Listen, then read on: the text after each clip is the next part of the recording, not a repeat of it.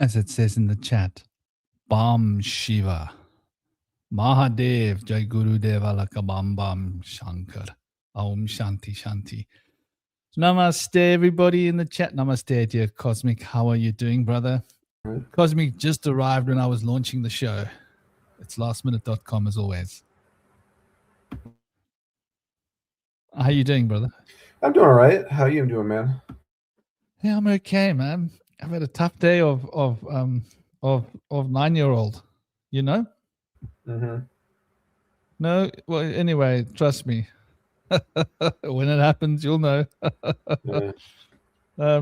Tough day of 9-year-old. I'm just trying to figure out where the volume is on my PC. Okay, that's the mute. There we go. That's why I turn the volume on. Good, good. The big love. System, lovely, lovely. Systematic Zoo. Tom Roo, namaste, everybody in the chat. Chaos, hey, Gaz, how you doing? Hope you're good. Theo, big love. Volenat, Sabka Sat. Howard, as always, Bom Shiva. Namaste, Tom Roo, everybody else sending you big love and blessings. And this is one of those really, really cool conversations because you always hear these conversations about the Demiurge, and it's so heavily esoteric and it's so heavily like, ooh, let's talk about Gnosticism. I thought, let's apply it to ourselves. Let's apply it to real life. Let's look at the psychology of the human organism. What do you think of that as an idea, Cosmic? I think it's a really interesting point. And actually, in my fairy magic Zarfexology studies, I actually kind of go into this very subject matter you talk about, and there's like a framework for that. So yeah, I'll have a lot to chime in. Nice. Because I think it's really important. Like the occult is so mystically driven, which it's supposed to be. But like we need to apply it to ourselves and to our real life. Bum Shiva Indy, how are you doing? Are you well? Doing great. So glad to be here, guys. What's happening? Good, brother. Has your background changed? My background, no.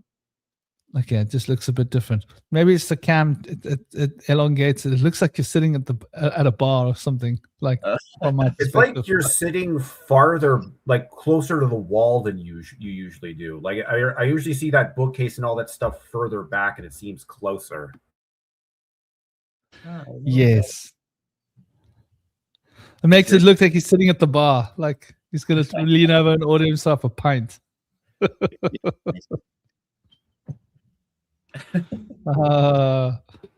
So welcome everybody, and okay, so let's do the introductions. I'll just go around the circle in the way people arrive. We've got Cosmic. Cosmic is a prankster, but when he's not being a prankster, he's a little bit of a psychic gangster. Yeah, ladies and gentlemen, Cosmic the prankster. He's a gangster. He's a somebody who's got a relationship with the Fae, and he channels the Fae. He doesn't use crystal balls or anything. He just channels them directly and has a one-to-one communication with them, and they show him things. And he's been working on this for a number of years with this family of Fae that he's close to. And so, yeah, we'll be getting the phase lowdown on this.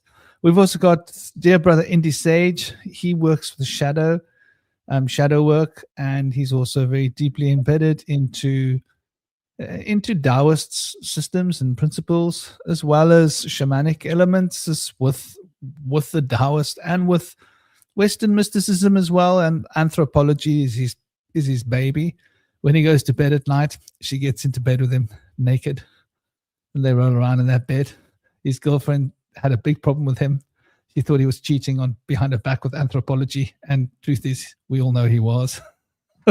He's got a whole lot of little kids hidden in the bookshelf. Little baby indie anthropology books. You know? Big love, brothers. Please say a few words about yourself.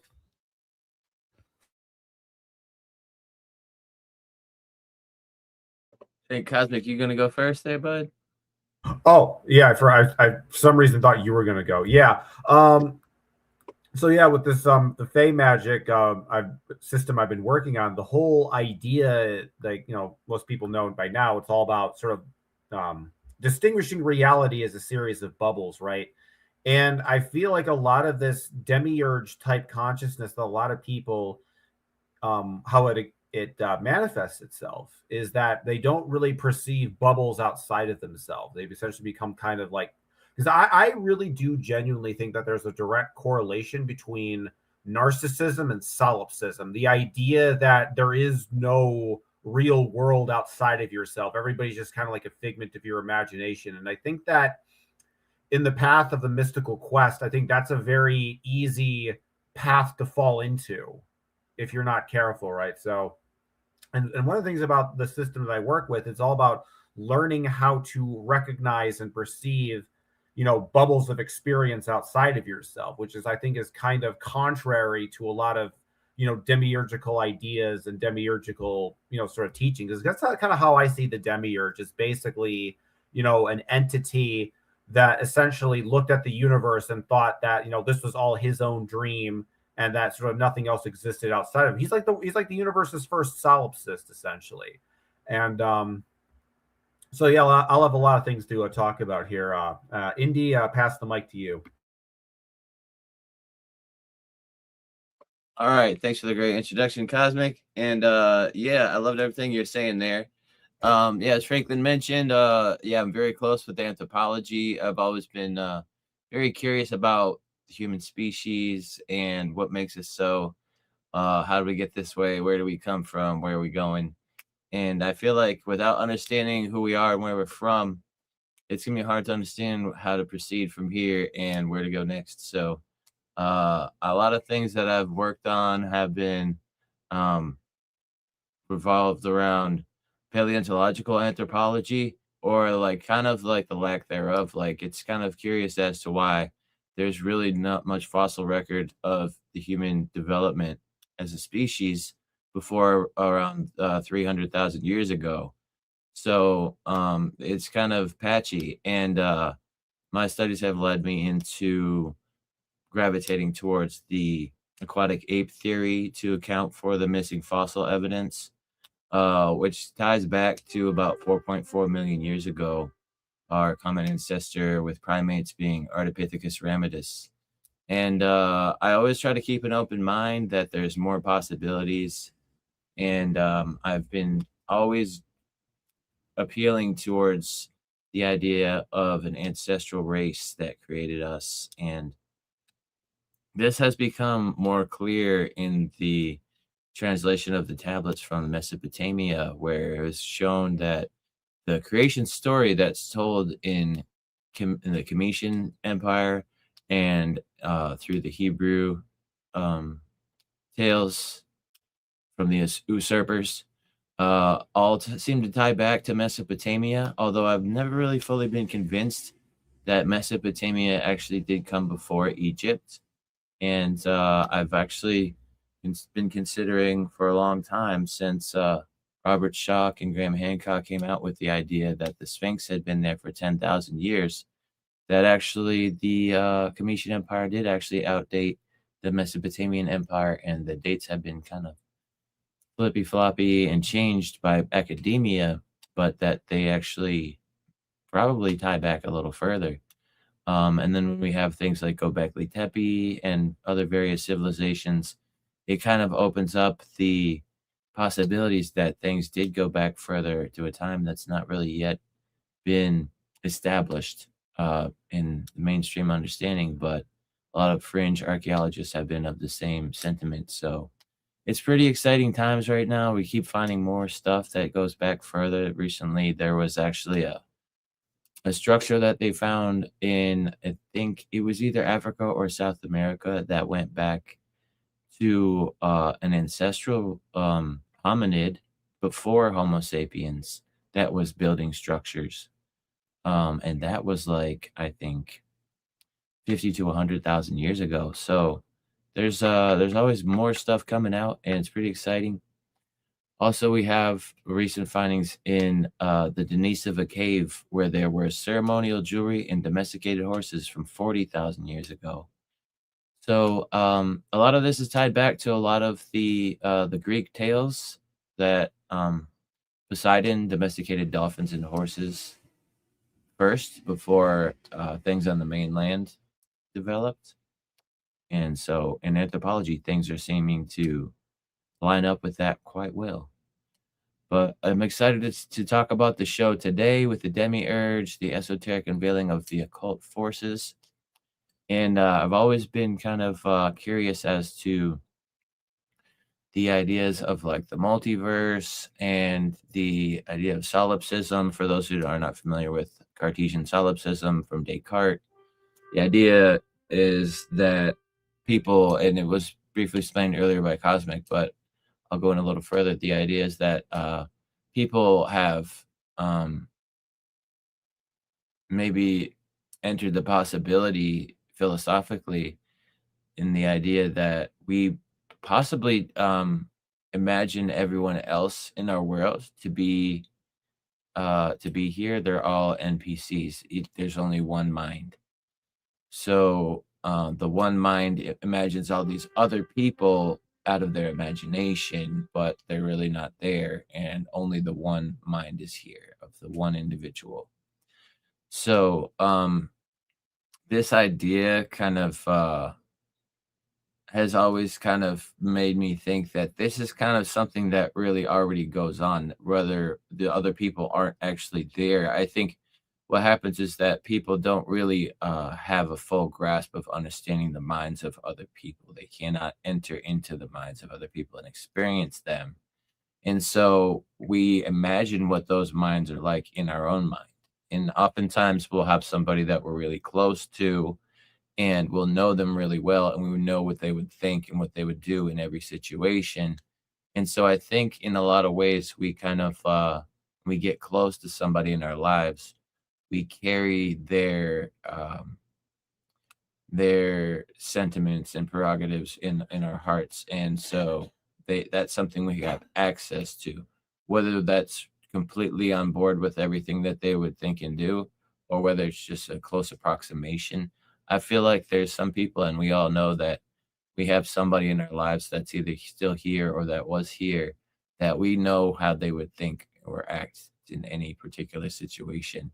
And I think that's something that's really interesting, that we almost carry their spirit with us. So maybe this kind of ties into the Maya of the Vedic understanding from Hinduism, that this world is an illusion, that each of us are avatar of a higher god, that could potentially tie back to the godhead Brahma being in the womb of Kali, and imagining all of this whole illusionary world as part of a dream of of a fetus in the womb that's imagining all of these various people in the illusion called the Maya. That's not really happening, but it's like part of the imagination. So I've always appealed to that idea, and also the idea of mentalism and the primordial source mind being the source of all creation in the physical world. And I think a lot of people in modern day society have been drawn towards materialism and the Big Bang, and that the physical came first, then the mind developed later. But traditionally, in mysticism and mythos of humanity from written tales and from the oral traditions, there's actually the mind that came first to create all things, and is fundamental and foundational to all of existence, which also ties in with the law of one that I'm a proponent of, the idea that love and light are the source of all existence. I'm kind of rambling a little. I'll get down to the discussion. What's up, Franklin? Yeah, brother. You know, and you bring up some good points that we're going to take them all onto the table and take them all apart and build a puzzle, or rebuild the puzzle of life, and try and make some sense out of it to some degree. Hopefully people leave here with a few more questions than what they arrived. And Gaz found his macabre before he found the truth, awakening. Yeah, those macabre things, they're lying around everywhere. We just got to open our eyes. They're always in front of us. So getting into this juicy topic, right? The Demiurge within, an esoteric unveiling of dark occult forces. So, the implication is that we're talking about the shadow. And so obviously, what is this narcissism that we're always hearing about? We sort of started touching on it last week. Toby and myself were on a live yesterday, and we sort of got to the door of this conversation, almost got to the door. And it's really funny because after yesterday, when Toby and I were on the live, it came suddenly like a bolt of lightning what today's talk would be about. I was like, oh, that's what it has to be about. And just made sense. Sometimes things just make sense. And then last night, really funny. Last night, now I won't mention any names. In a little group, I had a run-in with a bit of a narcissist. And it's just really interesting, and it just made me think about the serendipity and the way that everything is meshed together. And we sort of come face to face with this when we're looking at synchronicity. People have a lot of explanations for synchronicity, but I think it's a lot simpler than what we want to give it credit for. I think the acknowledgement that the entire structure, the cosmos, consciousness field that manifests this reality and all the other realities between this reality and the field of thought, are all within a carefully organized field of correspondences. And the proverbial point is moving between and throughout this field of correspondences, and this continuity of movement we call vibration, because it's flitting in and out of existence. And from this vibration, we have emitted these three principles of mentalism and the vibration, and what upholds the vibration is the field of correspondence. And they return inside out, and they emit the three fundamental principles of polarity and of rhythm. And this culminates in the principle of cause and effect. And all of these principles then align as these two triangles align, and they polarize with an upward pulling and a downward pulling force of the Idam Pingala, and they become that sexual union in the seventh principle, which is what represents those union of sexual potentials of that which is giving off and that which is receiving, the boundaries of giving and receiving. And so these ideas and these energies, where does the narcissist within sit within the framework? Because we're on this journey of personal gnosis, right? And within us, there is the potency and the potential of this fundamental intelligence, which we can only call the Demiurge. Because that free will, which is the freedom to create, is the essence of the Demiurge, if we really sit down and think about it. And this free will exists within us. So we all have within us the potentials and the powers of the Demiurge. It's quite something to digest. This is why we can say that we are gods. And you'll find that people on the spiritual path often get to the point where they recognize that they are gods. And I think this is what we're talking about when we're talking about narcissism, is when we start becoming self-consumed and self-obsessed. Namaste, dear Darlene. Big love and welcome. When we start becoming self-obsessed with our own godhead, our own godhood, with the Demiurge within us.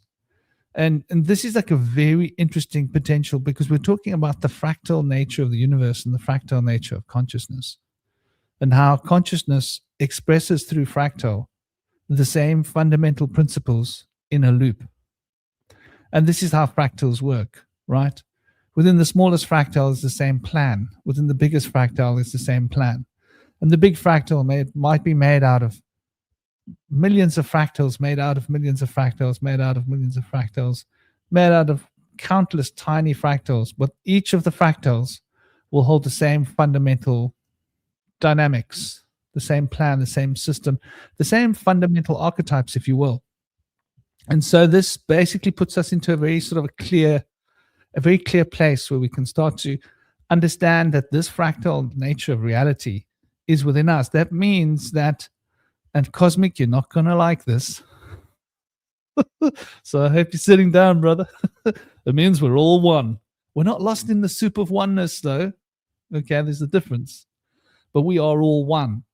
In as much as the same one that expresses me, expresses you, expresses them, expresses in a different way, the same way that each fractal is unique, right? Each fractal is absolutely unique, but they all hold the pattern, the paternity, right? So we're talking about paternity here when we're talking about the Demiurge. And so we all hold within us this fractal potential, this consciousness to be able to express through ourselves this nature of will, this nature of control, this nature of dominance, dom, from that Latin, Greek heritage. And I think like this is what we're facing when we're facing the narcissist. So that I go as far as to say that like narcissism has got to do with too much potential being given to the inner demiurge, because there is a demiurge within us that creates our bodies, that creates all of our structure. And so, and I think it's the same demiurge that's within each one of us as a seed potential. And we can become obsessed with this seed of this demiurge within us. And if we do, then we strive for control and we hunger for control. And so that's sort of formed, this idea of what are the pitfalls of the inner alchemy, the process of the journey of the hero, the journey of the fool. And how many are looking for a metaphysical escape from the fundamental reality in the occult and in the mystic studies? How many occultists, how many mystics become deluded by the occult delusions and get lost in the proverbial waters of denial and end up repressing all the schisms that are the triggers and the emanations of this fundamental narcissistic potential within each one of us, which is the demiurge. And I'm making the assumption that the demiurge is not the good guy. And I feel quite safe in that assumption, one assumption to make, because we look around at what's the plan, demiurge? And so these questions are really, I think, going to come up possibly throughout the discussions. Am I in control? Are we in control of ourselves? What is the story of spiritual accountability? This is the law of karma we're talking about, that we carry on our backs like cause and effect. Do we feel the need to control, and why? And I think we all do if we're honest with ourselves. And obviously, are we the architect of our own suffering, which I definitely think that's like fundamentally a conversation, part of the conversation to have. How much of it is what we're actually perpetrating, and where does responsibility come back into it? And this ties into the spiritual accountability and into the karmic patterning. And what is the relevance of inflicting harm upon self or upon another? How does this feed back to the architecture of suffering that we're creating within ourselves, and that need for control and the accountability and the fundamental questions of whether we are actually in control? It seems like we are, but how much of us are driven by our passions and our desires? And just before the panel fully opens up, I want to welcome dear Toby-Wan Kenobi Shinobi. He's the naked man. Welcome, dear Toby. Don't worry, ladies and gentlemen. He's you can only see him from the waist up. So he's all good. Sorry, Toby. I put the spotlight on Toby, like shh. But Toby, as you know, he works with words a lot and breaks down. He's also studying various different aspects of the infrastructure of the symbolic and the symbolisms and the mythos, and very driven towards uncovering the secrets of the word and the logos that's hidden in plain sight. Welcome, dear brother Toby, and tell us a little bit about yourself, and let's all jump off into the conversation. What's up, guys? Thanks, Franklin. Yeah, I'm just doing a little bit of washing up and going to get the kids dinner on. So I thought I'd jump on anyway because I've been in the comments. So I'm going to be dipping in and out. But yeah, I my path into like I guess like the occult and esoteric stuff was about 6 years ago, 5 years ago ish. But to kind of uncover the essence of things, or what, like the truth, I guess, or what I see to be the truth, is I look at the etymology, symbology, astrology, all the G's, and then kind of weave them all together to see if it fits, to see if it is the truth, because I think we need discernment in this day and age. Talking of the Demiurge, there's a lot of false light out there, a lot of outwards, people outsourcing knowledge. They want a quick fix. The emergence of AI and people wanting quick answers and stuff. So I've really tried to seek as much knowledge as possible from different sources, different people. I've tried to take lots of shortcuts. Like when I'm moving, I listen to podcasts and I'm able to absorb the information and kind of decipher what's true and whether someone's like a controlled opposition and giving us half truths. And then, intuition has happened over time. That's something which grows, I guess. But a lot of people just want the knowledge. They don't really trust themselves, maybe potentially. And I always find myself in the center. Like, for example, knowledge and intuition, Demiurge and Sophia. The intuition comes from within. Like, Sophia is like the divine feminine within. The Demiurge, to me, I don't know why it's known as the architect, because the word Demiurge doesn't signal to me architect. It signals to me day mirage, as in like a mirage of like day being God, like it's a false light or like it's an illusion. But with the Demiurge and Sophia, I think they're possibly the yin and the yang. I think that the Demiurge, our Demiurge, needs to be integrated with Sophia. They've been separated, and I think that the Demiurge is probably like the knowledge, this outsourcing, which can betray us, I guess. Whereas Sophia is the divine spark buried inside all of us, and there are a lot of distractions that, the Demiurge, Sophia, whatever. It's probably just all a thought form. Everything's a thought form. Everything's an egregore, and I think that a lot of power has been given to structures outside of ourselves. And we need to start going inwards and taking that journey. And I think that's the inwards journey, is integrating the shadow, integrating the underworld, integrating the waters, the depths within all of us, and sort of letting that spark emerge. And I think that perhaps all of us are fractals of the Demiurge.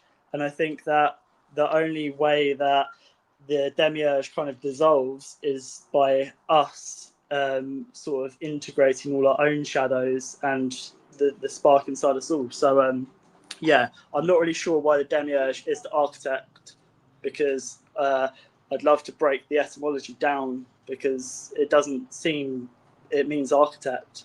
That's just an inversion.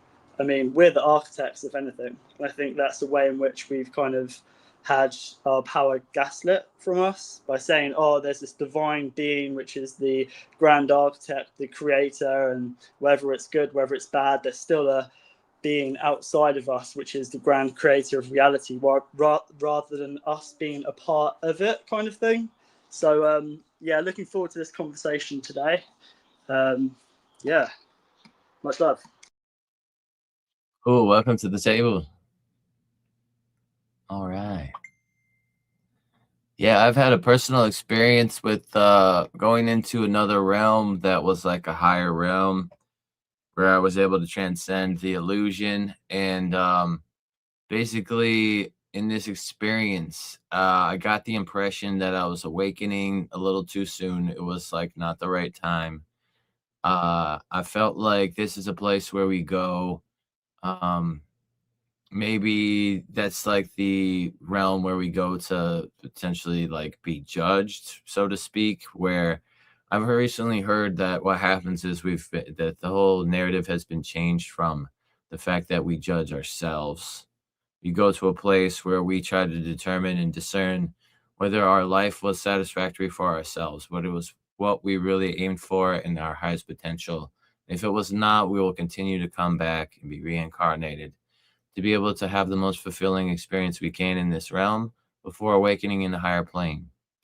So I felt like when I awoken in this other higher plane, there were 3 entities who were watching me, and they were urging me to return back here. I was premature, and I was a bit scared. I usually don't have much fear, but I was like feeling helpless, like I was stuck inside of this container, like it was like a nut shell or like an egg shell that my spirit was within.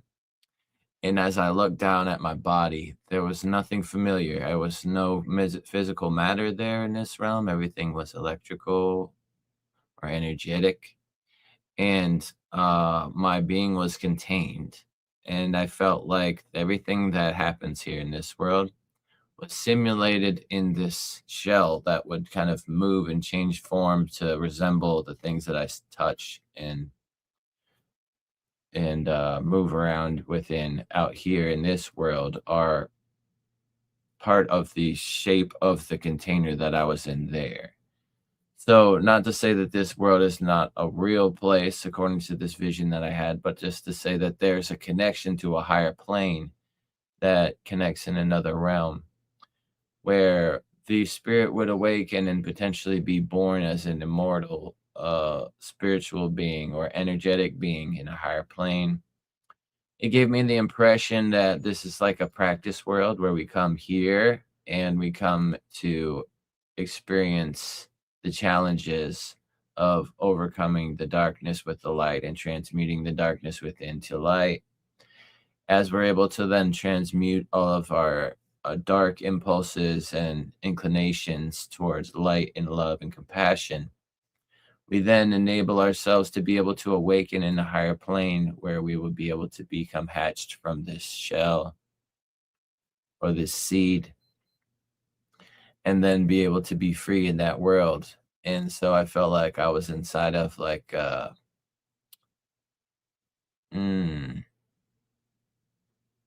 there's a name for when you have like electrical cage. I can't think of the name of what it is.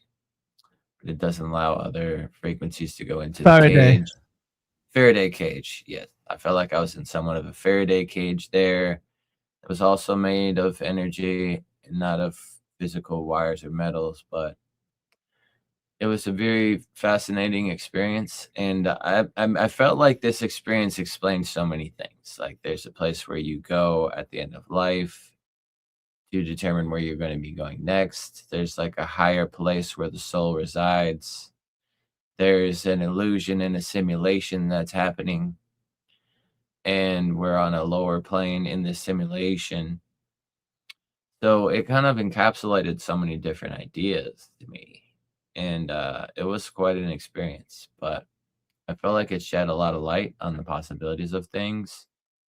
And the idea was that like the Demiurge was basically represented in that vision that I had as the shape of the containers. Like we all have this feeling of like being kind of trapped. I felt like this place is like a trap because in the other place there's no physical matter. There's no gravity that holds you down to the surface of anything. It's more like everything is free and nothing can be contained once you are released from that Faraday cage.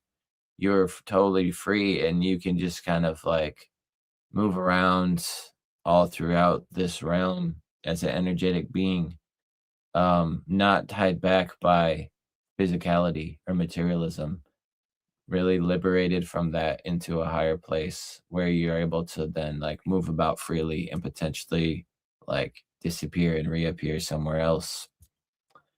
but I wasn't able to get that far. But I've got that impression that it's once you're able to free yourself from this lower plane, that you have more higher potential to be able to move about and to manifest how you represent yourself there as an energetic being. I felt like there was a lot more flux in how you could appear to others, how you could kind of show up. So I felt like it's like this place is like we're being chained down to the surface, like, and a lot of people have kind of made the analogy, like, if imagine if the air was like the water and people are walking around on the surface of the land, but they can't fly in the air. It's like as if like sea creatures, like we would be more like a creature on the bottom that crawls around on the bottom, some kind of a bottom feeder. Whereas the other fish are able to fly up above, and like kind of like the birds are able to fly up above in the air here. It's kind of an interesting analogy, the idea that we may be able to liberate ourselves from being tied to the surface. And I know that a lot of gurus and yogis have been able to actually levitate before. And actually, my contractor boss, Chad, he's been able to actually levitate before in the past himself. And I feel like I've been close before, maybe levitated myself as well. So I think it's not outside of the possibilities of things that humans could potentially fly if we were able to really resonate and understand how our soul works and how our soul could.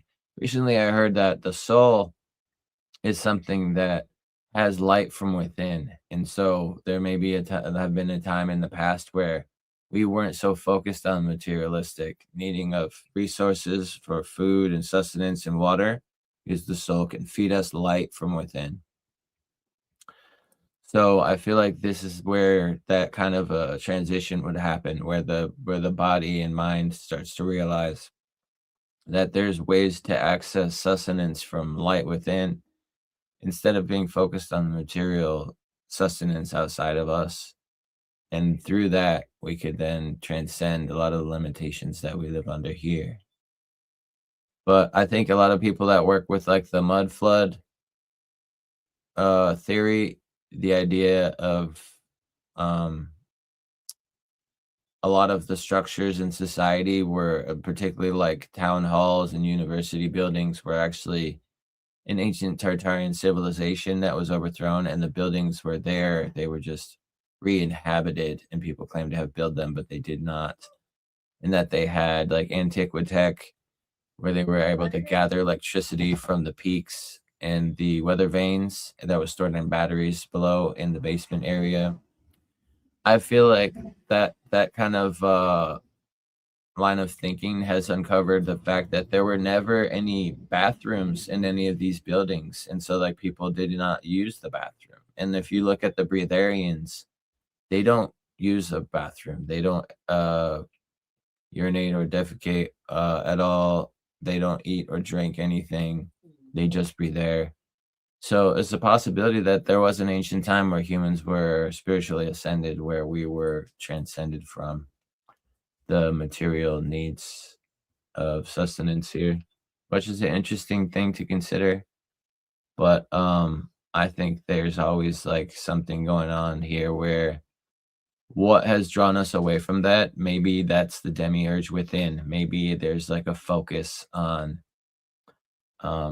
like lower materialistic kind of considerations, that's what's real. Like the materialist view has kind of overtaken the spiritualist view, where they were originally combined, like in the Cometian understanding, where they suggested that everything is mind and that the material comes next. And then over time, we somehow forgot this and lost the power of the idea that we can transcend the limitations in the physical plane through belief and understanding of the mind. But I think a lot of people have been educated in such ways and indoctrinated in such ways where it's kind of considered to be just the imagination that would allow these kind of things to happen, but it's not actually easy to manifest them and transcend the limitations that we see upon us. But we do know that some people were able to transcend these limitations. Some people have transcended the limitation of like mortality, that you usually die within a certain range of years.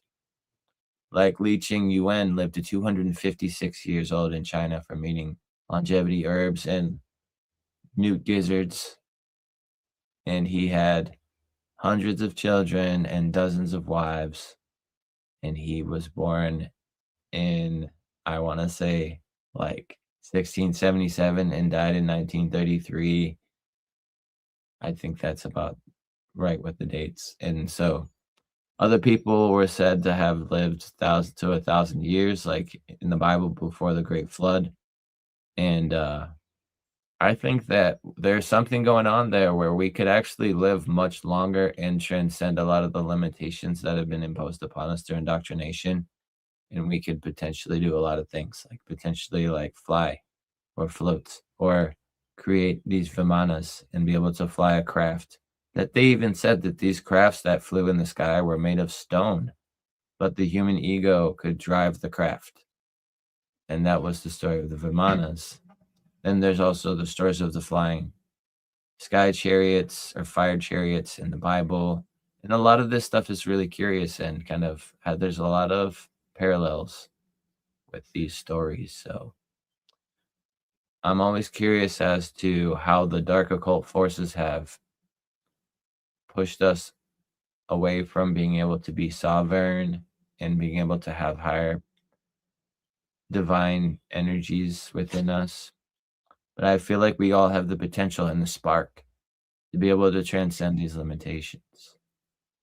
And some people have been able to do it. They just have to break away from like the common sense materialistic worldview that a lot of people have been stuck on. You know, that's really beautiful and interesting as well. You know, because well, something Toby was saying, like he said he'd like to break it down. Well, probably a good place to start is to break down the etymology of Demiurge. And I think when we break down the etymology of Demiurge, we're going to get a little bit of an insight, or we're going to get a lot of an insight. Either or, there's definitely going to be insight. So with that in mind, let's take a look. So here we are cranking out a little bit of the good old-fashioned stuff, good old-fashioned Greek stuff. Thank you, sir. Nothing like a bit of Greek with breakfast. So the Demiurge, obviously it's Demiurgos. And then we have words like demure. I think demure is relating to this. But this is a construction of two words, essentially, right? It's demos, meaning the public or people, common people, and the second word is ergon. And ergon means work, labor. So, you know, the term was originally used to describe a public tradesman or craftsman, such as a carpenter or a physician. This is really important. Over time, it also became a common title for elected magistrates or public officials in several small Greek cities. In Platonic philosophy, as a metaphor, the Timaeus, the ancient Greek philosopher Plato, used the term figuratively to describe the entity that fashioned the universe.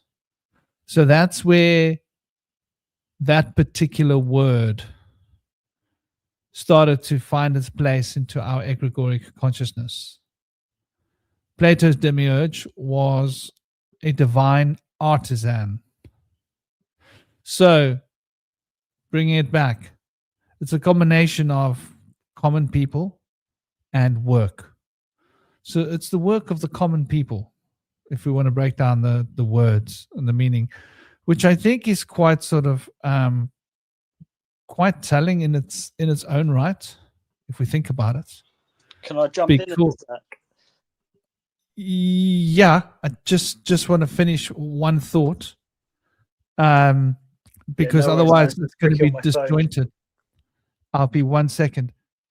The idea of the common people and the laborer, I think this is quite closely knitted to the idea of an artisan or a builder.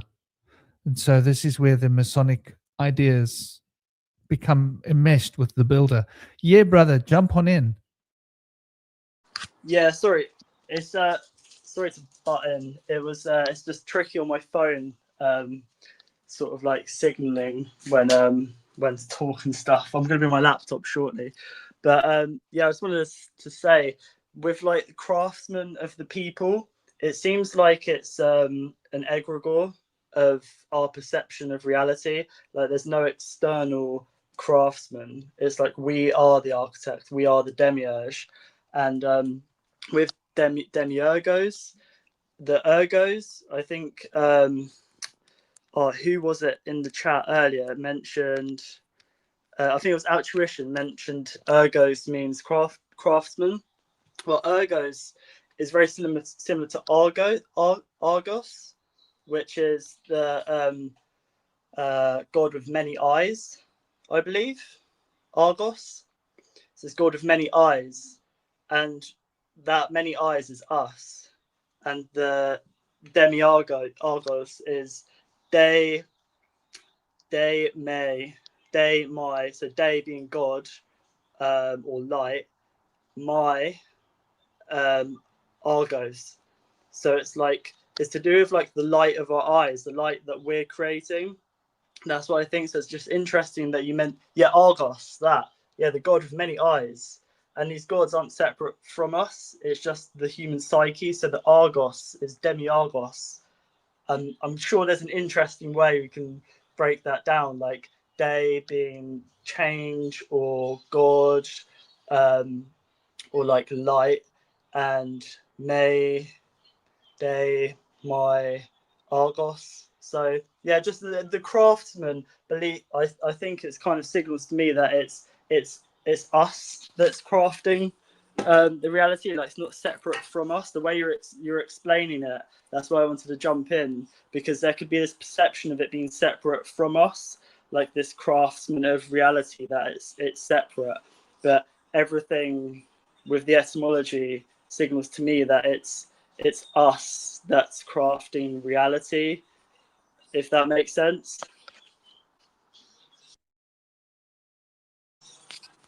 Yes, it does. Sorry, I'm losing control of this thing. Were you finished, brother? Yeah, man. Yeah. I mean, I could carry on breaking it down a bit more, but like later on when I jump on my laptop, maybe I'll try that then. It's just quite tricky on my phone. So yeah, I'm done for now. Okay, brother, write down any cool ideas that you don't want to forget. And I'm inclined to sort of be in agreement with, this idea of, you see, for me, from a shamanic perspective, right? We don't see ourselves as being separate from the world. So we see ourselves as being the world, and that the world is us. And that this dream time, what we call dream time, is just a great cosmic dream that we're experiencing. So we're experiencing this dream of reality within ourselves. So everything that we're dreaming is us. And that I'm dreaming you, you are me. And every part of the dream that I experience is a part of me. And that within each of you is the same principle happening. So we're all living as a fractal expression of one thing, but each fractal expression is unique in its uniqueness. And but still, it's sort of like lots of drops of water are all still water and still come from the same water. but each one's unique. Each one will be a little bit different. It's falling through the sky. It's being molded by slightly different air molecules. Its shape slightly different. Its mass might be slightly different. There's all sorts of different elements it's picked up on its way. They're dissolving into it. There's very subtle differences, but those differences become large and fundamental differences when we sort of look at it in a more fundamental way. So the idea that there's this demiurge separate to us, I think, goes against the whole principle of the chain of life. For those of you that saw the live that we were doing this week, I say last week, the week's not over yet, lady. Come on, baby, the week's still going. But we did earlier this week, and I loaded up a video. Or was that last week? Did I put it on last week? Or was it Saturday? It's hard to keep up, so many lives. But I posted a video from one of my 108 lectures. I think it was season 2, that basically starts to tap onto this idea of this chain of life and how we are fundamentally not what we seem to be. We are like a conglomeration of beings, each one of us. And each one of those little beings is a conglomeration of beings. And, within the smallest being, that smallest being that we can find within ourselves happens to be the biggest being, that we are all a multitude of beings that fit into a being of multitudes of beings that fit into a being of multitudes of beings that fit into a being. And the biggest being that we fit into is the smallest being within us. I want us to consider this for a moment. And it sort of rings true when we start to consider concepts like within a grain of sand to see the whole universe, and within the whole universe to see that grain of sand, meaning that the entire universe is within a grain of sand. And it's quite a concept, because it means that the spatial parameters that we've assigned to physical reality are almost redundant in a sense, because we get so caught up in scale and size and mass, and we don't understand that, like look at this little guy here, right? Whoa, he's cheeky. I gotta go and put him into bed in a minute. Hopefully he's not gonna fight me when I put him into bed. Are you gonna fight me? Huh? Like, these little guys are as much the feelings that they have are as phenomenal as the feelings that we have. And it's quite an interesting concept. And so, like, what does that say about little creatures like insects and microbes? How important are the emotional, mental faculties operating within the field of a microbe? Are they, something to think about? Like, we put so much importance on scale, but are our thoughts not important when put into context of the scale of a galaxy that's a living being, like an insect, like a microbe? In fact, all those galaxies, those billions of galaxies that we see, those could be the microbes that are part of a cell, like in our foot, part of a village of cells, keeping the cells together. It's quite a powerful thought when you start to think about it. We think of everything as being so linear and so separated and so fixed, but just exactly how far does that buck go? Dear Indy, did you have something on your mind, dear brother?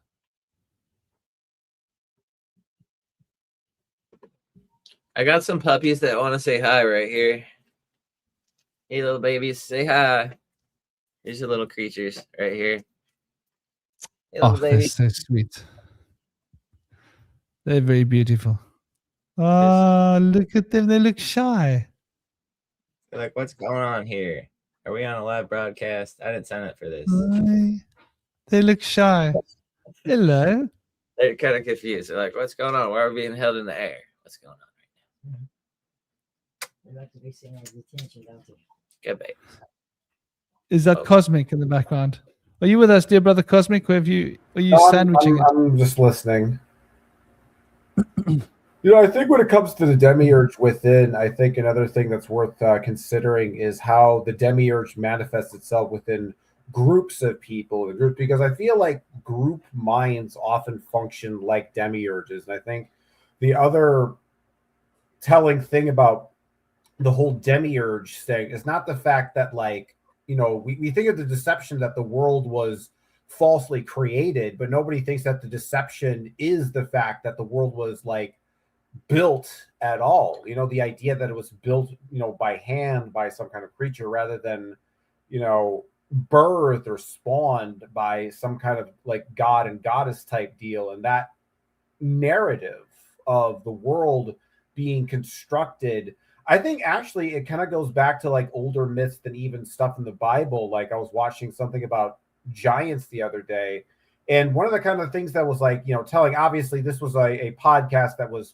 you know, skeptical of the existence of giants. It's kind of like more of an atheist podcast, I'll be honest with you. But they said something that was important, in the fact that a lot of people, they looked at the idea that, you know, if there are these mountains and there's these megalithic structures, the implication is that from the perspective of ancient peoples, that there had to be big people that built these things, right? There had to be giant human beings that built these megalithic structures. They built these mountains or built these towers that have changed. But that's an important narrative component. And you realize that every religion kind of has some element of that the world is sort of like built. But what I'm noticing by that is that that same kind of demiurgical narrative seems to manifest itself in even older stories. Just the idea that the world was sort of like built, like even like the Babylonian Sumerian myth of like Marduk slaying Tiamat and essentially taking the, you know, building the world out of Tiamat's dead body.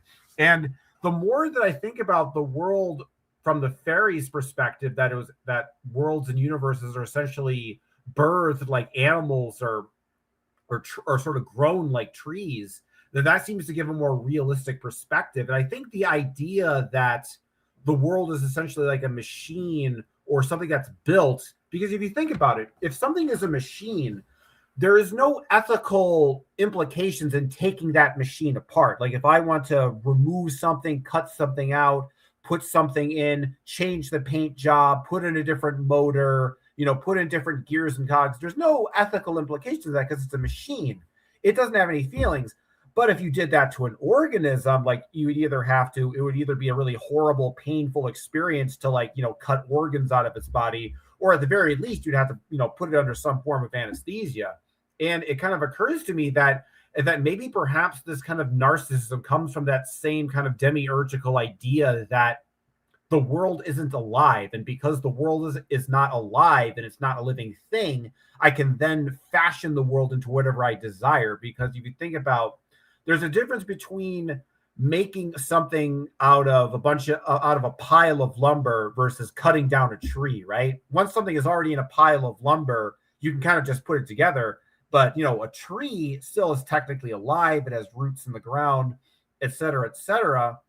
And it's almost like in a lot of ways, people don't see the forest for the trees anymore. They just see lumber. They just see a bunch of 2x4s. Like they don't even see the actual trees they're making for. And that's kind of like a symbolic, you know, kind of understanding of the idea that, you know, the very idea, it's not just that there's the demiurge is a false deceptive being. It's just that the idea of the demiurge is itself a kind of like a false deceptive notion, because this idea, the deception is that the world has to be built by something smarter than us rather than birthed by something greater than us. And because I think if something is birthed and it's like natural, there's a different kind of ethical sort of limitation, because it's more just kind of like, you know, chaos. It's just an organism of the universe trying to discover itself and figure things out.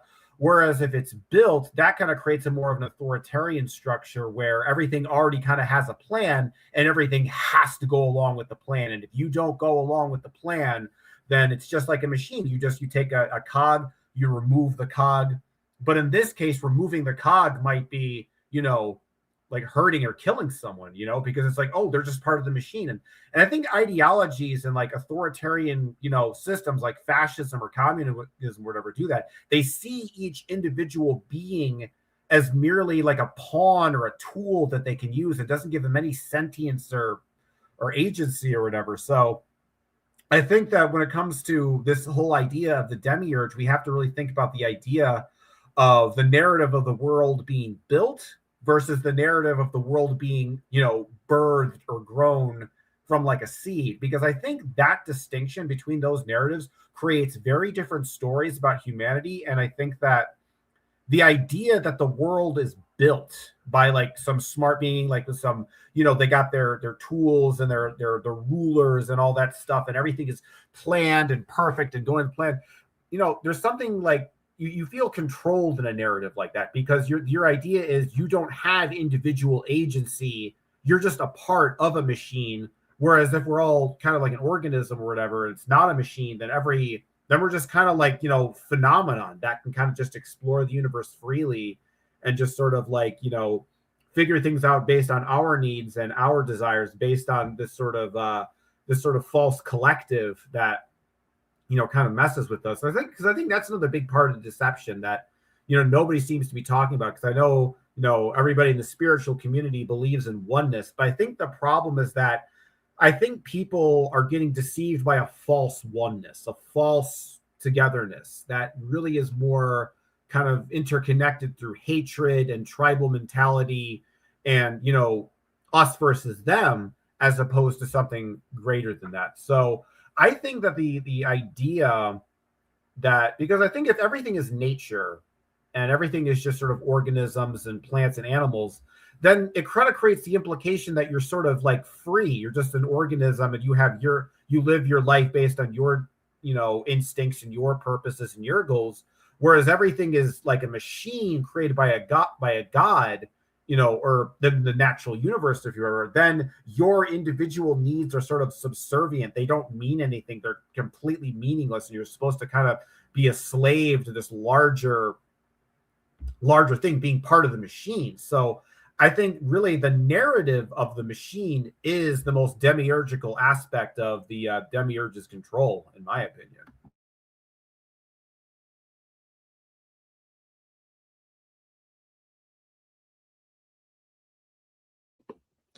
Yeah, that's very interesting what you say, and I feel like that's very resonant with the way I see things as well.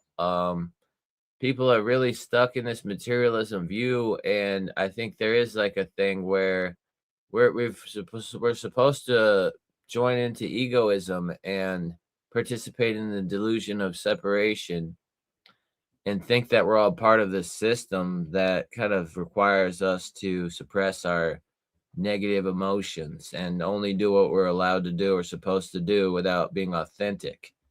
And I really feel like this is detrimental to us all and leads people towards sacrificing our soul for our practical slave role and become identified by our occupations. Like, this is what I do. I help people clean toilets. That's what I am.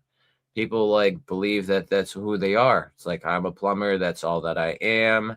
And that's what I do. And that's like everything that I'll ever be. And it's sad to me, but I feel like people will go through a situation where they're in like a midlife crisis and they'll start to realize like, oh, I wanted to be like a rock star or a musician or like a painter or like an author or something like that. And we all have this aspiration for our soul to like create a gift for the world that's unique that we could create through our creative expression. But it's suppressed by the practical things of like trying to get the bills paid and trying to choose a role to play in society and be someone's servant. And very rarely do you see people that will just completely stop playing the game and just go out of having a career path or occupation. But oftentimes those people will become wandering vagrants or vagabonds or homeless bums and just kind of wander around with a shopping cart and live in cardboard boxes and stuff. Whereas you have other people that are like survivalists that will go out into the wilderness, like outside of society, and live off the land out of like a tent or like a yurt or like a home built like log cabin. But I feel like in order to have this kind of a lifestyle, you have to break away from the steps that we're supposed to take in society. You have to break away from the normalcy of conforming to our broken system. And I think one of the aspects of the normalcy that has drawn us away from a place of harmony is the idea that the extended family should be separated. The nuclear family is like based on like rejecting the children at age 18 and making them become independent or isolated at that point on their own. I feel like this has never been right or good for us. And some people have attributed this to Queen Elizabeth changing the fabric of the family structure and society, making us all separated and divided and conquered. But I feel like when you live in a extended family and there's like a particular career path that your extended family has that you're a part of and you're part of that whole system, then you have like sovereignty. You can play a role in that. And like some, there's many different roles for any type of service that a family might do. Like if your family is responsible for creating shoes, like you don't have to be a shoemaker yourself. You could be the salesperson, you could be the person that does packaging or marketing, or you could be the person that like finds the raw materials and brings them back to the family, work with the leather smiths and whatever. So there's like so many different things that you could do even in one service industry that you could participate in your family. But at the same time, I feel like there were some limitations when we used to live with our extended families before the Industrial Revolution. I think there was like a lot of like arranged marriages where people were not really free to just go run off with somebody who they love. They had to marry for like practical purposes, like, oh, like we want to marry you into the family of the people that make the leather for the shoes that we built so that we have a familial tie with them, and then that will help us get a better deal or something. Things of the sort. And I feel like at those times when people would want to marry out of love, they would have to run away from the extended family and live in exile, probably as like kind of like on the run people, or like living like in the alleys or like in some cave or something. It was like not really a good scenario where you break away from the extended family before. Now people do have the freedom, but I think with the freedom also comes other detriments and limitations. Could you tell us like what was the story about Queen Elizabeth? Apparently Queen Elizabeth changed the fabric of society and made it so that people would not live together as a family. And it kind of led towards the Industrial Revolution, where the people could then be used as like slaves because they're not part of like a big family unit, and now they're like looking for some way to become a servant to somebody, and so they employed them as factory slaves in the beginning of the Industrial Revolution. But that was after the fact, and I'm not really clear on how or why, but I'm still exploring this, and it was recently something that I saw that was really grabbed my attention and I want to learn more about. But I know the British monarchy through Marine Admiralty law has come to control the world and westernize all of the world's societies. And so like it's like the whole thing is people live freely. They have their own crops that they make. They create their own food. Their family like has like giant plots with multiple homes, and they are like pioneers. They are able to do just about everything with their land. They make not only food but find resources and trade them in like a barter trade societies. And then all of a sudden the people are all broken up. I feel like it must have had something to do with like the thing where the king and the queen send out the tax collectors to like collect the tax, and then eventually it goes from that to the breaking apart of the extended family somehow, maybe from it could be done from like providing opportunities. At first it's like you don't have to just be like collecting cow dung and spreading the fertilizer all the time. You could come work for the queen or something in the palace And like they probably started off by giving people these roles where it's like you could become like a traveling like salesman for us or something, or go out and become one of the tax collectors, or join our army, or something where they were offered like some kind of a prestige, as opposed to like how they kind of demonized sovereignty. It's like, if you want to continue to like plow the fields, go ahead, but you could become like some fancy like aristocrat instead if you wanted to like serve the queen or the king. I would think that's where it would have began, somewhere like that kind of thing. But I would like to learn more and research exactly how it went down. I'll try to take a look.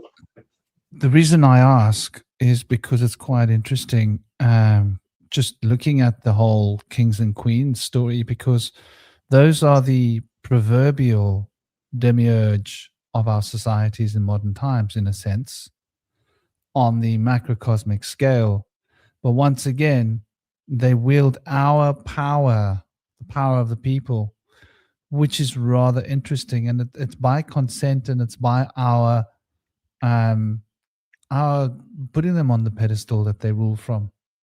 It's our admiration and our declaration that they are our kings and queens.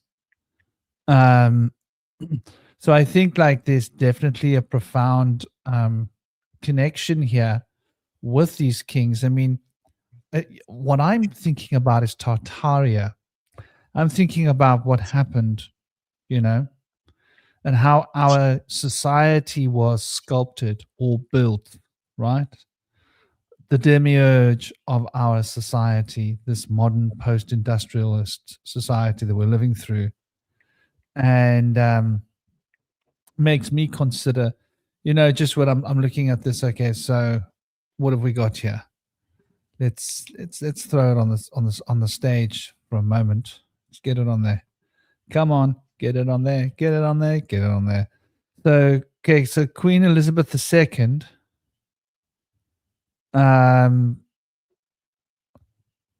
was preceded by her father, King George VI, right? And before him was King Edward VIII. These were the two lords of the House of Windsor. And before that was the House of Saxe-Coburg and Gotha. So that was King George V. That was 1910 to 1936. And before this, King Edward VII. That was 1901 to 1910. And then Queen Victoria. Now, Queen Victoria is the one. I think that is the one that shaped a lot of our world. And it's interesting that there's not much spoken about Queen Victoria, but like if you go to London, like Victoria tube station, train station, it's like central to London. Her name is everywhere. But it's like, how can she be forgotten? Because she was like the usher in of the Industrial Revolution proper, coming from the 1800s into the 1900s, right? That's when things really, really, really change. And so I'm reckoning that must have been like finger on the button, hold the joystick and drive the system. And that seemed to be a point where, we had all these orphans, right? All the orphan trains. And there are times before then when there are photographs of just about empty cities. And so something happened within the century before that, it seems, the 1800s. So, I think it's relevant when we start to look at these things. I think it's not without importance. But I also thought to take a look at something that I think is quite important. Cosmic was talking about the demiurge, and to come back to what Cosmic was saying, you were talking about how we've had largely humans, right, Cosmic, that were playing this demiurgical role in our stories, in our mythos, and in our religious overviews, and how in the older times there were different animals.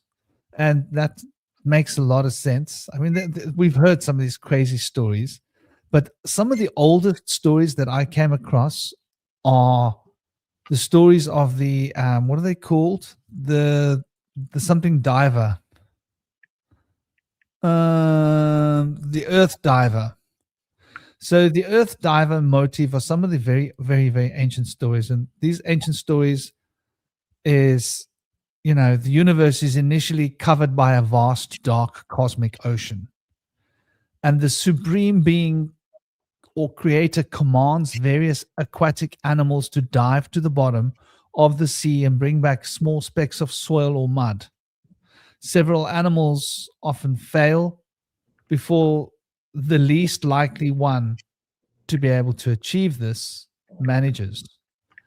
And when this tiny piece of mud is brought to the surface, it magically expands and grows until there's a solid form of earth.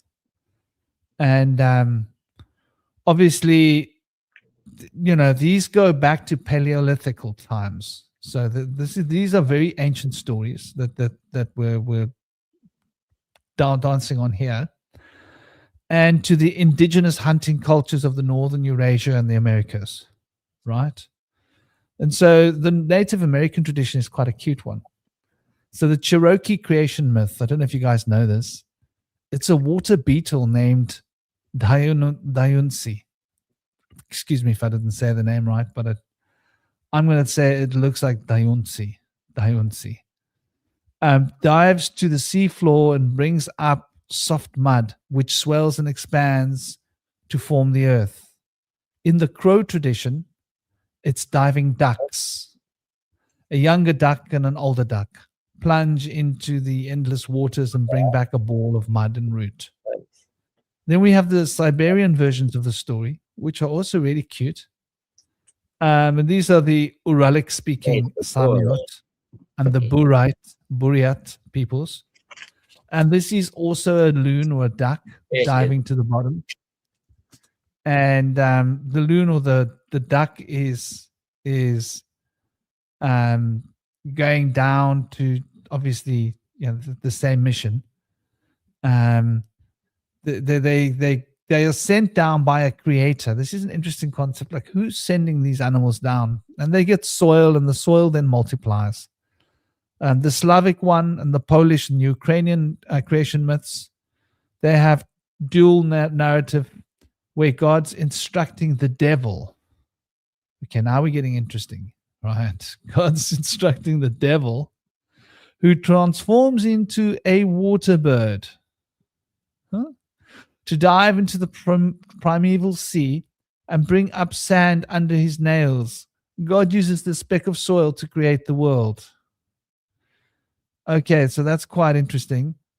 And then there's the Finnish stories of Kalevala. The Finnish, and check me if I'm saying that right. Is it Kalevala? I don't know, Kalevala. The Finnish national epic. And this is, you know, also it's a duck or a swan. Once again, it's usually birds that go down, lay eggs on the knee of an air goddess, and the eggs shatter when she moves, and they fragment from the earth to the sky and the moon. I'm just going to go and I'm actually going to put something in the way of that dog. I'm not going to let him in because I want him to stop being so demanding. He's scratching on the door and it's totally uncool. So I'm going to go and put cushions in front of the door on the other side so he can't get access, and leave him on that side of the door because I think he needs a lesson in toning it down. But yeah, these stories are quite interesting. And just before I do that, we've got African variations of these stories. And the African variations of these stories, there's the Dogon cosmology. And the Dogon, I don't know if you guys know it, but the Dogon tribe, probably most people in this chat know the Dogon tribe or have heard of it. They've got some of the oldest star charts that you can't draw with the naked eye.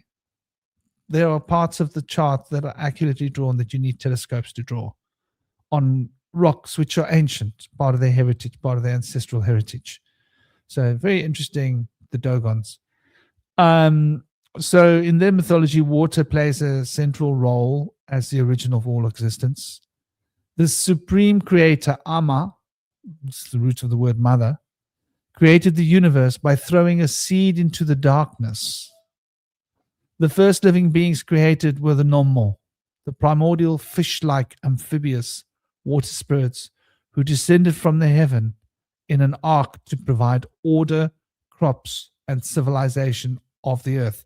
Now that fish living beings, right, is something that's mentioned in the Sumerian tablets, that when they got here, they had like fish-like heads that they had.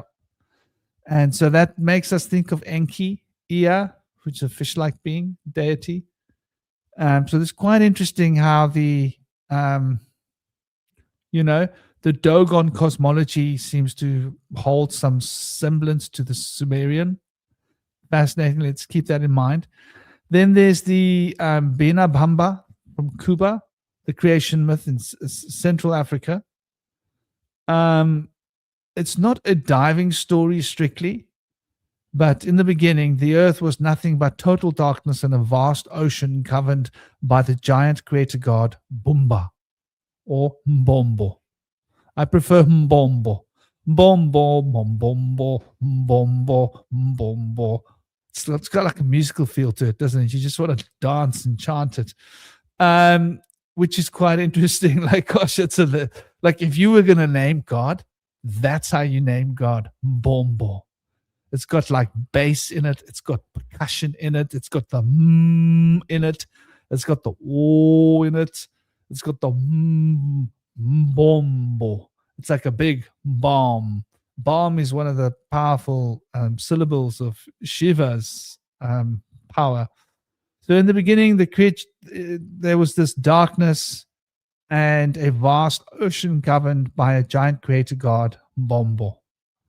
And suffering from an intense stomach ache, he vomited up the sun. The heat from the sun slowly evaporated the water, revealing the first dry land. He subsequently vomited the moon, the stars, and the first animals, the leopard, the eagle, the crocodile, and others, which then gave birth to the rest of the world's creatures. So, there are a lot of these really, really cute stories, and I think they're all sort of got quite a lot of relevancy. And so it gives us new ways of thinking about this whole idea of the proverbial architecture of the universe, right? Personally, if you ask me which version rocks the Demiurge, I like Mbombo. Mbombo is that story rocks for me, maybe it's just because I feel a kinship with those people, probably more than in other places. But I do find that that's like a really cool idea. And the fact that this Mbombo vomited up the sun and the moon and everything, it's quite interesting. Like, they don't tell us what gave him a stomach ache though. And that's the part of the story that I want to know. Like, why did he have a stomach ache? What gave him a stomach ache? Maybe he had eaten the sun and the moon and everything else, and he had a stomach ache, and so he had to vomit them, which means that they were somewhere else, right? So he ate the last creation. Are you with me? The cyclical nature of creation and destruction. He ate the last creation, got indigestion, couldn't hold on to it, and vomited it back up, and bomb, here we go, new creation. And at the end of this creation, he'll eat up the last creation, this creation, and vomit it up, and there'll be a new creation. And to me, that sort of ties in with the Vedic story of the yugas, right? Of the universe being created and being uncreated and being recreated.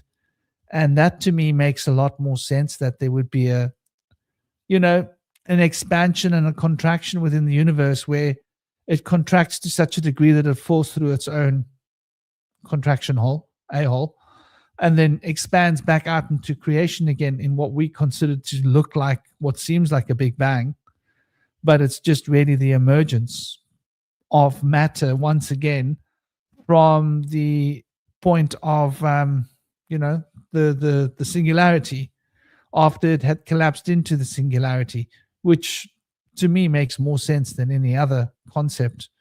But those a lot of these stories, they're very interesting because of the way in which we start to relate to the universe as being a powerful living construction. I like these stories because they show the life, as opposed to the so-called architect that's using inanimate stuff to build a universe that's inanimate, and then some way breath is blown into the universe and it becomes alive.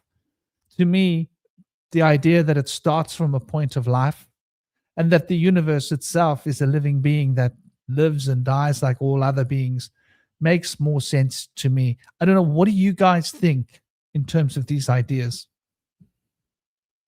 Well, I just want to throw out there that what you are describing sounds like the number 4 on the Enneagram, the Master Builder. Is it the North Node and Uranus? And then also on the on the broader spectrum, also it sounds like the journey of the 1 into the 9, like the sun going back through Mars into Pluto, which the 1 and the 9 is AI as well.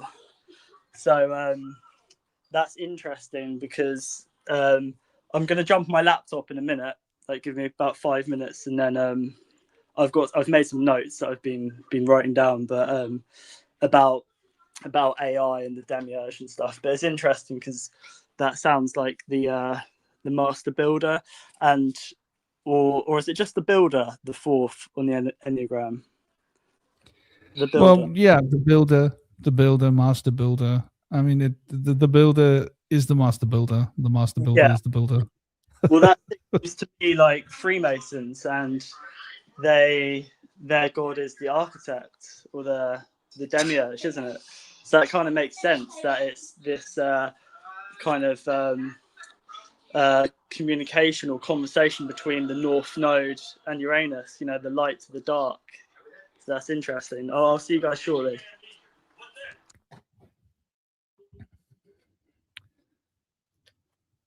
Right. Yeah, I did some digging about Queen Elizabeth. Apparently, Queen Elizabeth I divorced her husband and was single and did not remarry. And so by doing that, it was a total shock to people in the world. Everybody assumed that men were the only ones that have power, and women only take power when there's no son or man involved. And so she kind of changed that whole thing and created a way in which people would end up getting these hyphenated names and carry the woman's name in the last name as well. And then have women have like independence, and kind of led to the women's suffrage movement, which has altered the structure of our reality. Like, basically, before, things were kind of like very simple, and women played like just the role of being a mother. Then women became slaves too, and so by her becoming like independent as a royalty, it made women like want to become independent, to like own their own homes and like all this stuff. And then it kind of broke the families apart, where the children have like divorced parents and the mother's like either remarried or maintain their independence. And it kind of gave women the power to like recreate their family structure, and it kind of took away from their obedience to be like a servant of the home and focused on raising the children. So I think that's kind of altered our structure of reality drastically. But you know, there's been like some things that were lost. There's been some things that were gained. I think women wanted to have some more rights, to be able to make more choices and have better opportunities.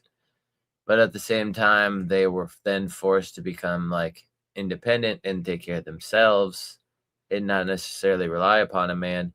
Now this younger generation, the women want to basically like be the breadwinner and have the man be the at-home father, which I feel like the way things were set up before was purposeful. because women have maternal instincts, they're better with kids naturally. Whereas like men are kind of not that great with social and emotional intelligence, probably better for them to go run off and stay busy doing something to support the family financially than actually just be the only ones that are there to focus on helping the kids get raised and feel loved. But I feel like a mother will do a better chance of like children feeling like understood and loved and cared for, whereas a man will help discipline a child to become more independent, which would make them a better slave. So I feel like we've kind of shifted away from like the loving caress of like the goddess, like watching over us and protecting us and Mother Earth. We focus more now on like the Heavenly Father, like driving us out to become like making the money. It's like go out and become like your own king and like make all that money and have all the power and riches and resources. And like women, you should be kings too. Like you go out and like make your money too. So I think that all this focus on like independence and commerce has really taken away from the feelings of like connection between the family members, the relationships that we have and connections as a family, as a group that we can work together. It's kind of drawn us all apart where we're all just separate individuals trying to go out and like make something out of these resources. Like let's get some scratch out of this. Let's like try to like basically go out into the world and turn anything worthwhile that would like had its inherent value into something that's marketable, something that's able to be turned into profit. So I feel like there's been a shift from art and love and understanding to responsibility and like the role of becoming like a person that does a certain thing to be able to get by and does well and like move up the ladder to become like more and more independent and capable of like not having to drain on other people in the family that are like providing.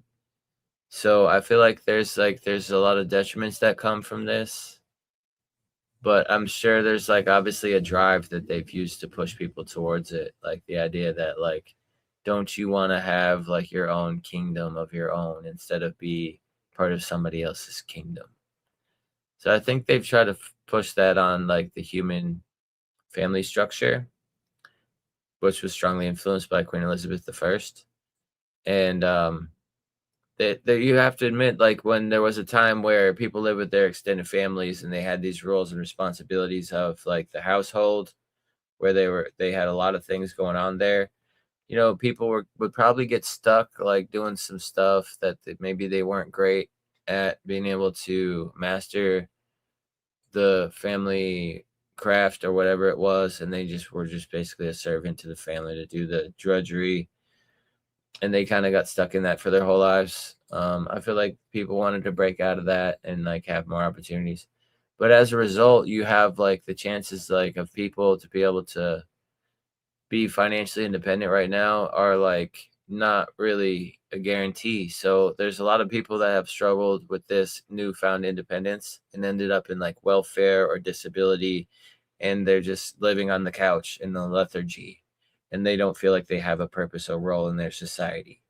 So I feel like that's kind of worse. Like if you're like lost and isolated and alone and like you don't feel like there's anything you can even do in your society now, but before you at least had something you could do, you were helping your family, I feel like that would have been a better place.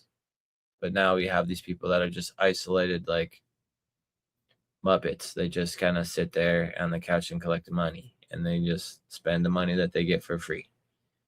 To me, that's like the worst possible scenario. Whereas like other people think that's the best possible scenario because you don't have to do anything. But I feel like being able to have a purpose is like very important in like for people being told like you're not capable of having a purpose, you just have to be paid to sit on the couch. I think that might sound good at first, but after a while I feel like that drains away people's like ability to like appreciate themselves for like the things they do. They're at that point now just kind of pushed into the corner where it's like, oh, they're taking care of me. It's like they're just a baby forever. Like they're just a baby in the crib. They can't get up and walk. So I don't know. I think there's an interesting way to see the benefits and costs of all these various different stages, but I think that there was a better way that we had that's been kind of dismantled.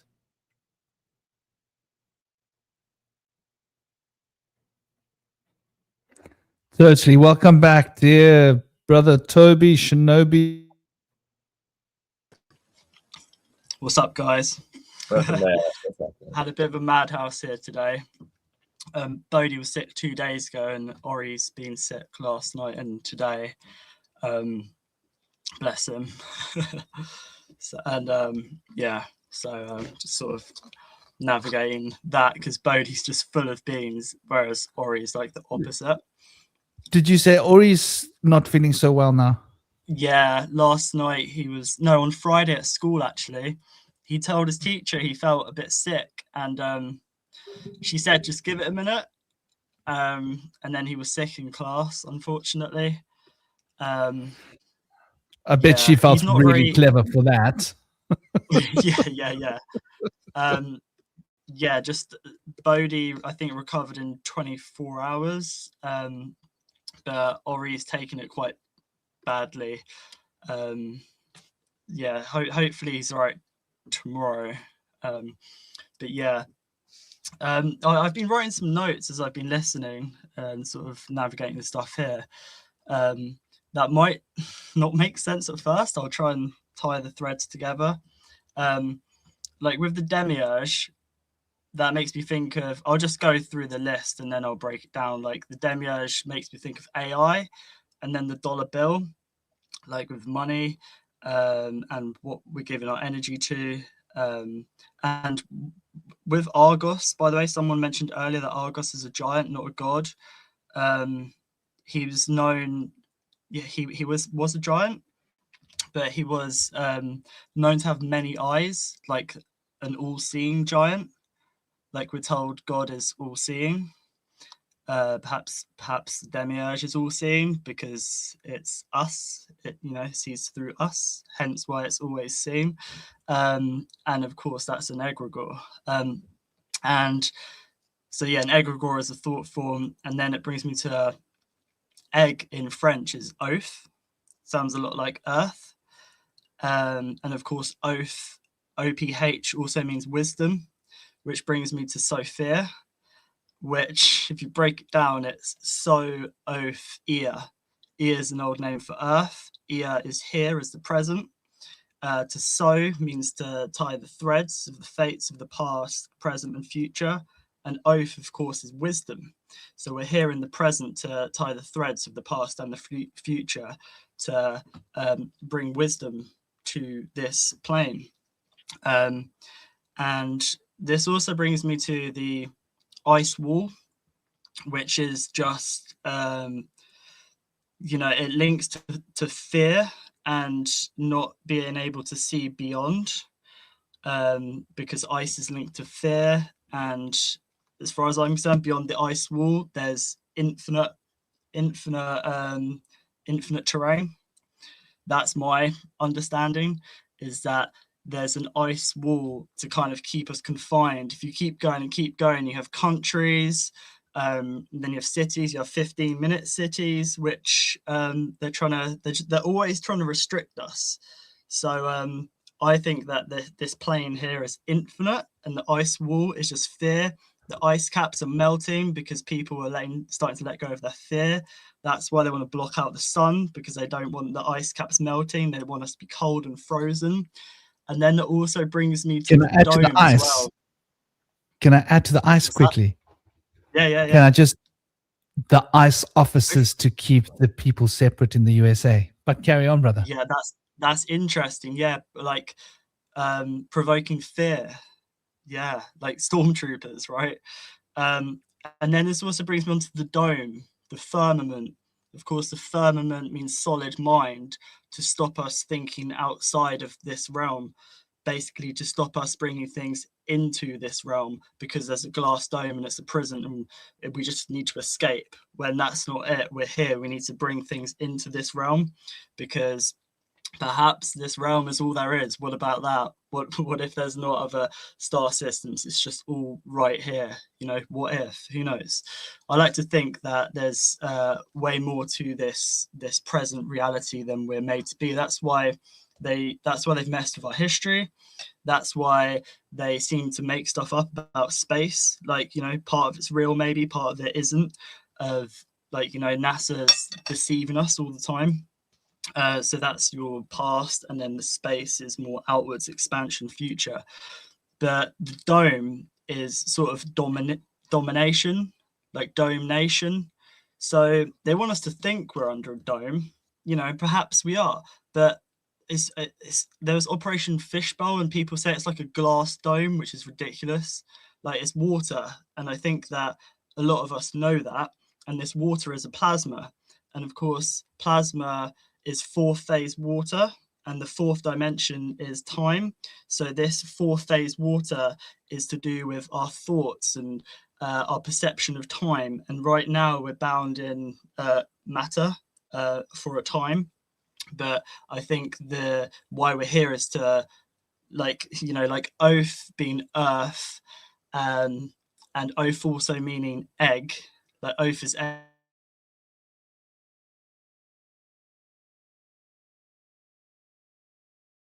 It's like a seed, and you know, like the Buddha is bud ha, it comes out of the dark and emerges. That's why we're here, to be in the darkness.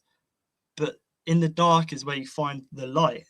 You know, if you're just always outwards following another's path, you need to really be in the dark to cultivate your own path. And I think that this whole sort of prison planet is not a prison planet yet. But if we talk about Demiurge, like, what is the Demiurge or like the Antichrist now? Well, it's like Elon Musk, Bill Gates and stuff. And I think that this ties into AI, if I go back to the beginning of my notes, because on the dollar bill, you have the eye on top of the pyramid, and the eye is the all-seeing eye. Well, is that the Demiurge? Is that us? Is that our subconscious? Is this how we can be pretty much programmed via our subconscious and not real eyes, that we are being played like puppets by, you know, not one being, but perhaps a whole host of other beings, like in the astral, messing with our emotions. And the archetype is the arc is the story, is the vessel is the carrier, is the eye is the observer, and the tech is technology, which is language and symbols and frequency. But what we've been given now is this distortion of this technology being just a physical silicon, sort of mechanical machine-like. So this is the battle between the magic and the mechanical that's going on, because any concepts, you can always flip and reverse it and dissolve it and kind of put the pieces back together. And I think that's what we need to be doing, is know how to really morph, because you have the formless, you have the morph, and then you have the form. Whereas we're given just the form. This, you can look at it as the cause and effect. The course is the formless, and the effect is the facts that we're given. If that makes sense. And we're just given all these facts, like this is how everything is. Whereas really, if you follow the course of how things are, it seems that a lot of stuff has been inverted. So what we need to do is flip it back, if that makes sense. So yeah, I really think that this Demiurge, this whole story of the fall of Sophia and the Demiurge and stuff, it's all happening now. It's not something that's happened. It's a process, and we're right in the thick of it now. And that this Demiurge, this all-seeing like architect or whatever, or ruler, archon, like this monarchy, is being built before our very eyes right now. And it's AI, it's this machine always watching, always observing. So we're right in the thick of it. It's not like this is a prison planet, it's becoming a prison planet. And the way that we see with clarity through this distortion is knowing how to use magic, knowing how to use our thoughts, the force all around us, and seeing beyond time, looking into the past and being like, it's all happening now, looking into the future and seeing what kind of timeline we're on and correcting the course and becoming what's the word? Like a lot of people are asleep at the wheel, so to speak. You know, our ship is being blown off course, and we need to sort of become captains of our own vessel again. Really, yeah. Howard, the car, the bar, and it's the arc. Not sure what the mar is, but the central I is the arc, AKH, which also means big brother, like observer, and I as well. So the arc, the I, the unk, you know, it's all very similar. You obviously have the Merkaba, so like the Mer, the cart, and the bar. And the Mercury is the messenger of the gods. Iris is the messenger of the gods. Iris is the I. The I is the messenger of the gods. We are the messenger of the gods. What are the gods? Archetypes. They come through us. Like we're channels for higher powers, other powers, but that of course is us. They're not separate from us, if that makes sense. Like we come in as a fraction of the potential of everything, and I think that we're here to grow, expansion, but it's been inverted and we've kind of been squashed and molded, and basically the circle, the sphere, the Sophia, the wisdom, has become cubed and square-like, and energy is being trapped and stuck. And I think our job here is to kind of use this vortex energy of the Ka, the Ba, the Ark, the Ida, Pingala, the Shishumna, having the anchor point, letting this electromagnetic masculine, feminine polarity spin and break the shackles of this cube, which seeks to trap and cage this energy of Sophia, which is the divine spark, which is in all living things. So yeah, those are my thoughts that I've written down. But I do find it really interesting that oath in French means egg, and then it sounds like earth. It's like this realm is an egregore. Everything is an egregore. It's all a thought form. It's just that we don't know how to channel the thoughts. Like, of course, we're not our thoughts, but there's thoughts all around us. These thoughts is the force which shapes reality. And our eyes and our mouth and our hearts brings things into being. And this is why on the dollar bill you have the pyramid with the eye, and then you have he'll be so pleased with our plans, whatever, a new order of the ages, because all of our energy, which is a monetary system, has been building this AI infrastructure. We've been building this AI god, which is the Demiurge, which does not exist yet, but it's being built before our very eyes. And I think this also ties into Marduk as well. That's why Elon Musk is so aligned with Marduk. Worship me before all others. Akhenaten as well in the past, of putting himself before the sun. They want to block out the sun. These technocrats, they want us all eating lab-grown food, having lab-grown babies. They want everything controlled. And that proves it's not all controlled yet. Like we're just in the middle of the past and the future, but it's all happening now, if that makes sense.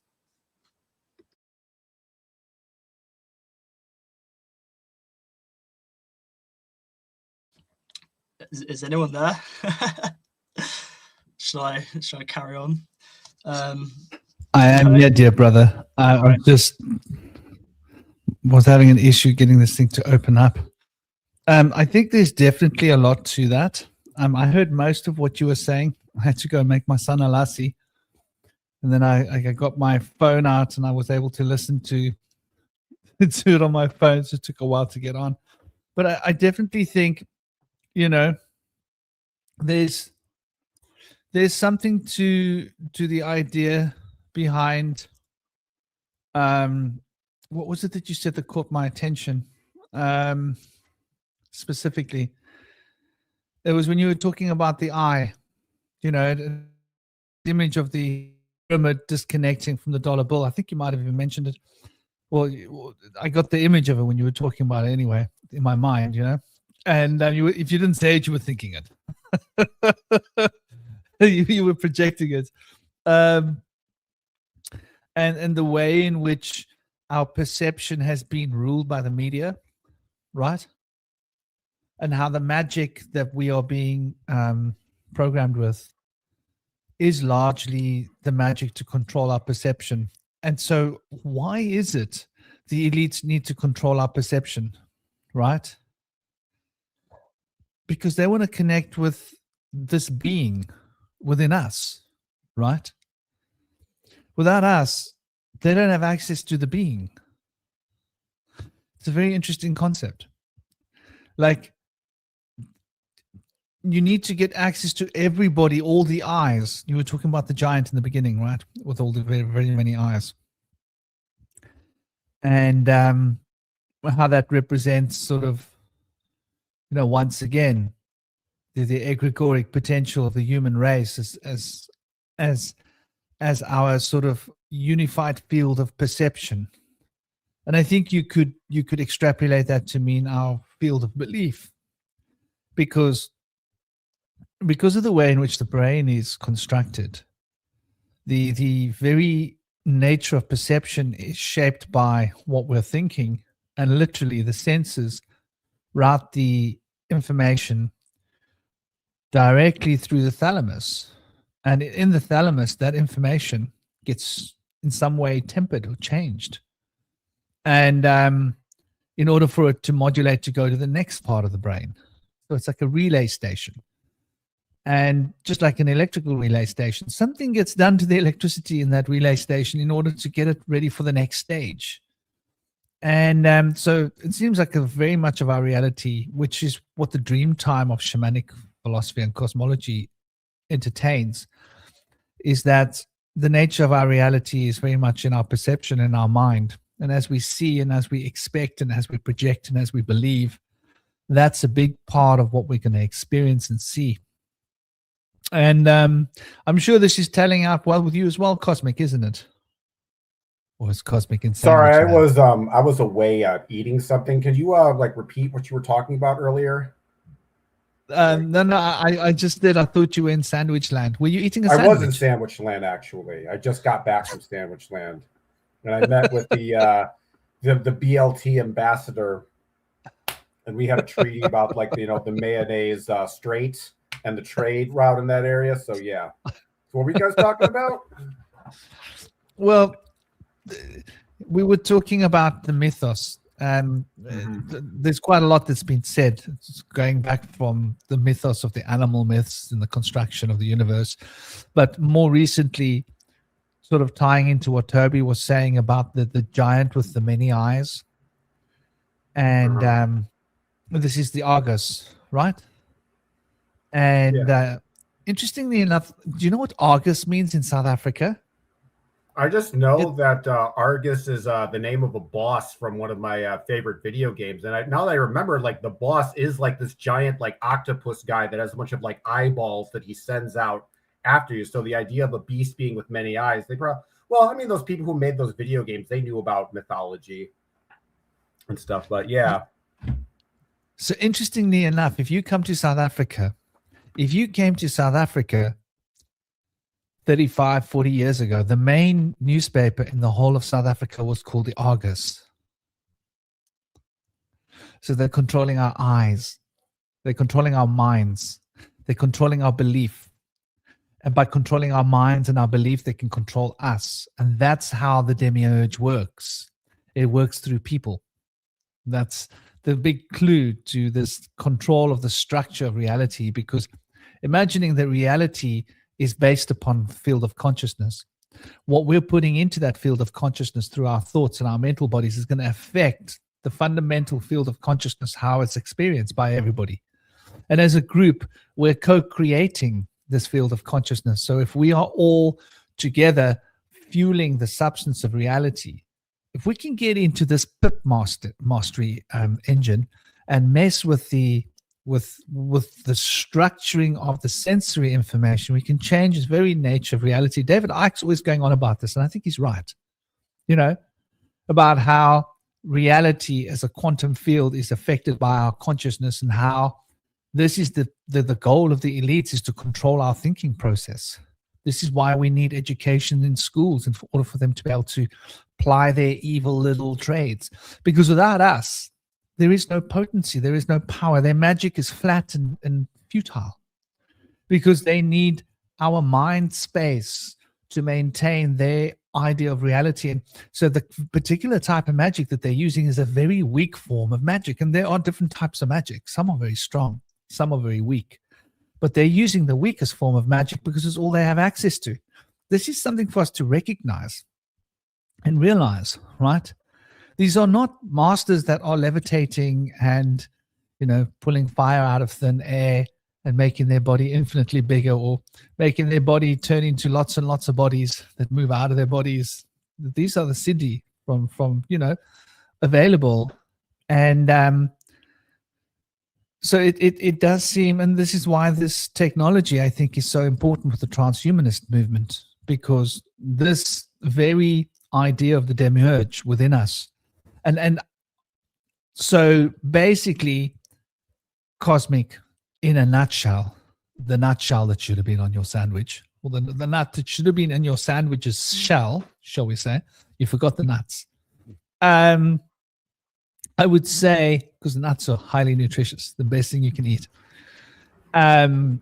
is effectively the nature of reality is affected by our beliefs. And what we're thinking and what we believe is going to change the very structure of the quantum field of reality if the whole group's mind is controlled in some way. And this is why we have the media, right? Me, idea. Whoa, what are we talking about? Me idea? Yeah, the media. Me idea. Oh, me idea. Yeah, they give me idea. Oh, right. They put their idea in my head. Me idea, media. And then when I've got the idea that they want me to have, just like everybody else has the idea that they want me to have, they can then control the world and the universe because they're in our heads. That's basically what I'm saying, cosmic. Mm-hmm. Yeah, I think that when it comes to understanding the world, I always go back to the nature metaphor. But I think when it comes to deception, I think that the group dynamic is a big part of it. Like, I think about, like, I've been doing this kind of project with the Fae where we basically kind of take belief systems and false realities to sort of, like, deconstruct the aspects of them. And it's like I go through the philosophical aspects and even go through like rituals, dieting, sexual practices, and how that primes and controls one's mind from an early age at a subconscious level. But I've realized it's actually that there's a power in the group of people that you surround yourself with, the people that you trust. And I think that the community of people you're with is really what sort of supports your worldview. Because think about, in a lot of ways, how much more confident you have in a belief in something if there are other people that share that belief with you. It's like, oh, I'm not alone in believing in this thing. That's kind of one of the reasons why I realize I'm so skeptical in general, is because I don't have a team of cheerleaders supporting me that maybe other religions do, where they have all these Buddhas.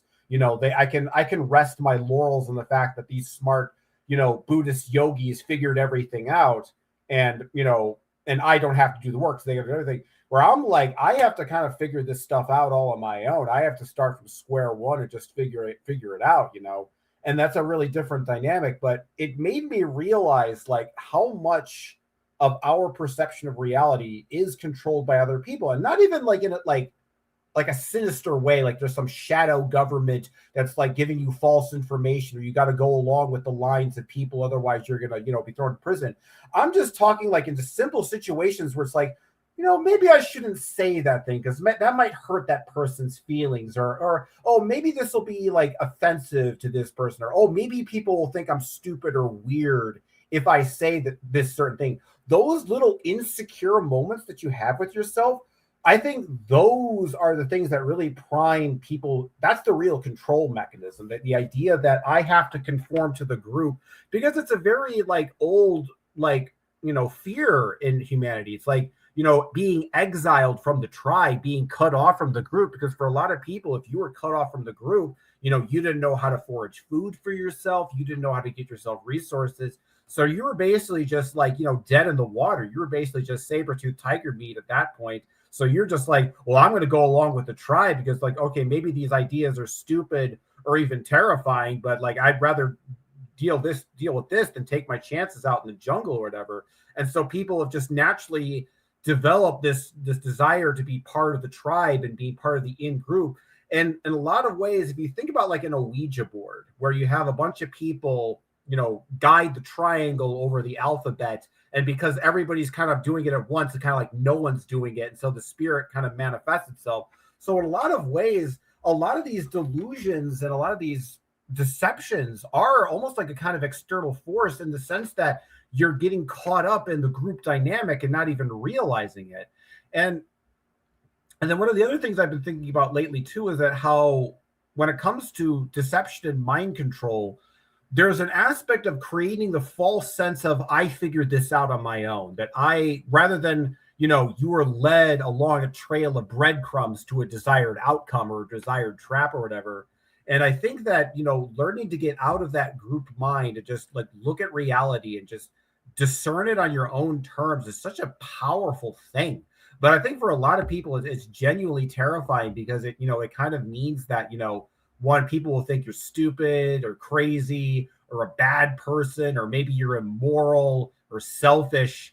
But like, you kind of like, in a lot of ways, have to kind of cut yourself off from that sort of that false collective if you want to connect to the true primordial nature around you. It's like you're disconnecting from a smaller connective only to connect to a larger collective, if you can sort of think about it like that. And something about learning to disentangle your individual mind from the group mind is a very important aspect, I think, in sort of getting away from these demiurgical forces in our life. Because in a lot of times, I think that there are certain times where we think these are our own thoughts or own feelings. But what I've realized is about demiurgical forces, not the way they control us, is that they try to subvert your own values and use them against you. So for example, let's say you had some kind of I don't know, like all right, I can't think of an example at the top of my head at the moment, but you know, with that, except because I think we put a lot of the emphasis on ourselves, and I think that's an important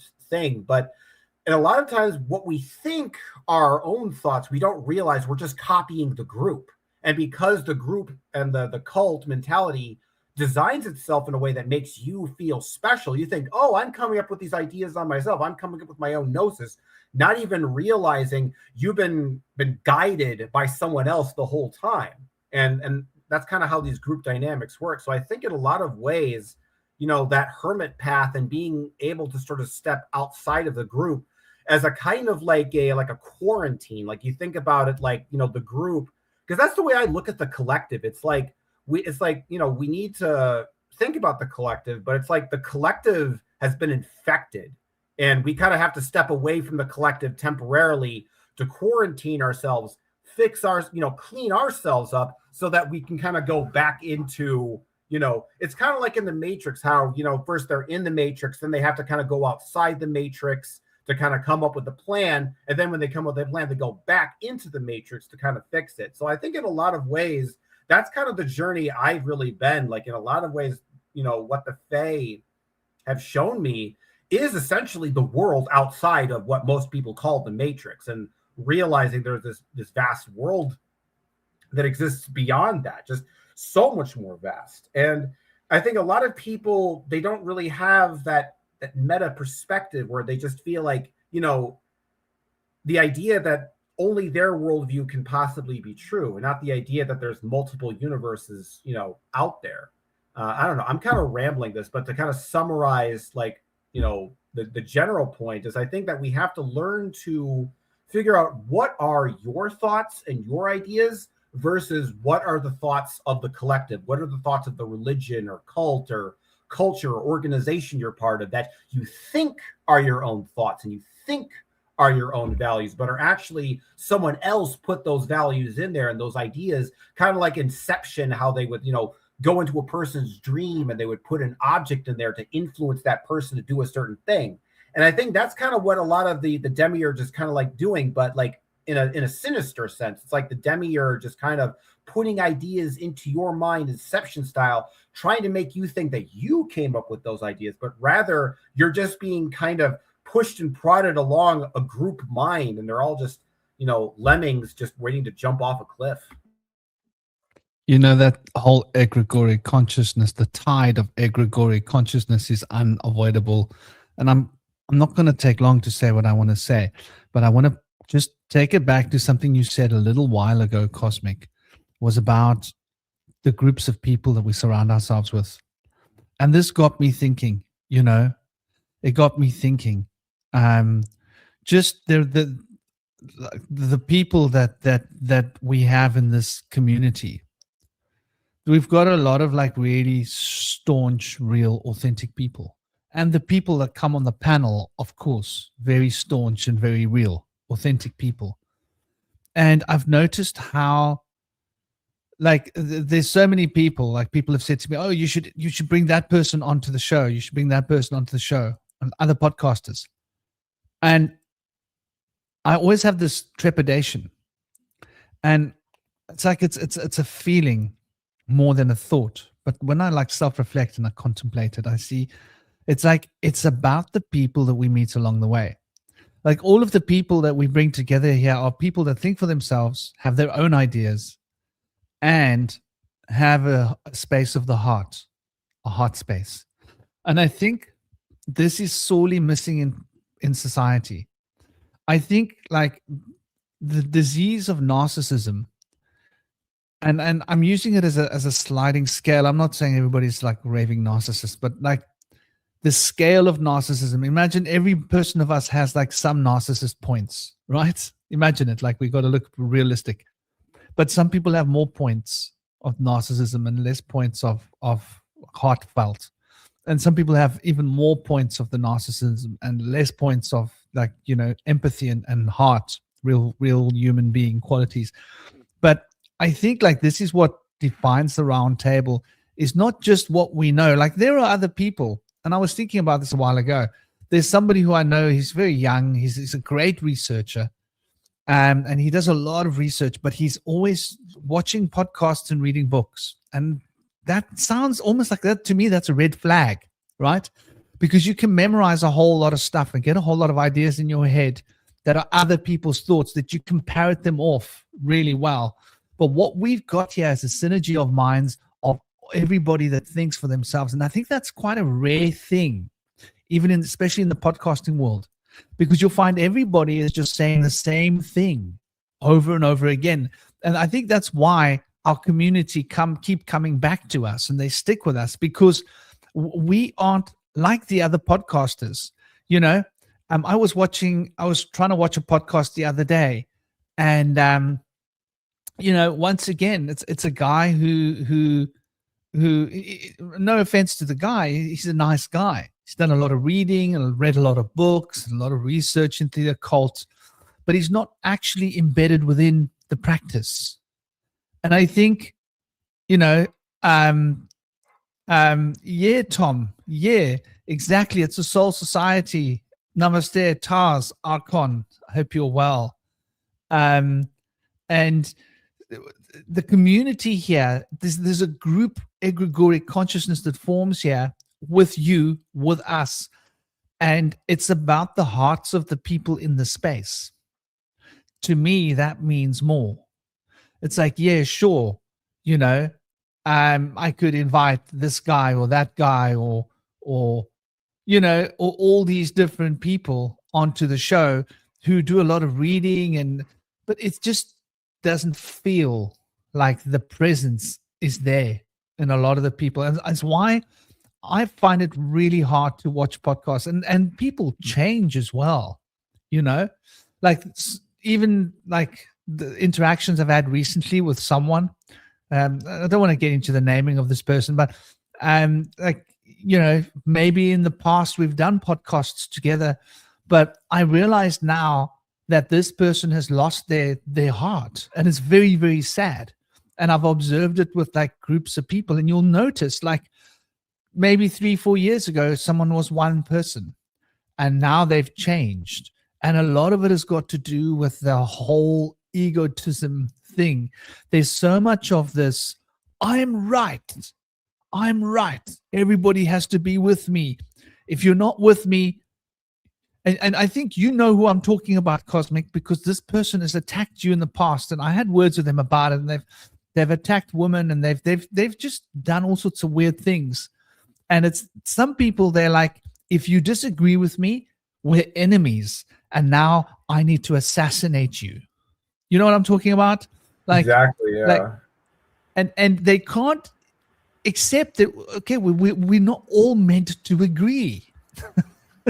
And this is that narcissistic inner demiurge showing its face, right? And it goes back to what I was talking about earlier, about the Exactly. whole solipsism thing, because in a lot of ways, that intolerance that you're talking about is an unwillingness to accept a reality that exists outside of theirs. And so it's like their myth is the only myth that can possibly exist, and no other myth can compete with my myth, because my myth is the best myth, and all the other myths are essentially inferior. And you get to that, you know, position where, like, you know, you get so stuck in your own way of thinking, so you have to constantly defend it. I think that's why uncertainty is so important, because if you already kind of accept that reality is sort of uncertain and mysterious, you don't feel this, like, you know, neurotic urge to defend it all the time, to constantly have to be in like war mode and get your sword and shield ready and defend your fortress from all the possible, you know, attackers or whatever. You're kind of like, you know what, I could just, it's like the mystery and uncertainty in life allows you to kind of just let your ideas sort of sit, and you don't feel threatened, because you're looking at life like this is some impossible mystery. And, you know, I don't know if anybody's really going to figure it out. And if they do, it's going to utterly baffle me. But when you look at life from that position, you can look at other worldviews and you're like, oh, well, these are just, I'm having my speculation about what the world is, and other people are having their speculation. They're like, oh, that's kind of interesting. But when you're dead set on like, my idea can only be right, then other worldviews are competition. They're a threat. And so you have to attack them. And if something seems better than yours, or other people are paying more attention to that particular perspective, these people, they tend to get threatened, because they can't accept that there is a Zerfax that exists outside of their Zerfax. Essentially, that's kind of like what it is. And like, and looking at it from that perspective of why Zerfaxes are so important is that it takes a lot of what these terms and ideas and occultism and metaphysics, and what was previously intangible now has a higher level of tangibility. See, you know, when you think about ideas philosophically about concept, but it's kind of, you know, abstract and whatever. But when you have just that image of just they're in a bubble and they don't see outside of it, to me is just a perfect visual symbolic representation of what's going on in the consciousness of a narcissist. Because in a lot of ways, the narcissist is the center of their own universe. They are the center. They are a demiurge, essentially. Every narcissist is like, you know, like you were talking about fractals earlier, right, Franklin, about how the idea that a fractal is essentially when it exists at its largest, you know, external parts, is also reflected in the smaller internal aspect of that. And so if we think of the demiurge as being like this kind of like a fractal, then narcissists are kind of like the smaller version of that fractal template, right? And so if you look at it like that, I think that's where the kind of, and I think also when it comes to narcissism, I think there's also collective narcissism. I think that when people, you know, form a tribe that's a very in-group, it's very, you know, us versus them, that is like a narcissist. Because you think about it, you take a bunch of narcissists and you put them together, they form into one kind of narcissist Voltron, essentially, right? And yeah. You know, what you're saying is so on point. I'm not going to mention names. I'm not going to mention anything because I don't want to, but I think that this is so on point. Let me break down what actually happened yesterday. So somebody shared a video about the boogosphere, and it was a short video. And I critiqued it. I said, well, it said the boogosphere had been cut in half, and this had happened and that had happened. It was like a 1 or 2 minute short or something. And I was like, no, I don't agree with that. I don't believe that has necessarily actually happened. I know that there's a lot of this Greer information that's flooding the web, either disseminated by Greer and his team or by his followers or interested people. And a lot of it seems like it's, misinformation, disinformation, whatever you want to call it. And, the video footage didn't fit with what they were saying. They had video footage of other spheres that have been cut in half. It's not the boogosphere. And then they made a mistake as well, talking about the sphere that was found 3 months after the boogosphere. It's got another name. I can't remember it. And I just pointed out there's too many inconsistencies in the short video. And it seems like it's a bit clickbait because it had been presented. And then I shared a video that I'd done by the boogosphere. If you haven't seen it, go and look in the boogosphere in the live and go down. I actually did a fairly okay, and maybe not the best video about the boogosphere, but I tried to steer clear of all the lore that came from Michael Greer and keep it to like what's actually being written about papers and which scientists, list of scientists, what institute. I got some footage of the actual scientists working with the boogosphere. I got a good 4-minute, 5-minute clip or some few-minute clip of them doing tests with the boogosphere. And I did what a conservative, informative, little bit of a video about the boogosphere. And I shared it.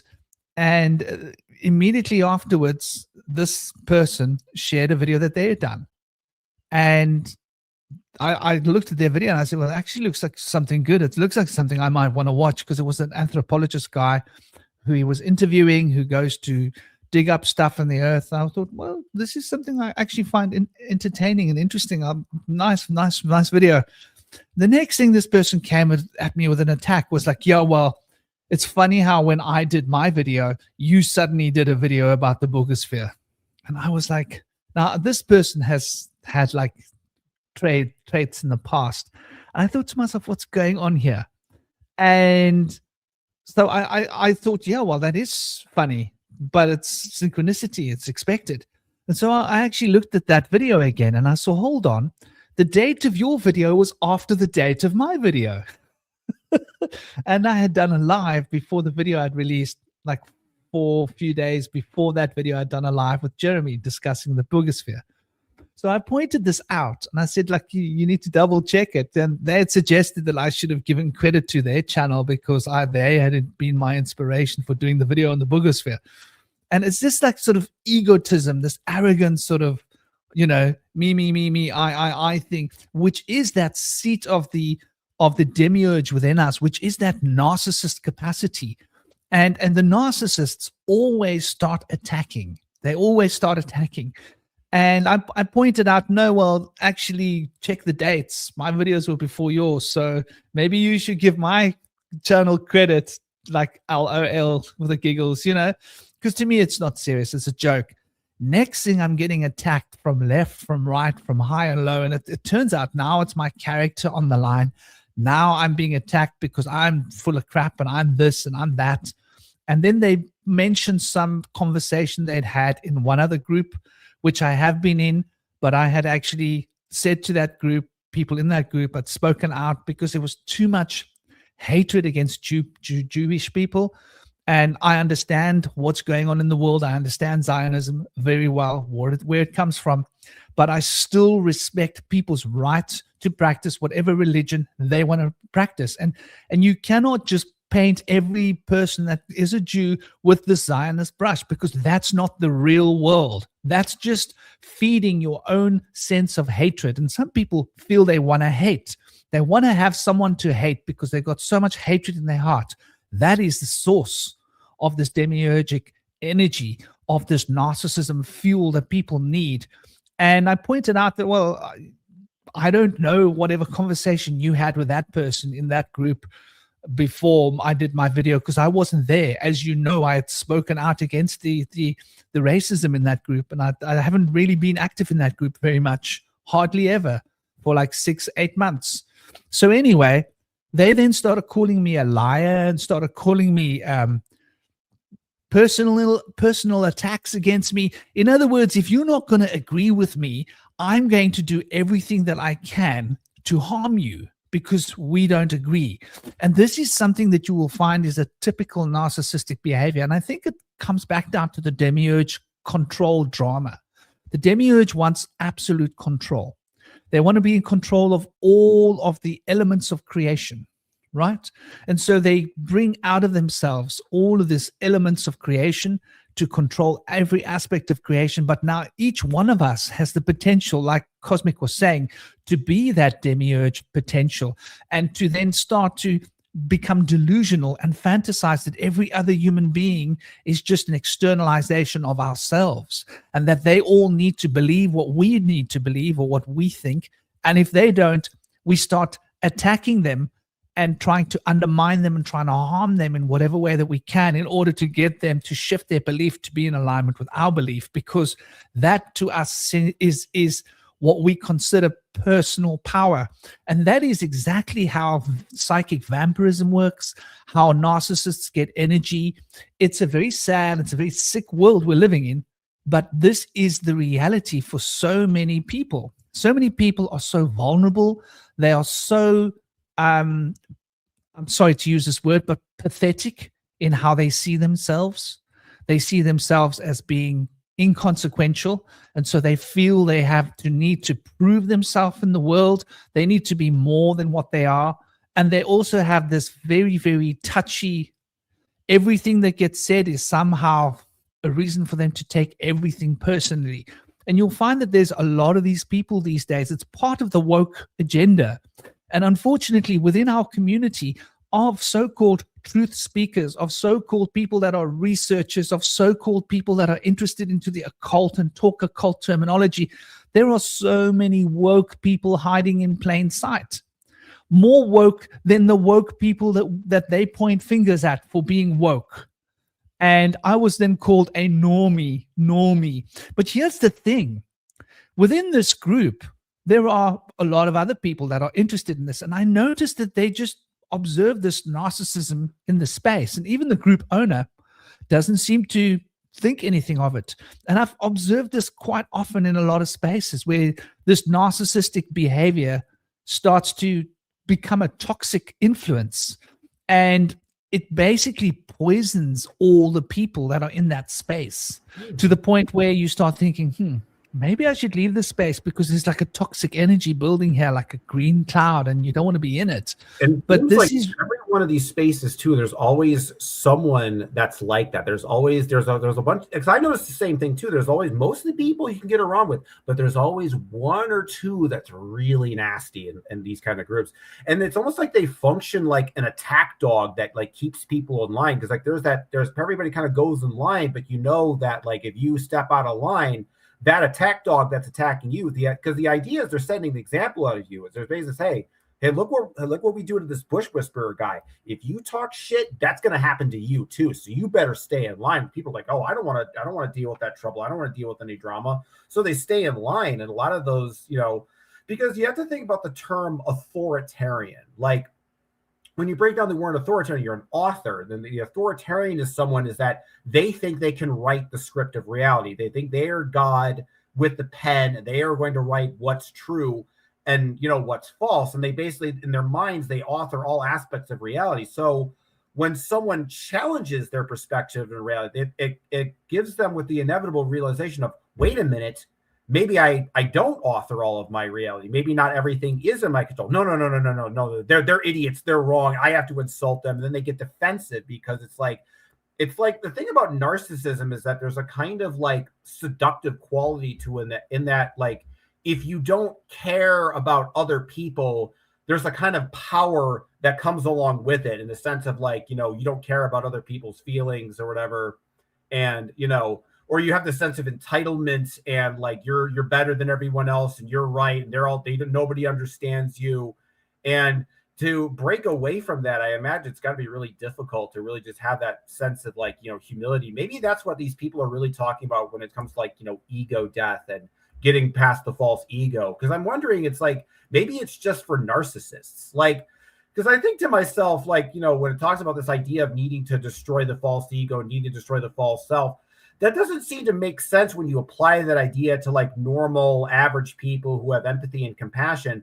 But if you apply that logic to someone that's like a psychopath or a narcissist or whatever, then it makes total and perfect sense, because you're essentially, that is essentially what it is. It's a false persona that they've created. And because they're convinced that false persona is the real persona, when someone attacks that false persona, they think they're literally being murdered. So they fight. So in their minds, it's like they're fighting to death, because if you kill that false persona, you expose that their idea being wrong, you are essentially killing that entire person's sense of identity. And so that's why they're fighting out it, because their ego is essentially enmeshed in the worldview that created. So when you attack or criticize their worldview, you're attacking them because they've identified with the world that they've created in the sense that it's their creation. And so that's one of the reasons why I think they lash out like that.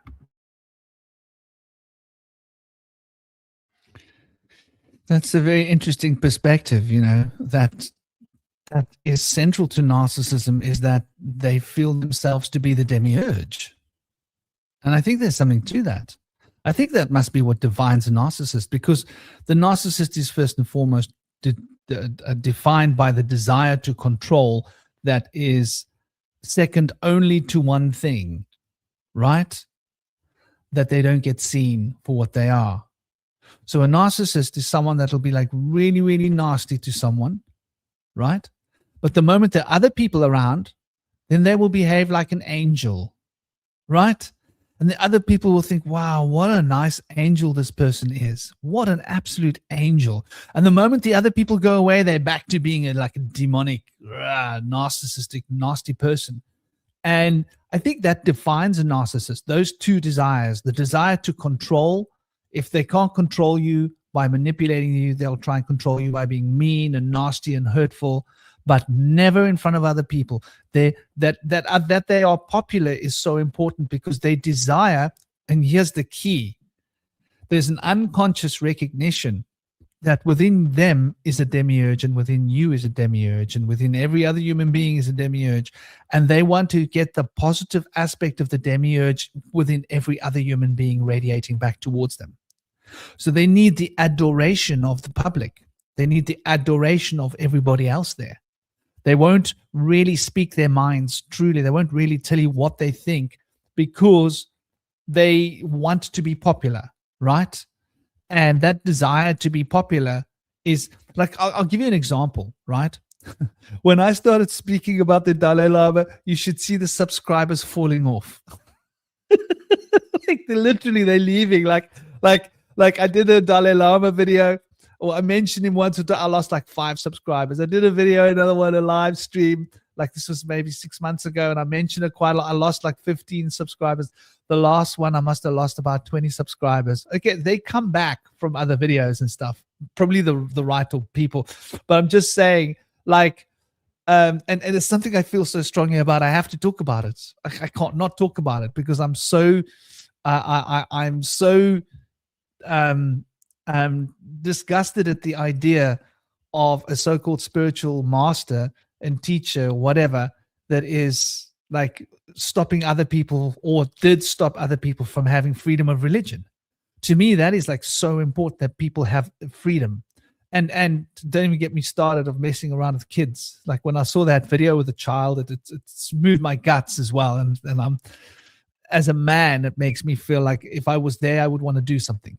And I'm thinking like all those men standing around watching this, and nobody like says enough, right? That's it. Buck stops here, buddy. Nobody speaks up.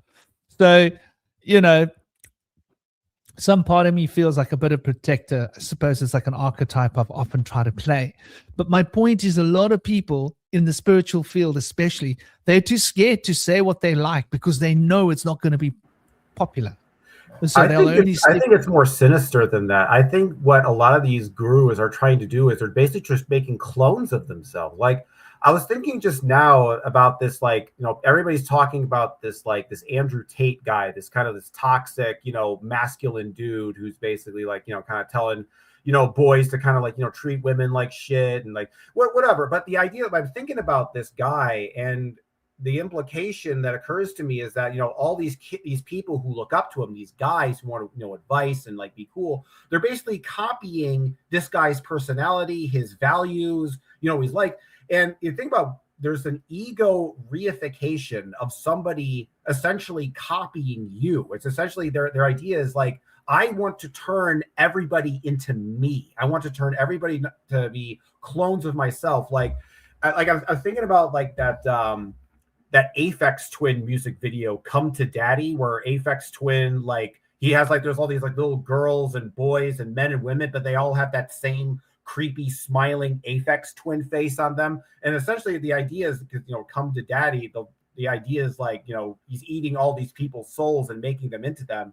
But that's kind of like what's going on here. It's like with these gurus, whether they be spiritual or just health or otherwise, is that they're essentially, a lot of these people, they're going into these, going to these gurus thinking that they are going to sort of find their own path and find their own self, when reality is they're just being kind of like made as clones of the guru, and they don't really find their own self and they don't really find their own path.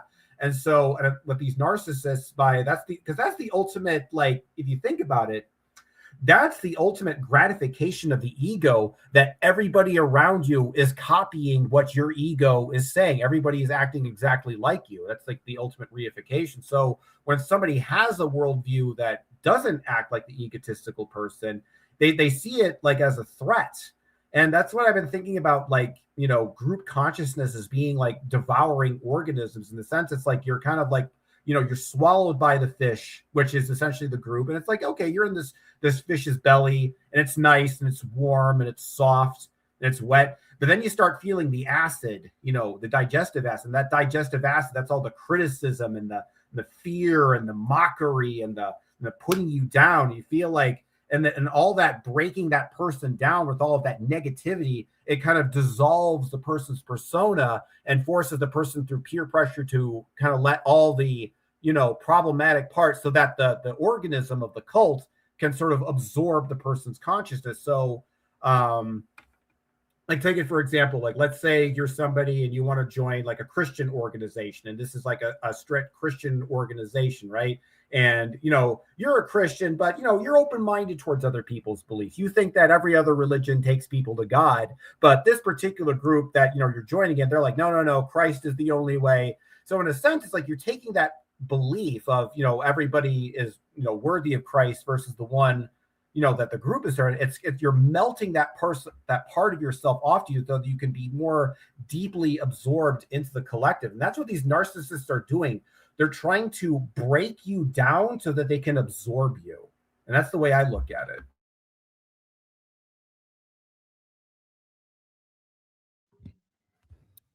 India, brother, I don't know if you've got anything in your barrel.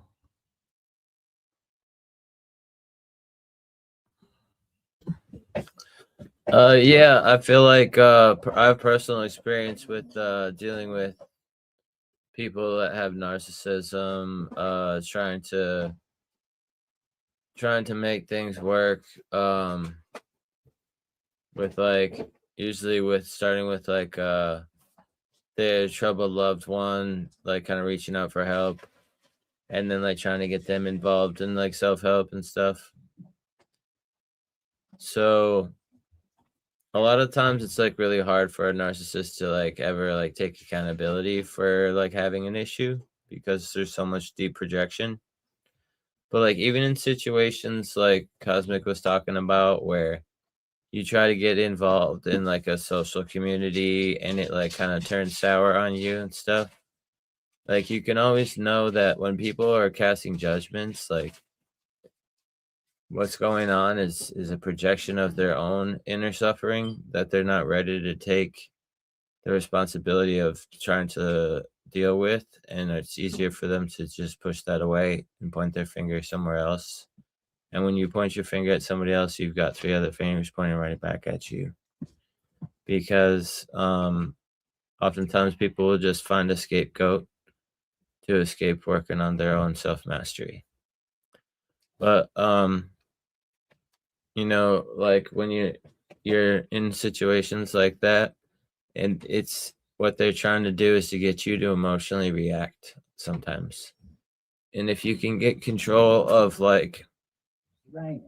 working on your emotional body and trying to work on your triggers and learn to step back and reflect and heal yourself instead of trying to push it on others, you'll start to realize when this kind of stuff happens to you that these people just are in need of self-healing, and it's easier for them to blame other people. And it's unfortunate that they blame innocent people that are not really the ones that are the trouble. But these are the people oftentimes propagating victimization of people that are really not the ones that are doing anything wrong. They're just falling under the narcissistic impositions of other people that are kind of like self-focused and scapegoating.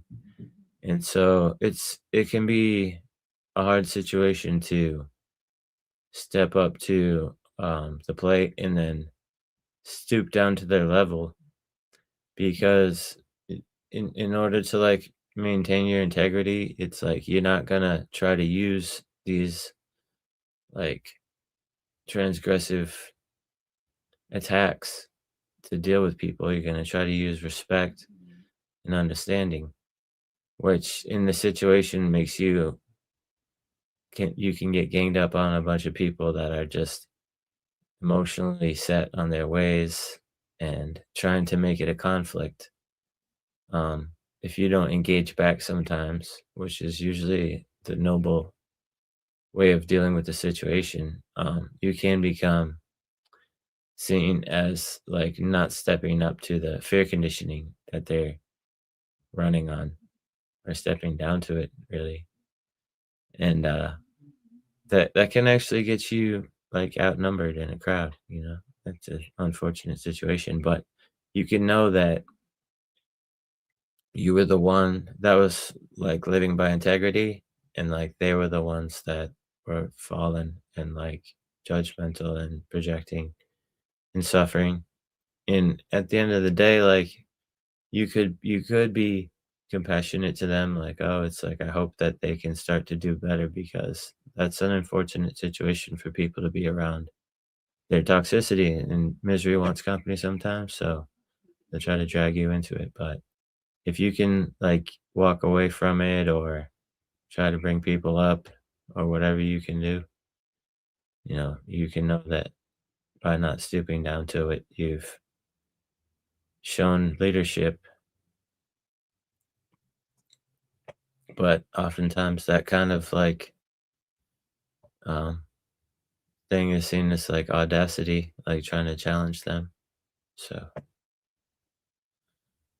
you know, they don't, in their mind, sometimes you might not conjure up under too much learning from the situation, but it's good to be able to not just try to fit into something that doesn't resonate with you. If there's strong dissonance in the situation, it's probably best to show some distance. Come out of the picture there. You know, here's an interesting point, and I'm disagreeing with you, but I'm agreeing to a point with something our tuition said, where they reckon that. Well, let me zoom in and read it all. I mean, we judge child molesters when they're guilty. We point the finger at them, and I don't believe most people have those tendencies. Oh, you don't believe most people have those tendencies? I don't know why this words are doing this weird stuff. Oh, they don't believe most people have those tendencies within them. Quite the opposite. Yeah, completely. Our tuition. I actually completely agree with you. I was looking at it and I didn't see the word "don't" because it was smearing out at the bottom of the screen. But when I scrolled it up, it seemed to fix itself. I don't know if it's StreamYard or what it is. But yeah, I think like most people are actually quite more good than not good. in their hearts, trying to be. And most people would more likely want to help a child or sacrifice themselves for, a lot of people would want to sacrifice themselves for a child. Most people would rather help a child. And I think it takes a very special minority of really sick people that wouldn't want to do something good for a child. Like that would want to do something bad to a child, whatever that thing is, you know? Because like in our instinct, even before I was a parent, like decades before I was a parent, if I went somewhere and I saw a child, I actually once saved a child's life in a road. I ran and grabbed the child and pulled the child, picked him up, grabbed him and ran out of the road with him because there was like traffic coming. And I didn't think. Like I could have, you know, things could have gone horribly south. You don't think about these things. And I think it's a normal thing to do, right? You see a child on their own, you suddenly go, hey, child, is that child okay? What's going on with that child? Is that child lost? No, okay. Their family's over there. Cool, cool. It's like this background, unconscious sort of, if you see a child, you want to make sure, is that child safe? Yeah, okay, we're in a safe environment. If there's something dangerous and you see a child, you're going to be, oh, that child's close to the road. What's going on here? Are there parents over there? I'm sure the parents know what's going on. Okay, that's fine. Like it's a normal thing for a human being to think like that. And I don't think it's a special trait or a special quality, because I've been with a lot of people and you'll see them looking, oh, there's a child over there. What's going on? Like if there's anything that like maybe that could go wrong, you know, and you often see people like, you know, with children, and the way that they'll interact with children is quite beautiful. It's quite, you see people that are like maybe like, yeah, a bit of a mean ass person, but then there's a child and the mean ass person becomes a sweetheart. And you go, there's such a sweet quality to this person when they speak to the child. Why did you speak to the other people like that? Is what you're thinking, right? Like, so even though like a hardest nail becomes a softie around a kid. Yeah, brother, I can see you holding up. You're muted, by the way. Oh, he's talking on the phone.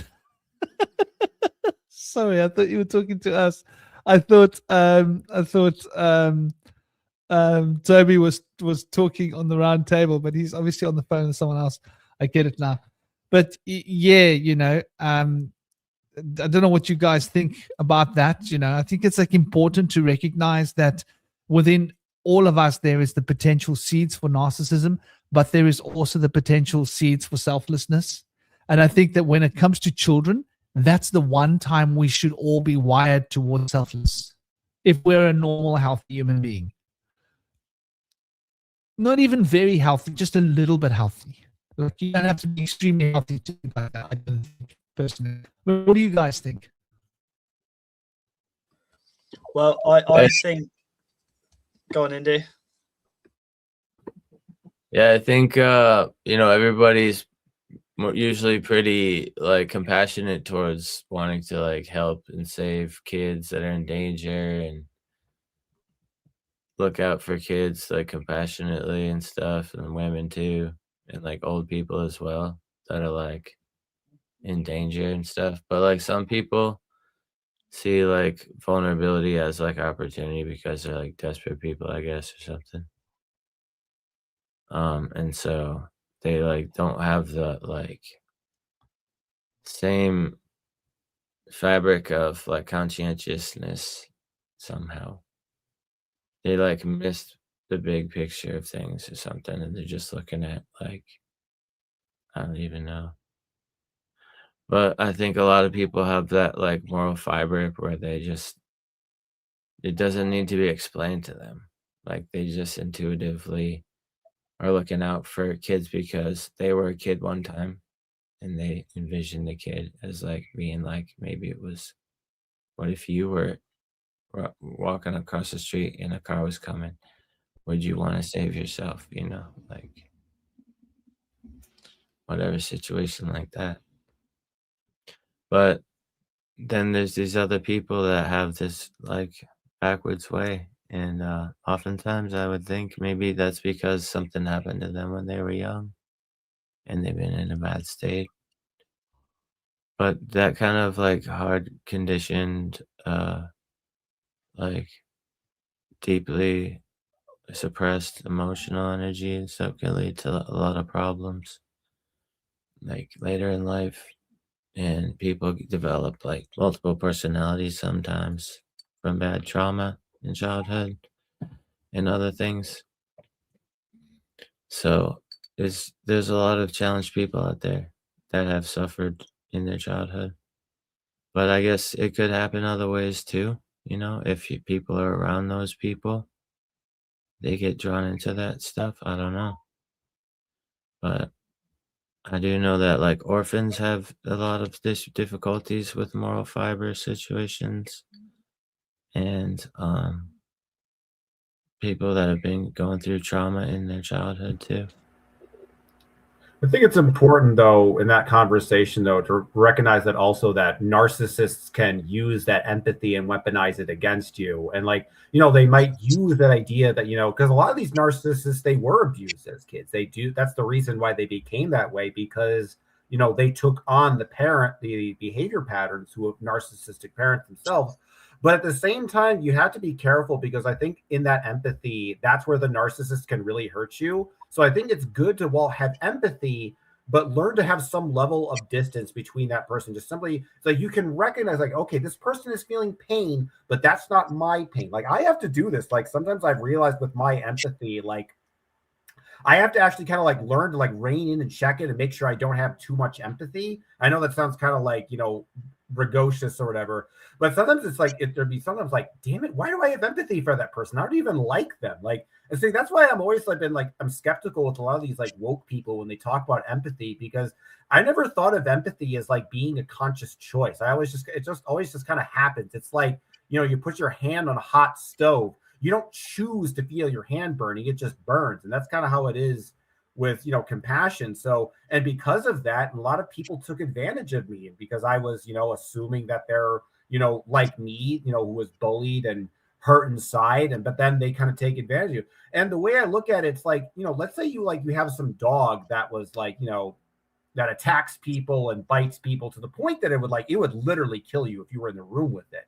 And, but just because that dog had a tragic life story doesn't mean you shouldn't still keep guarded and keep prepared, And I think that's important, that we have to be careful because when it comes to narcissism, like, that's one of their most sinister weapons. And that's why I talk about it, because in a lot of ways I'm a victim of this, like taking your empathy and using it against you to twist you and manipulate you and try to convince you that they'll do something bad to you, but then they'll convince you that it's your fault. And then you'll start second guessing yourself and start questioning yourself. And so you have to be guarded and recognize that, although these people who are narcissists probably really did have a terrible life, they probably really did have a tragic circumstance.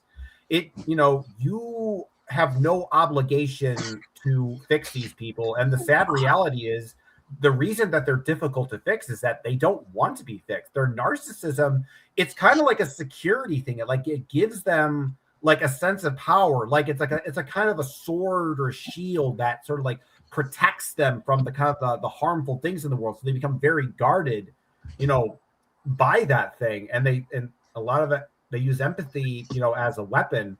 And to me, it's one of the most like sinister things, and like why it made me question like a lot of stuff in life, just like a lot of values and like whether people are the way they are. So, but I think, then I guess then the question is, how do you know what true empathy is? I think that true empathy goes both ways, that you should have, the person should be able to, accept empathy from you, but also reciprocate it. So for example, let's say the same person has, a tragic life story, right? And then you tell them their tragic life story, and they're like, oh, we both have tragic life stories. We have something in common. We can both relate and bond together. But narcissists aren't like that. They'll be like, they'll have a tragic life story. And then when you tell them your tragic life story, they'll be like, it's not as bad as my story. You don't know what real suffering is like. You don't know what real pain and depression actually is. You're so delusional. You're so entitled, and you have it so easy, and you're so stupid. And then they get inside your head like that. That's how you know you're dealing with a narcissist, because fake empathy it's like basically like a sow that just devours everything in sight and gives nothing in return. It doesn't share any of its food. So it's like they're basically just devouring all the empathy. But when you ask for empathy back, they give none in return. That's how you know it's fake empathy, because it's not reciprocal. If they reciprocate that empathy in a genuine way, then I think it could be considered more trustworthy. But even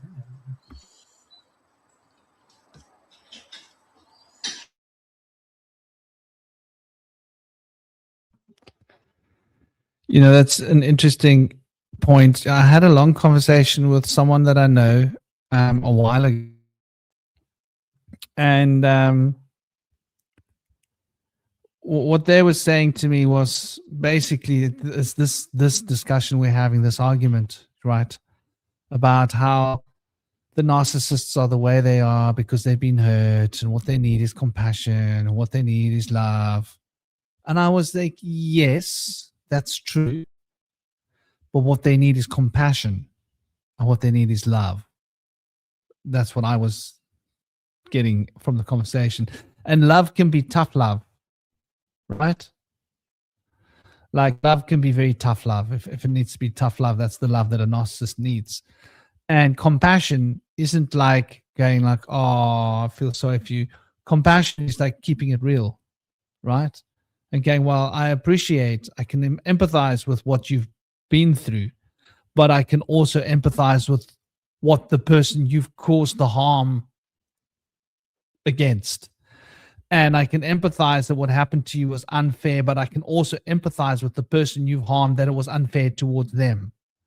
And so if I'm real, those two need to cancel each other out if I'm going to be compassionate, because I can't be empathetic to you and not be empathetic to your victim, right?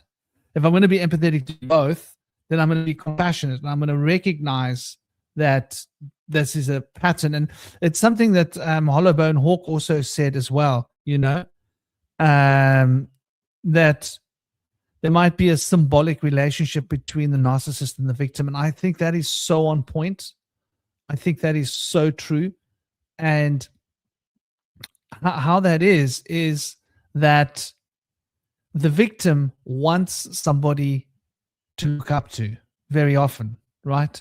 Like, what makes somebody become a victim for a narcissist is probably because they're trying to see the best in everybody.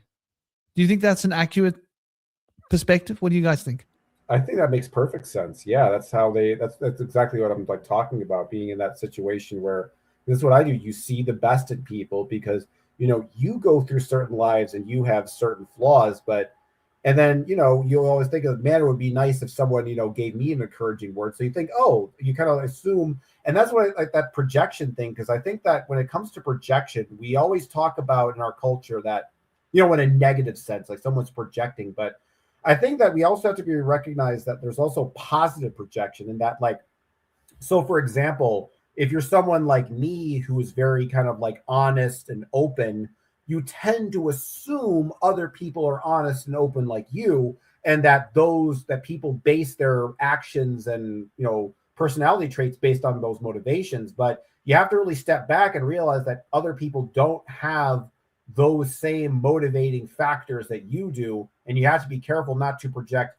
your own sense of self onto other people as to give a sort of a false understanding of the nature of reality and, the people around you. Because I think we're used to the idea of like narcissists sort of projecting their negative qualities into themselves. It's like, see, in a sense, they feel like it's okay to lie to people because they assume everyone else is lying. They assume everyone has the exact same selfish, unempathic motivations that they do, and then they project that onto other people.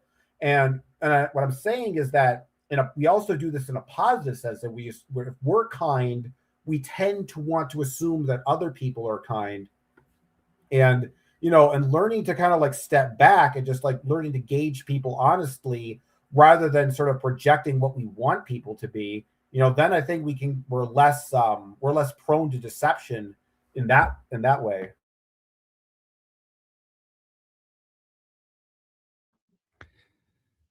Another good point by Hollowbone Hawk as well was like the self-esteem,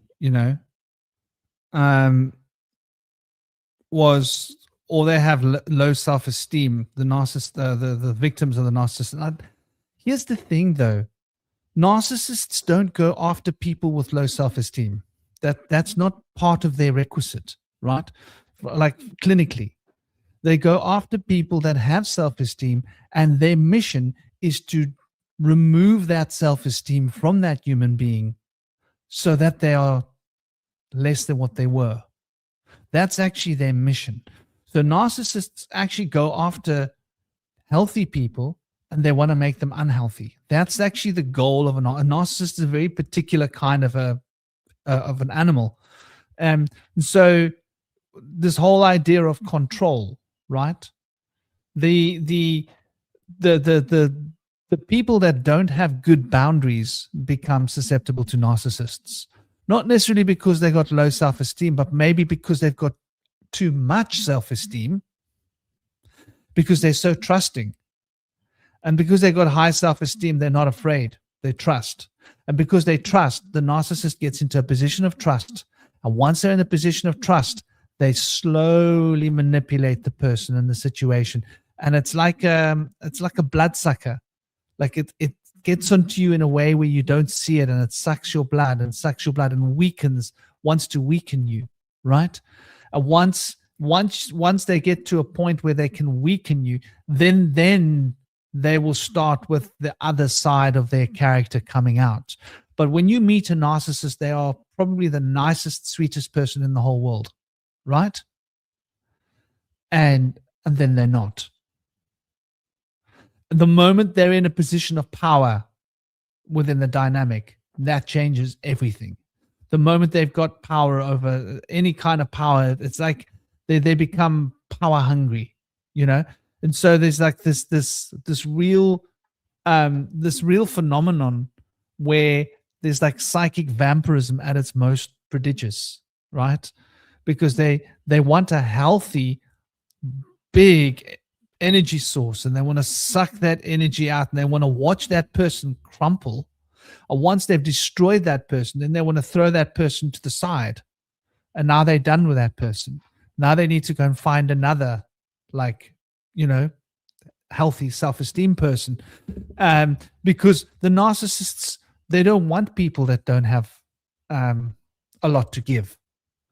And once they've finished with their victims, then their victims have like serious self-esteem issues. So I think like these are like interesting, because it comes back to power. It comes back to power. Narcissists want to be around powerful people. It's like the idea in certain ancient cultures, if you were a powerful warrior, some other tribe's powerful warrior would want to eat your heart, because they would get your power if they ate your heart. These are like weird animistic belief systems that come from certain tribes, but this is sort of like in alignment with what we're talking about on some level. And the narcissists aren't aware that they're doing it. That's the thing, you see, because they are so, the one who's got the low self-esteem is the narcissist, but they manage to present themselves with a false front of self-esteem. This is why they need to be adored, right? And they probably can't. A narcissist can't spend a lot of time by themselves. They can't. They need to have fuel. This is like another one of those like points. So how does this then relate to the demiurge element? Right. So the demiurge, the idea of the demiurge in most cultural stories is that they take inside of themselves and they pull out all these different parts of themselves, and they externalize these parts of themselves. So a narcissist goes inside and fractures their own personality, creates divisions within themselves, schizophrenia, if you will, of sorts. And then they externalize one aspect of the ego into you. You must now embody that aspect of that broken piece of the ego. They will manipulate you into acting out that part of their ego.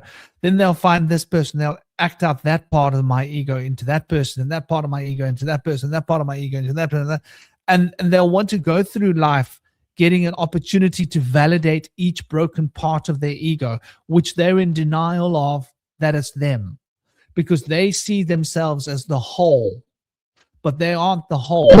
So that means that they are perfect and the other person is just completely wrong and at fault with everything that they do. And a narcissist can't ever, like you'll never catch a narcissist apologize. Have you ever heard a narcissist apologize, Cosmic? Or anybody? No, they don't. And if they usually do, they do it in this kind of like half, they do it in kind of like a disingenuous way where they'll either like insult you or they still basically say like they're still right.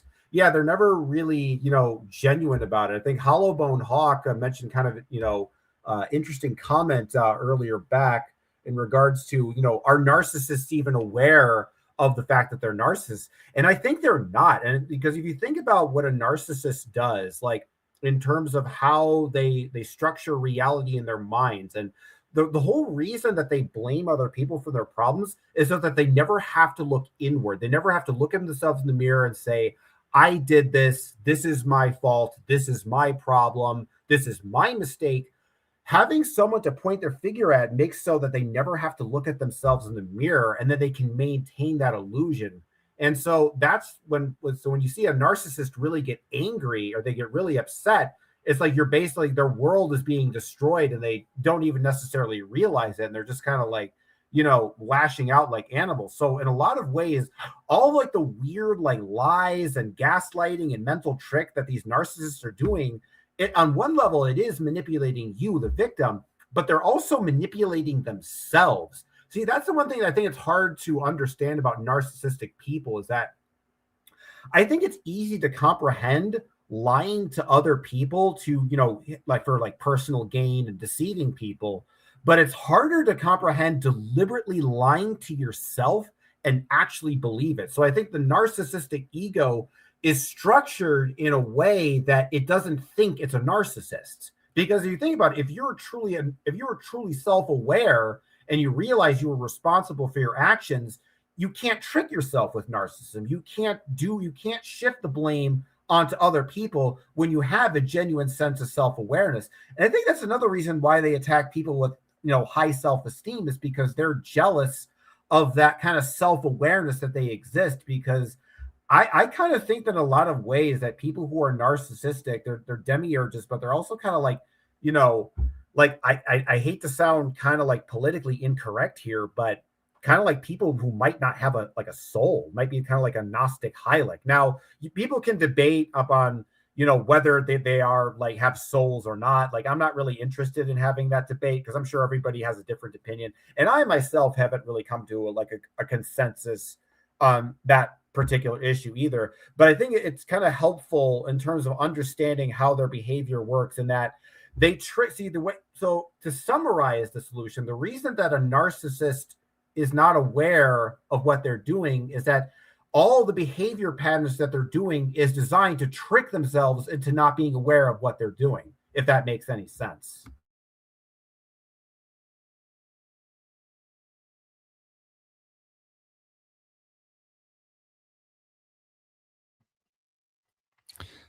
I've noticed, Toby, Indy, do you guys have any thoughts, any ideas, any things you want to put on the table? Yeah, I've got a few things. I just want to go back a little while to when you mentioned about children and people helping children, because what I've perceived in the world is that there's less and less people helping other people who are in need. Like, for example, this transhumanism agenda is like transhumans, as in not necessarily people merging with technology, but people becoming more like machines, as in people becoming droids, like people being mechanical, like in a trance. So, and a lot of people are in a trance, like they're hypnotized, like there's been a spell, there's a broadcast, like a spell being broadcast. And not enough people, as I would like, nowhere near enough people would help others. Like the amount of people, when something's happening, they just stand around and film it.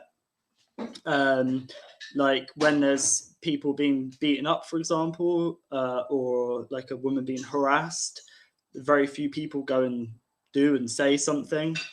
And that's a huge reflection of society, because there's not enough people speaking out about stuff.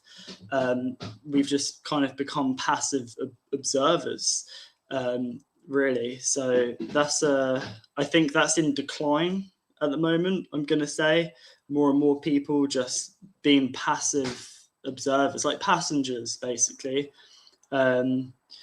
Which I think that those of us that see what's going on, those of us that have been the people who have protected others, like helping the underdog, like all our lives, like I think that we've really had to like step up.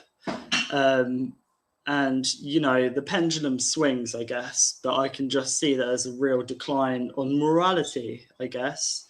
And Franklin, I'm not sorry that you've lost subscribers, because you don't really want people like that in regards to the Dalai Lama supporters really following you, because what does that say about you? So it's good that they've left, because I mean, at what point did they leave? I hope they watched the whole video, or at least half, because it's either the part where you mentioned transhumanism and his links to that, or was it the part where we mentioned him being a pedo? I mean, this ties in with Elon Musk and Trump. Like, you want to talk about narcissists, because there's these pedos and this transhumanists seem to, and this harm to children and women, the suppression of the divine feminine, all seem to be linked. So, you know, that is very interesting. I did make some notes. I just like to put a thread on the word energy, because quite a while ago, Tom Brewer wrote it in the comments, and I was just breaking it down, and it kind of reminded me of the Demiurge a little bit. So N means like in, I believe. So En is in, or it can mean 9, like the Ennead. And of course, there's the 9 numbers on the Enneagram. There are like 9 archetypes, so like 9 inner archetypes. And then the end of energy is ergy, which reminds me of the demiurgos, like ergos, urges, ergy. So it's like energy is like our inner urges, which create energy. Like we're channels for energy, which is like the thoughts, which is the force around us. And these thoughts can either drain us or they can give us energy. I get energy from thoughts, from thinking all the time. Like people like, yeah, you need to like quieten the mind. I'm like, no, I get energy from using my mind. I find stillness by expanding. Some people find peace quieting their mind, whereas I find peace just expanding my mind and just understanding. So that's interesting with the word energy. And also in regards to narcissism, I've noticed a huge shift in narcissism since the rollout of 3G, because that's when Instagram and Facebook were created, and people like filming themselves, sort of posting pictures of their food, of their lives, which aren't their real life. It's just this kind of this mask. There's literally like face filters and stuff that people were using. And then yeah, with that as well, that you guys are talking about not being, well, I think I wrote down not being seen. Like perhaps narcissists have had a life where they've not been seen. That's why they need to put on this kind of mask or this grandiose. It's like an inner child wound, like something's been buried deep.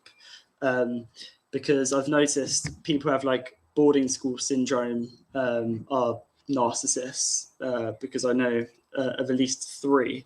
So I'm going to say that's the thing, and those deep childhood wounds of not being seen or heard.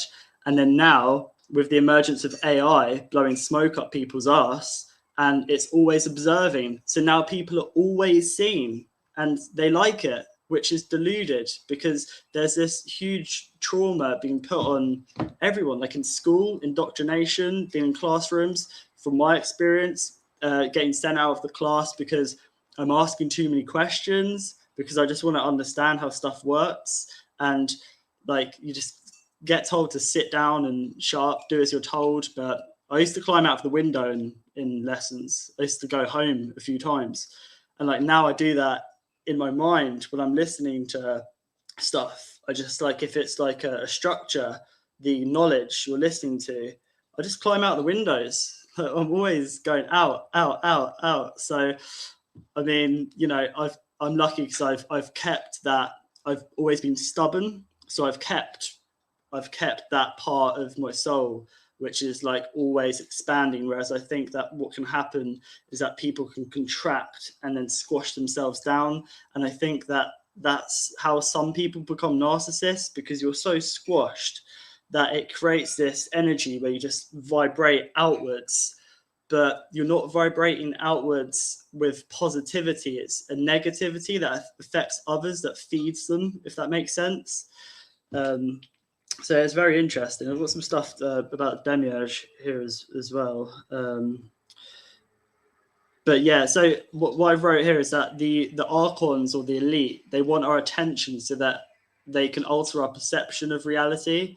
In regards to transhumans, people being asleep, because there's a lot of energy in this realm, and now data centers are taking a lot of that energy, but so are the elite, the so-called elite.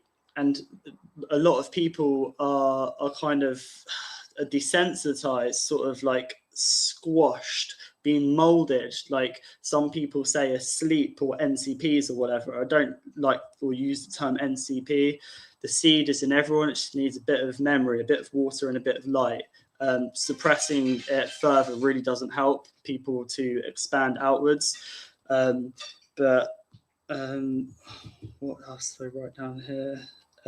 So yeah, basically there's a lot of power or magic in this realm, and the elite or the archons want to use it for themselves. So what they do is they basically, in a way, extract it from us, but they stop us accessing it, if that makes sense. And I think this has something to do with the ether, and going beyond the firmament. They want us trapped and stuck so that they use all of their energy that's available. And I think that narcissists do this. They basically make other people feel small so that they can extract their energy from them.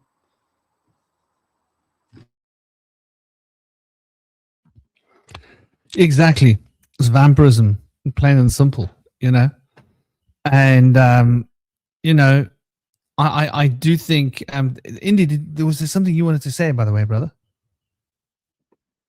Yeah, I was gonna say, yeah, I'm also on board with the vampirism thing. Yeah, I feel like when they use that that kind of energy to try to like push people to their brinks and stuff, and trigger people and take advantage of them. I've seen how that plays out and stuff, and when people stop being able to be triggered by the same old things, they can then like really infuriate the narcissist, because they don't have the weaponry anymore. Because if you don't lose your cool, it can really piss them off. So I've seen that happen before. Are you riding an indica horse? Yeah.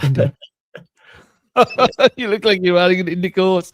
Like that couch just isn't comfy enough. You're like, go on, dude. Like, you're glued to the couch. I know. I got you. I know that too, brother. The indica definitely relaxes the body, shall we say? But yeah, man. But I just, yeah.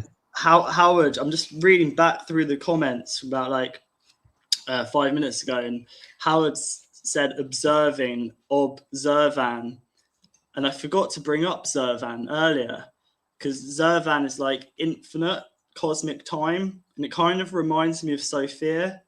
And then Zervan gave birth to two twins, like the yin and the yang, like Araman, who forced his way out of the womb, like AI is trying to force its way into matter. And then you have Ahura Mazda, the good one. And I think that the Demiurge is this yin yang. I think it is a twin. It's not just one singular thing. It could be good or bad. It has the potential to be good or bad. Much like our thoughts we can have good energy or bad energy. But I've always thought that Sophia gave birth to twins, not just one singular. I don't know why. It's just been somewhere like here, and I think that it's interesting with Zervan. That whole story. I can't help think that's the story of Sophia. That's the story we're in now. That infinite time is like we're giving birth to this egregore, and it's interesting that you have on the dollar bill the eye with the pyramid, because a doula is somebody who helps give birth. So the dollar is the doula that's giving birth to this egregore, and it's us that's giving birth to this egregore. And this Ahrimanic force is trying to force its way into this realm because it doesn't belong here, if that makes sense. So that's really interesting. I don't know why. I'm trying to go back to the comment. Observing. The orb of Zervan is observing, and that's the many eyes. That's our eyes. That's the realization that we are the creators, that this Demiurge isn't separate. It's a twin. It's like the yin and the yang. And then the Zervan is the yin yang. I will respond to that. Because so Yaldabaoth, according to the Gnostic story, this is what happens. Yaldabaoth comes into being, right, because of being cast out of the good, and is sitting in the womb, but it's a untamed, unformed substance, shall we say, of darkness. But not darkness is bad. And then Yaldabaoth splits into two personas, twins. And the one is Iao, and the other one is Sabaoth. And the Iao becomes the associated with Yahweh. And I believe that the Iao is related to the principle of ignorance and denial. And the Tsabaoth relates to the good one, or the good. I think it relates to Sun, the good one. So you've got like the twins, where the one twin's evil and the one's twin's good, if that makes sense. So Yaldabaoth is effectively a schizophrenic being to begin with, that splits off into two. Those are the first two eons, and then those eons subdivide further. Does that make sense? So you've got the division scale, and I'm pretty sure that there must be something to 2, 4, 8, 16, 32, 64, 128, 256, 524, 512, 1024, 2048, right? All of this computer-related technology, this binary splitting, I think all of these numbers that we're getting here are related to the primal splitting of one becomes two. And then you got these two and they split. And then the split and the split and the split and the split. And so this endless cycle of all these numbers come into place. But it's interesting how those numbers work, right? 1, 2, 4, 8, 16. And if you look at them, so the 1 is there, then you got 2, 4, 8, 16, 32, right? And if you add those all up, if you go 32 plus 16 is 50, 58, 62, 64. So if you add up the 5 divisions of binary, and we're running 64K. Am I right or wrong? Your machine's running off a 64K system, because they used to use 32 bits, but they're now using 64 bits for like pretty much most computers. I'm sure Apple must be running 64-bit as well, because it's basically, this is the chipsets that are common. I mean, the chipsets, I've been running 64-bit since 2015, 16, but then it was still common to be running 32-bit systems. But anyway, so that 64, which is the I Ching, right? And here's where it gets very interesting, right? So you've got the Yaldabaoth system, right? And then you've got 64 angels that were spawned.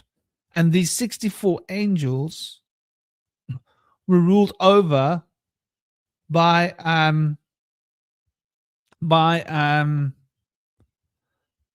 seven archangels, right? And at the supreme point above, you have the 72nd. So this is like the 72 archonic field of control and structure. I think that's the structure of the Elohim, if we really want to like look into what the Elohim represents, the gods and goddesses. But it's really interesting that you mentioned the twins element, because the Iao and the Tsabaoth are somehow the good and the bad. And so I don't know, there must be something to what you're saying in terms of that, because those two were always originally one. So was Yaldabaoth, like the fact that being could divide of itself meant it must have been an organized system. Otherwise, how could it divide itself into two? You know, I Unless have it's an some thoughts on organized this topic, right? So if you think about like, because I think that in a lot of ways, Yaldabaoth is really the signature blueprint of a narcissistic mind, and it's sort of narcissistic consciousness. Because I think about like the Old Testament versus the New Testament, because the Old Testament, in a lot of ways, you have sort of the true Yaldabaoth, all of his sort of benevolent, but also his malevolent and wrathful, chaotic forms kind of manifest. But you look at the New Testament, it's like he takes all of those wrathful, malevolent aspects of his personality and then uses Satan as a scapegoat, and basically takes all of that and creates that and sort of projects that in the same way that a narcissist will project their quality. They create this outward, benevolent, kind of like kind God. And then the thing that I think about is what Satan actually is the part of Yaldabaoth that Yaldabaoth does not want to recognize within himself. So in a lot of ways, if you think about it, I think that the Demiurge, the interesting take is a lot of people think that the Demiurge is sort of like intentionally evil.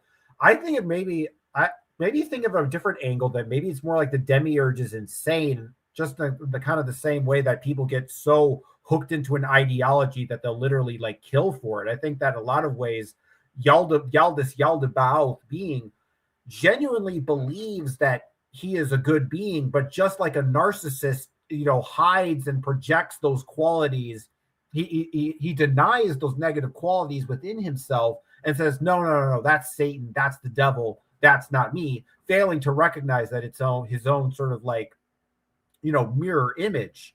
And I think that's because it's important that I say this, because I think that's how a lot of just regular narcissists operate in a similar kind of way, and that they have this false kind of like benevolent, kind persona, and then there's always some kind of scapegoat that they use to trick you. See, I think there's I think about like the concept of Satanism and like people who worship like the, goats and inverted pentagram. I think a lot of people think that, in the sense that the Satanists are like, they're identifying like with the goat. on some level, and like the goat is evil.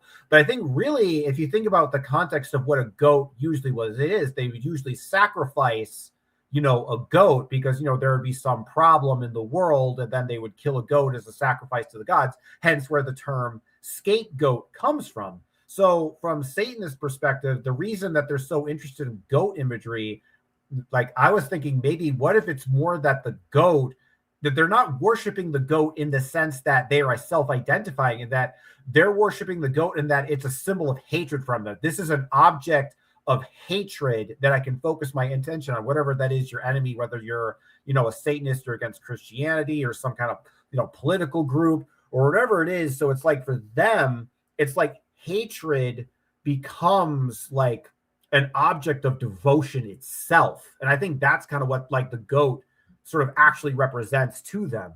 But to kind of like get to the further point of like scapegoating, but that's exactly, but they're doing it for the same purposes as before, denying the negative qualities that we're afraid to face within ourselves and projecting those qualities onto something external. And when you look at the character of God, he's just like a narcissist. He's somebody who claims to know everything, and every time someone complains or has some kind of reasonable doubt or suggestion, the blame is always focused on you, and it's shifted towards no, it's your fault. You did this.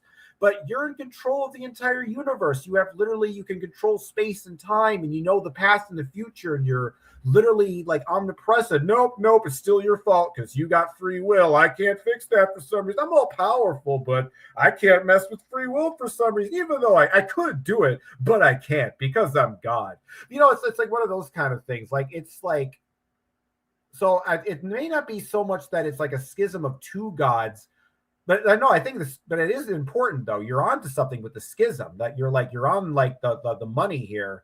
But I think I look at it from the perspective of like Satan is the part of God that God doesn't want to self-identify and recognize within himself.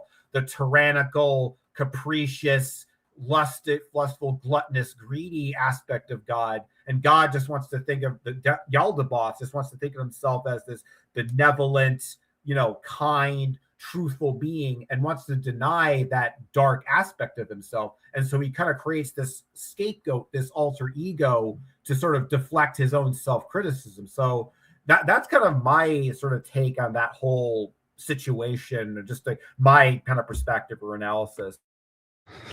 And one thing I was going to add, and you might like this, Toby, from what you were mentioning, you were bringing up Zurvan, right?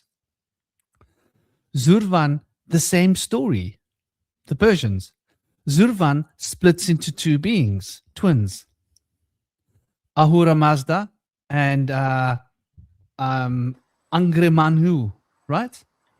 Angremanhu and Ahura Mazda. And Ahura Mazda is the same, it's the same dynamic, right? As Tsabaoth being the good guy, the light, the sun.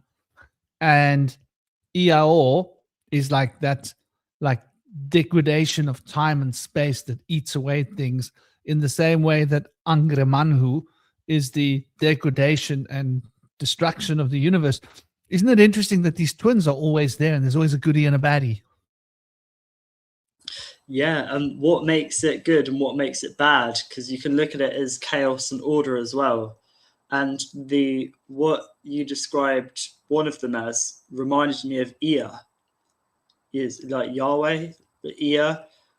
It is Yahweh. Iao.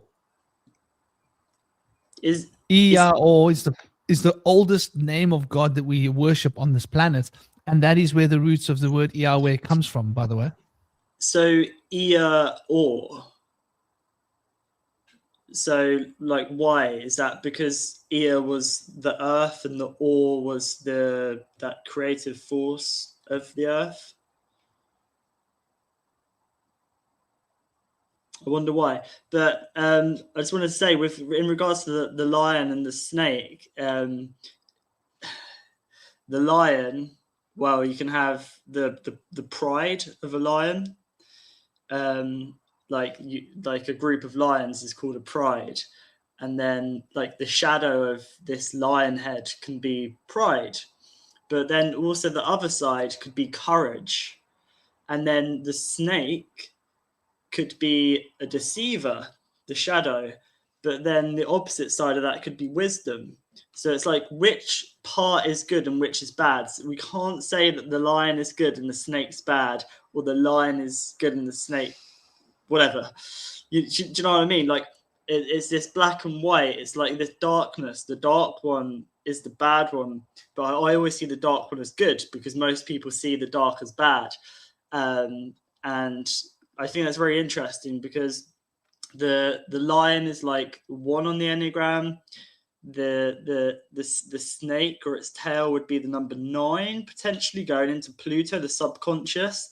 But this Demiurge doesn't want, Howard mentioned this in the chat as well, that the Demiurge doesn't want to see his tail. But the tail is also a story. It's past. The past is trauma. It doesn't want to reflect on its past. It just wants to keep moving forwards, like using this lion, like Operation Rising Lion was a thing Israel did recently, and like there's arrogance there, like this pride of this lion head. We have it here in the UK as well, like, which is linked with the state of Israel, and this Union Jack being wrapped around a lion, and this pride of country, the kingdom. It's like the domination of the kingdom. Come on, guys, work it out. But I think that this kind of arrogance of this head that the Demiurge has of this, like having too much pride, like this narcissist, not really acknowledging the shadow, the tail, or the wisdom that is there in the snake of the underworld. And I think this is reflected in society as well, because we've been made to fear the underworld, even like inner earth as well. We don't really want to look to our past. We don't want to look to what's inside the earth. We just want to go to outer space. We want to go to Mars. We want to go to the number 9 on the Enneagram. I saw you pulled it up a minute ago, Franklin. I'll be done in a sec. But they want to go to the 9. They don't want to acknowledge Sophia in the center, the sphere, the circle, which is in the middle, and outside as well, which is the aether. So there's a link between the aether and Sophia. It's there somewhere, but it's just kind of just looping around. It's this loop, the 1 to the 9, the 1 to 9, rather than going inwards into the shadow, into the dark.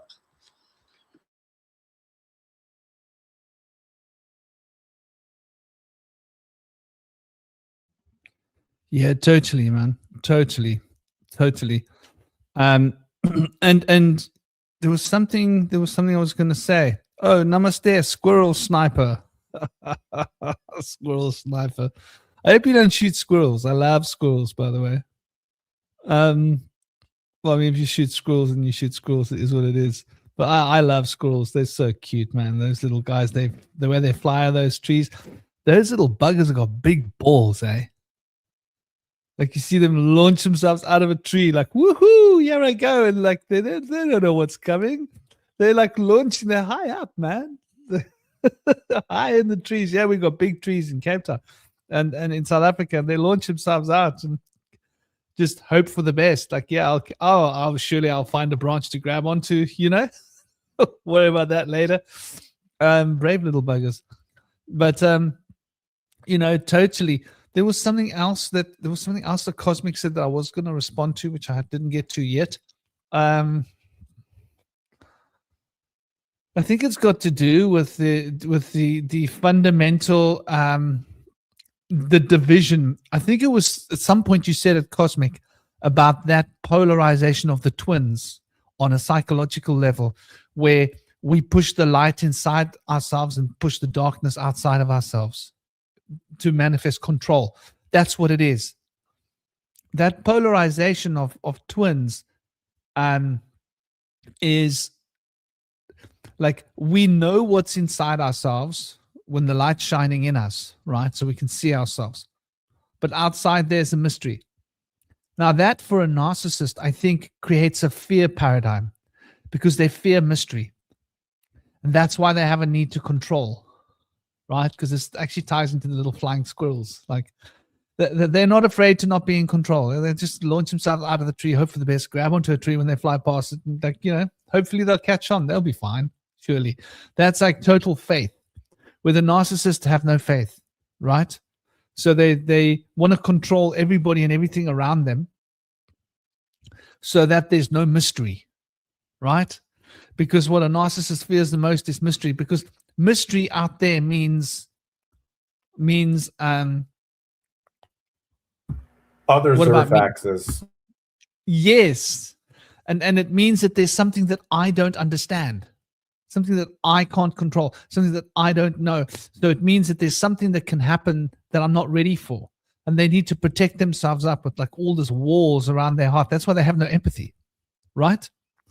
So that polarization that we're talking about, which is intrinsic, by the way, isn't it interesting that the same, oh, yes. And another thing that you mentioned, Toby, that I want to respond to is Ahura in the Persian is called Asura in Vedic cosmology, and the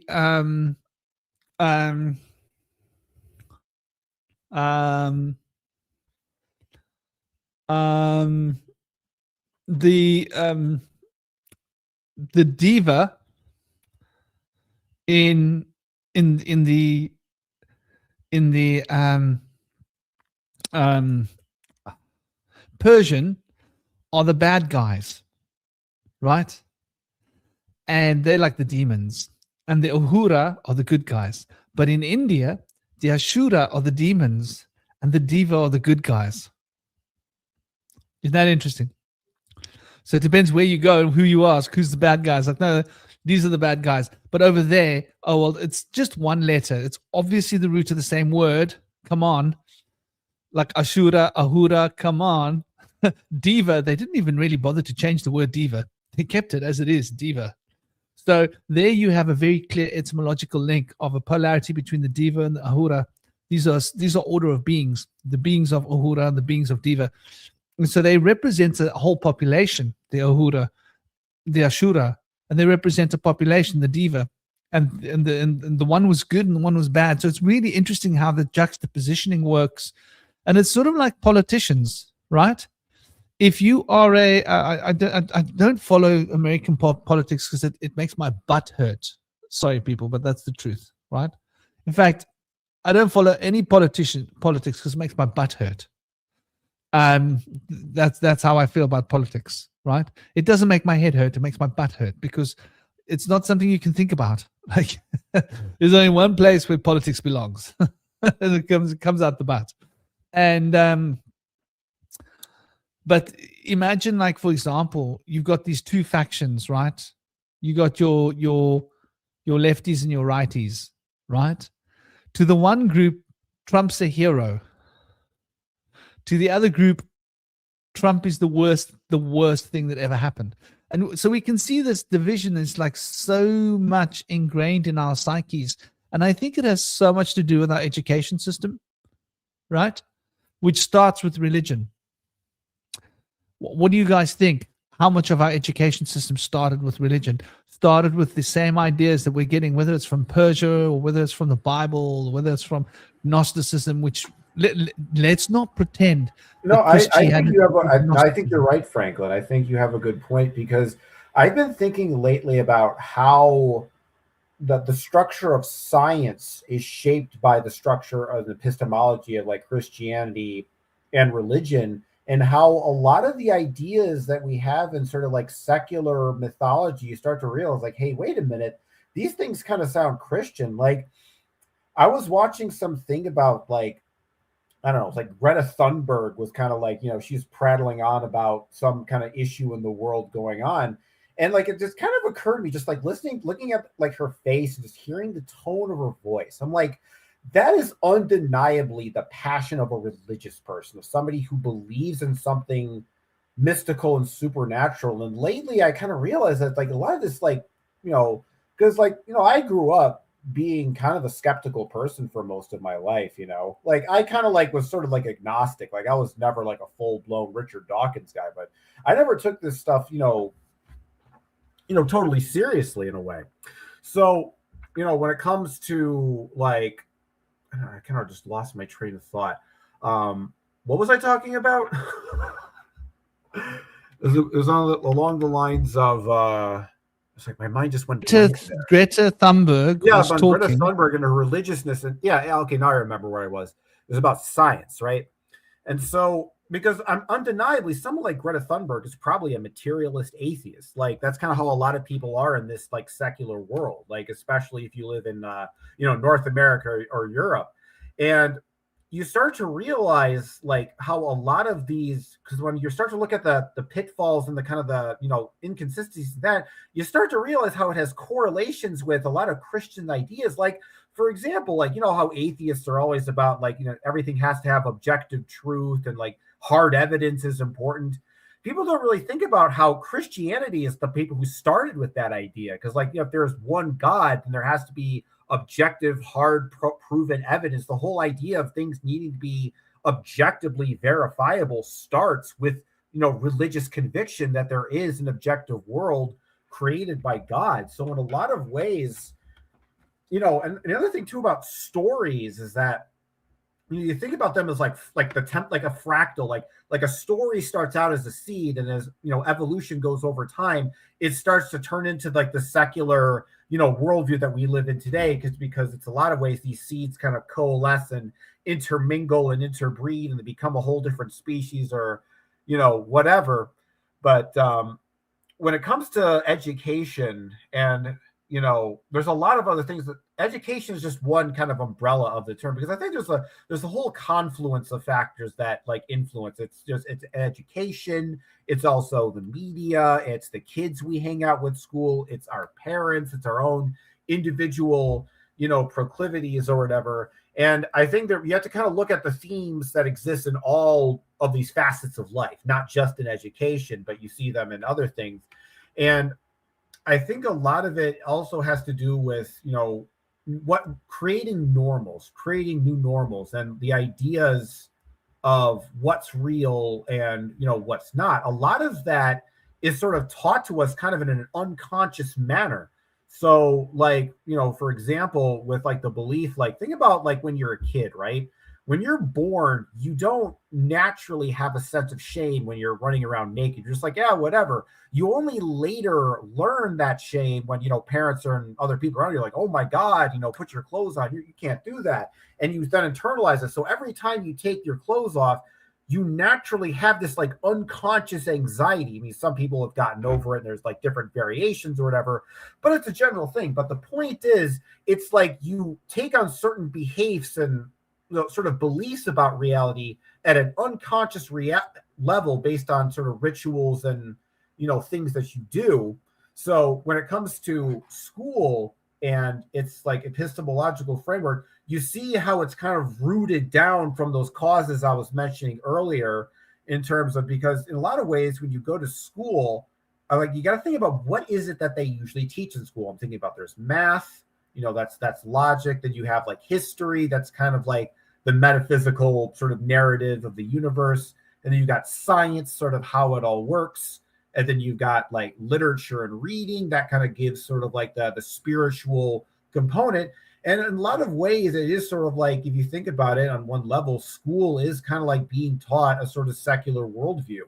And I think the problem with like secular worldviews is it's like a pool of stagnant water. And what happens when you have a pool of stagnant water is it becomes a hotbed of mosquitoes, and when things are kind of just like, neutral and whatever, they can get people who are narcissistic can easily get in there and kind of infect that. So I guess I kind of have it's a kind of a complicated answer, but in a lot of ways, like you think about what religions are, is that they are kind of like the template of the fractal of a society. Like if you think of a society as a fractal, it's like the story of that foundation of the myth of society becomes the center template of that fractal, the center of that particular mandala, to use that other analogy.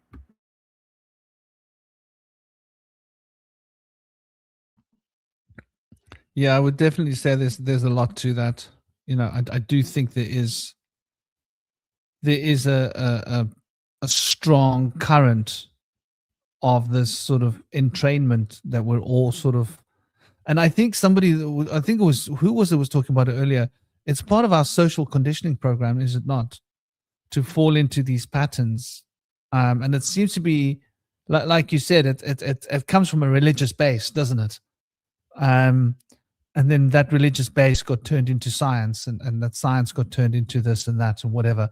And now it's just sort of a part of our culture. It's so ingrained into our culture that we now feel that we all feel we need to protect it because it's been given a word, democracy. We're all democracy. So this democracy thing, we now have to fight for it to protect it, right? And you know, like Carly mentioned, you know, the war machine moving on. Trump's got something up his sleeve. It's called the military, right? And he's pulling it out of his sleeves now. He was the one who was not pro-war. Am I right? He was not pro-war to begin with. Apparently, he's not pro-war. Well, yeah, and what we were talking about earlier, the ice crew, you know, as cool as ice. So there's war inland and there's war outland, you know, waging war on every front, as it were. But I do think there's definitely this sense of conditioning that we are struggling with, and it's the most unnatural thing in the whole world. And I think what's happening is the human being immune system is starting to reject it. Here's an idea, and I want to put this out there. Speaking of the narcissist within, right? Let's look at the narcissist within that's outside of us, projecting inward to us from inside of us outwards. And all of this classification of children, this is something that bugs me deep down, right? Like, we've got words like neurodiverse, right? In the old days, they were called children. Yeah. Now they're neurodiverse, or they're ADD, or they're ADHD, or they're whatever it is, because it's not okay for children to be children anymore. In the old days, it was normal for boys to go and have a little bit of a punch up in the old playground, come back with a shiner, and little Joey gets detention for a week because he punched little Peter on the eye, and Joey needs to stand up in front of the whole class and apologize to Peter. And then Joey's teacher writes a letter to Peter. Joey has to take a letter home to his parents. His parents see the letter, and Joey's grounded, or he gets a hiding, or whatever. You know, back in the old days, it was normal, and Joey learned, like, dang, beating up Peter in the schoolyard wasn't worth it. Like, he's not gonna do that again, because, like, it's a month of torture. He's like in detention, and he's grounded at home. No, what was it in those days? Atari or whatever the games were, you know, it wasn't quite Xbox Land yet, was it? But my point is, you know, no films, no going out, no socializing. The world has definitely changed. And I've always felt in my heart that there's a secret agenda behind getting all the children classified on their system. They want to have this one diagnosed as that neurodiversity, and this one diagnosed as that neurodiversity.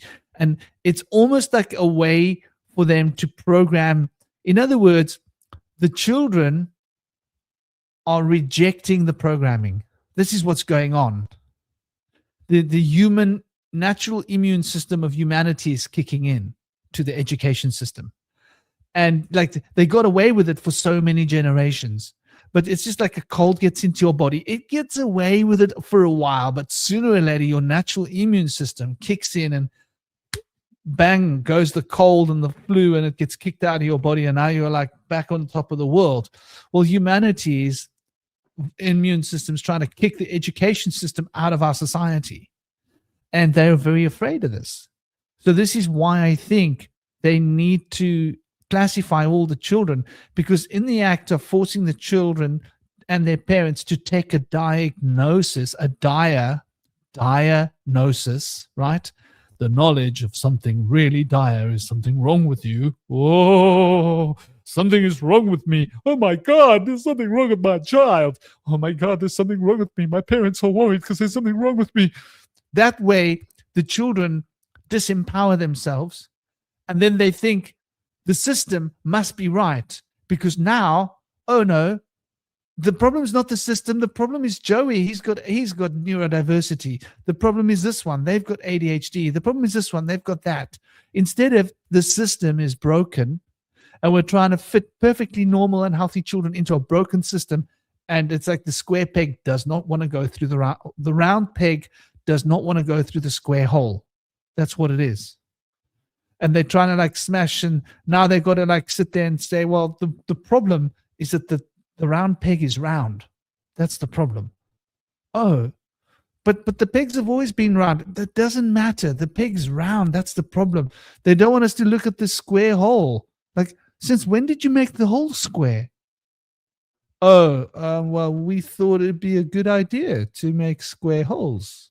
Yeah, but the pegs are round. Yeah, exactly. There's something wrong with the pegs. They have to change. They have to become square to fit into our square holes. So the whole idea is really quite like dangerous, almost like a global form of narcissism. I don't know. What do you guys think about that? I thought to address that, like, since we're on this topic.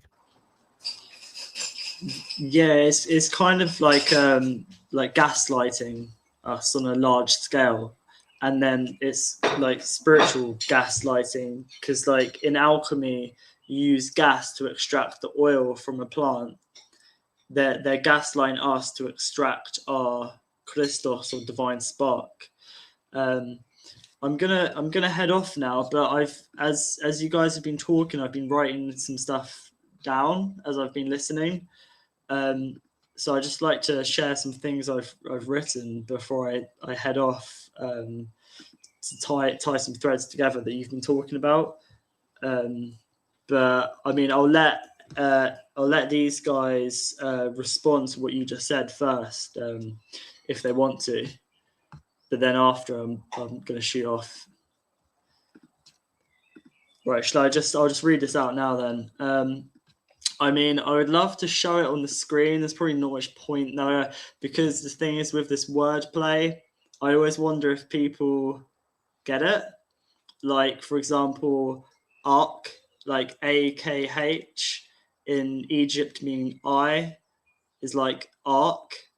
They sound the same. So sometimes when I'm saying these words that mean very different things, it's the same sound. So but yeah, anyway. So what I've written down here is that, so narcissists want to control because they have no tale or story of their own. Like the Demiurge is ignorant of its the wisdom of the snake, and in turn the shadow of the snake is deceiving the head of this divine wisdom.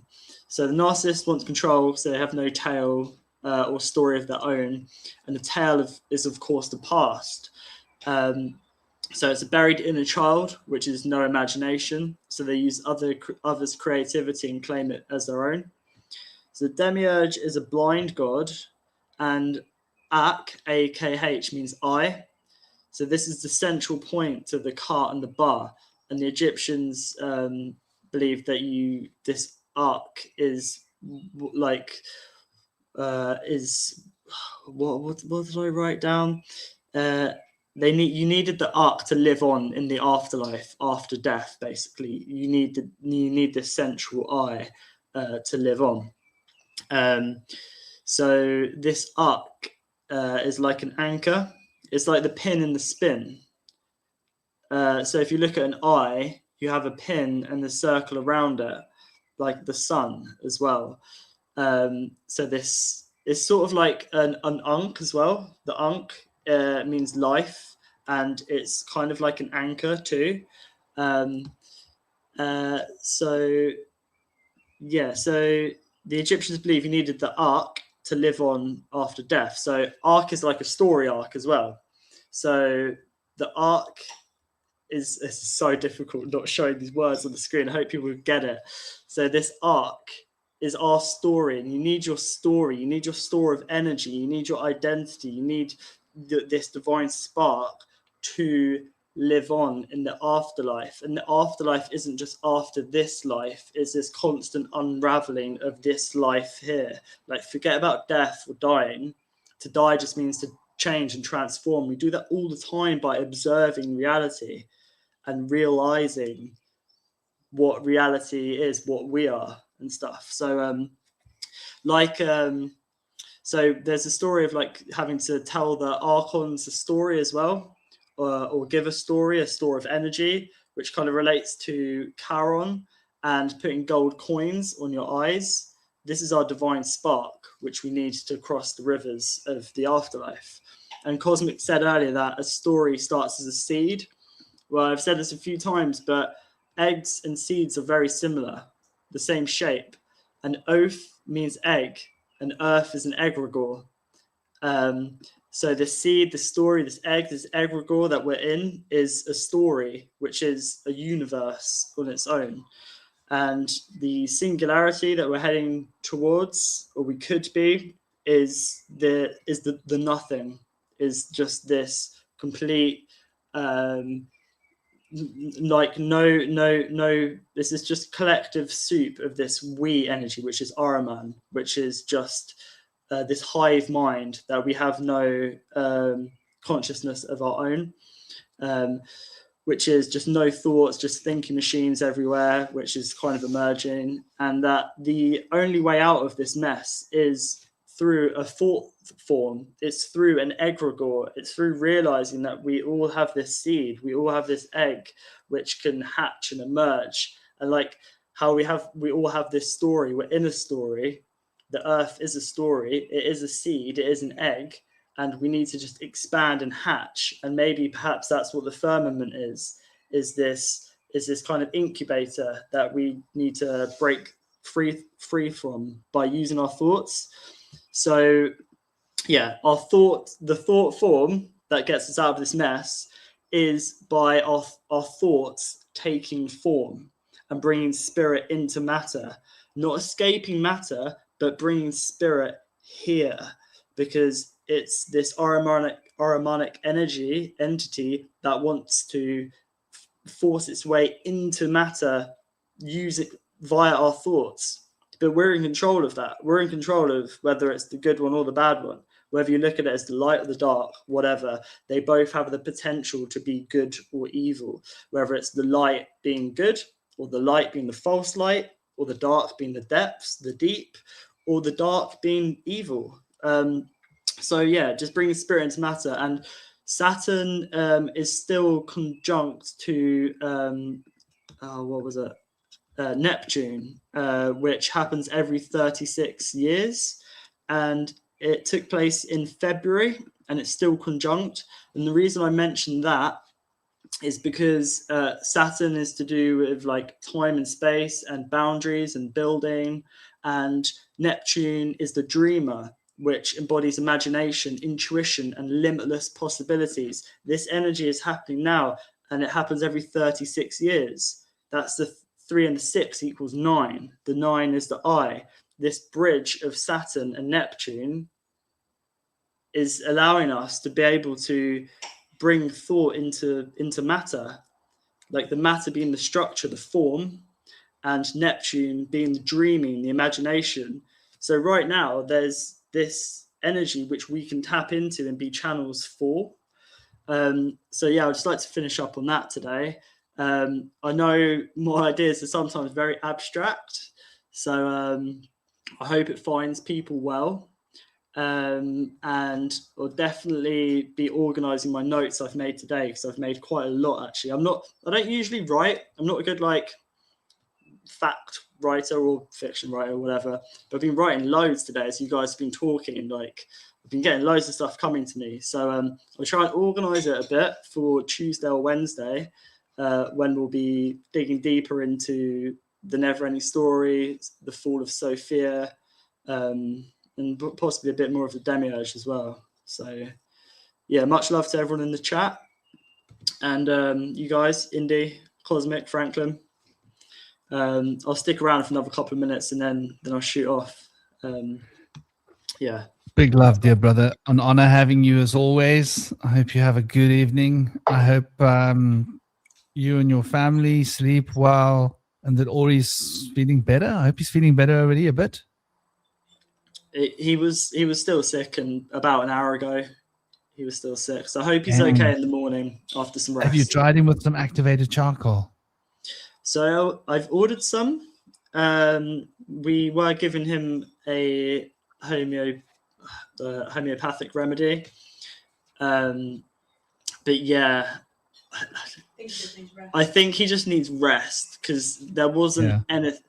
So activated charcoal, I think you described it as it completely empties your gut, but there was literally nothing coming up. So his stomach was empty. He just needs rest. I think rest is best. What it does is it sucks the poisons into it, and it sucks the microbes into it. It locks them in. So it cleans out the bacteria and like all of that stuff.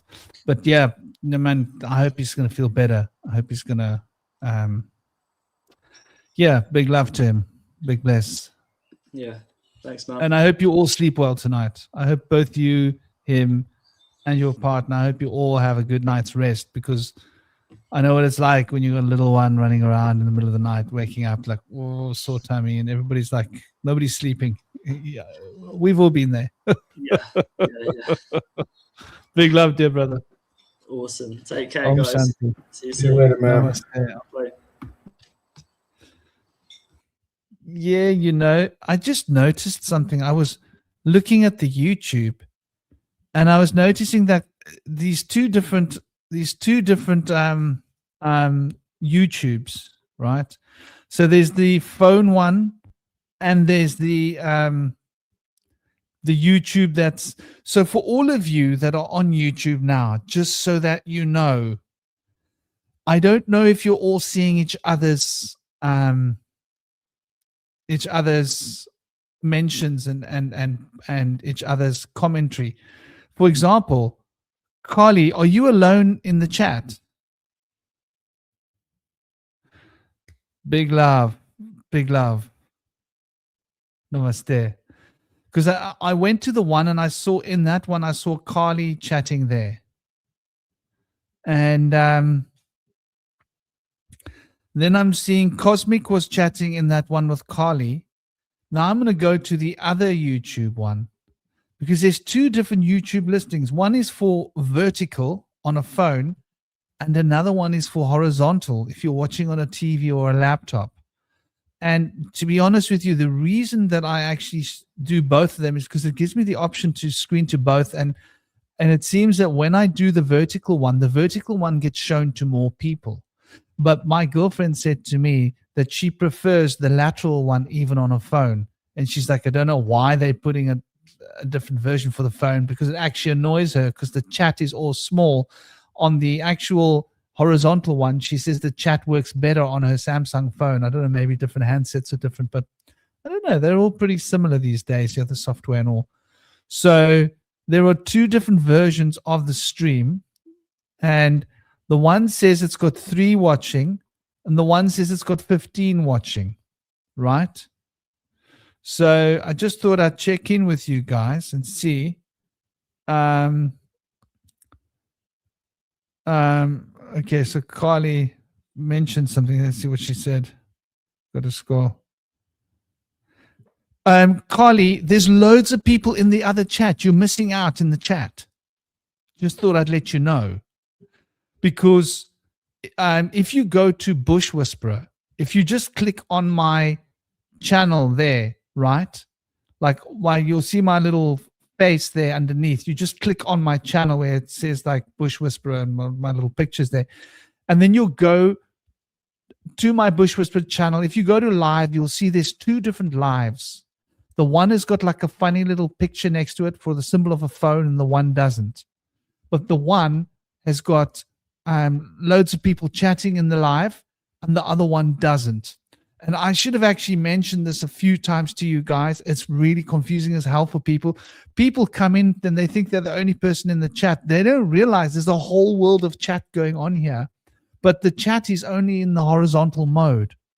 So if you come in the vertical mode, you don't think that this is working.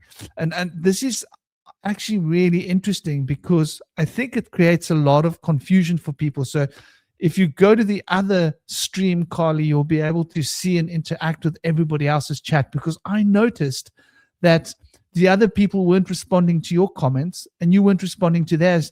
And I thought that was strange.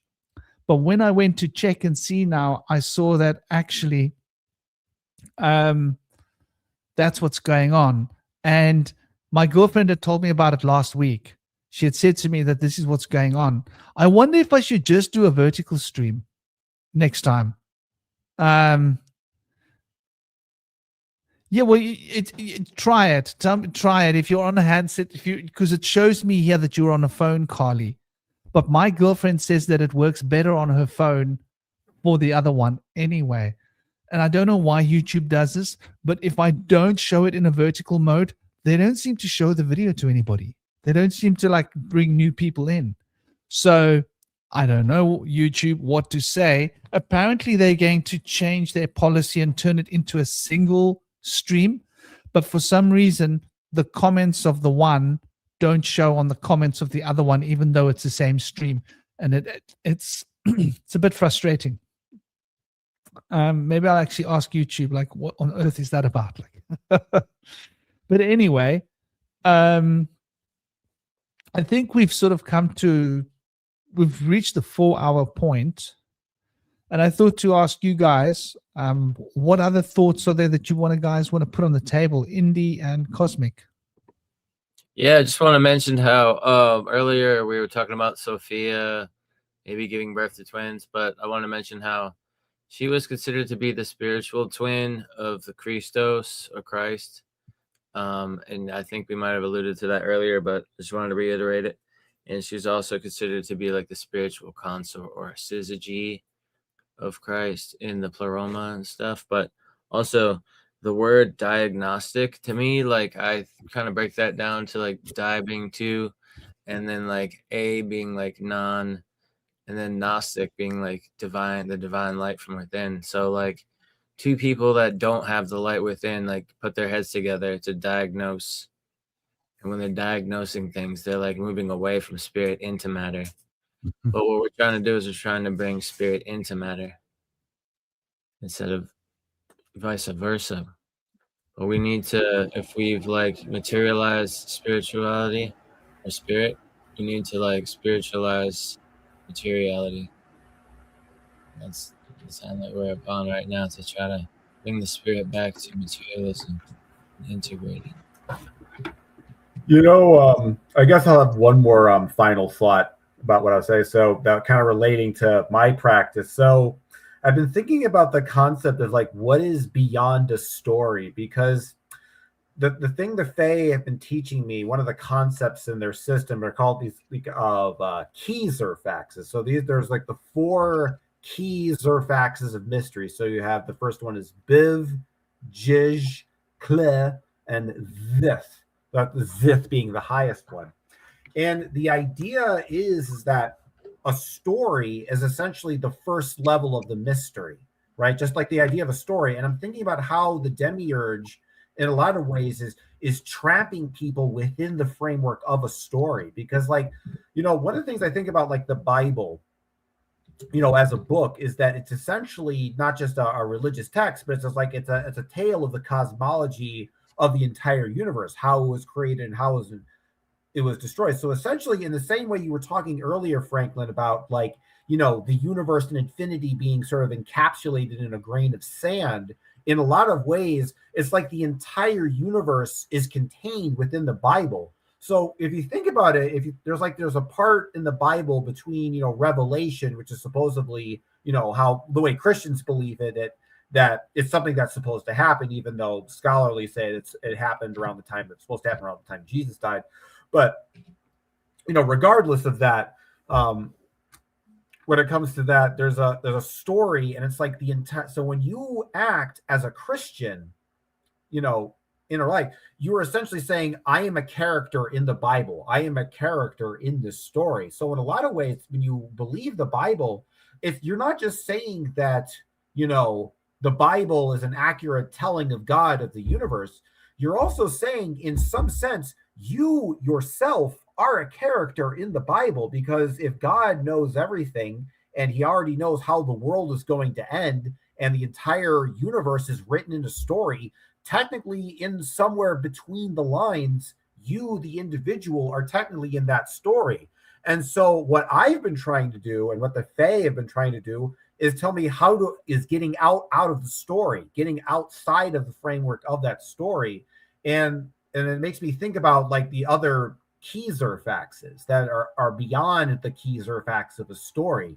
And I think just thinking about stuff like that and thinking about the universe beyond the framework of a story, and perhaps there's some because the idea is that the higher level Zerfax, that key Zerfaxes, are like basically gateways to the outer Zarfaxes, or universes outside of our known time and existence. And I think by looking at the universe in that mysterious way, I think it can help guard you against the kind of the siren song of a lot of these like stories, that a lot of things, because that's what I've been noticing lately in the world, is that it seems like there's just like universes trying to kind of like capture you. It's like there's one person trying to, tell you about how the world is, another person trying to tell you about how the world is. And it's like they're all trying to vie for your attention. It's like they're trying to basically kidnap you into their dimension.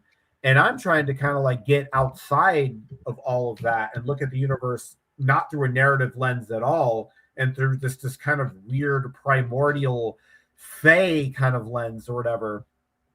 And I was just thinking about the idea of the, trying to think of the universe in a framework other than a story, of something beyond the story, something that we can't comprehend. I think can kind of like get you that kind of that. Because I think what I've realized with mystery in my practice is that it gives you a sense of ideological space to step back and question something without any sense of fear or anxiety. Because it's like, you know what?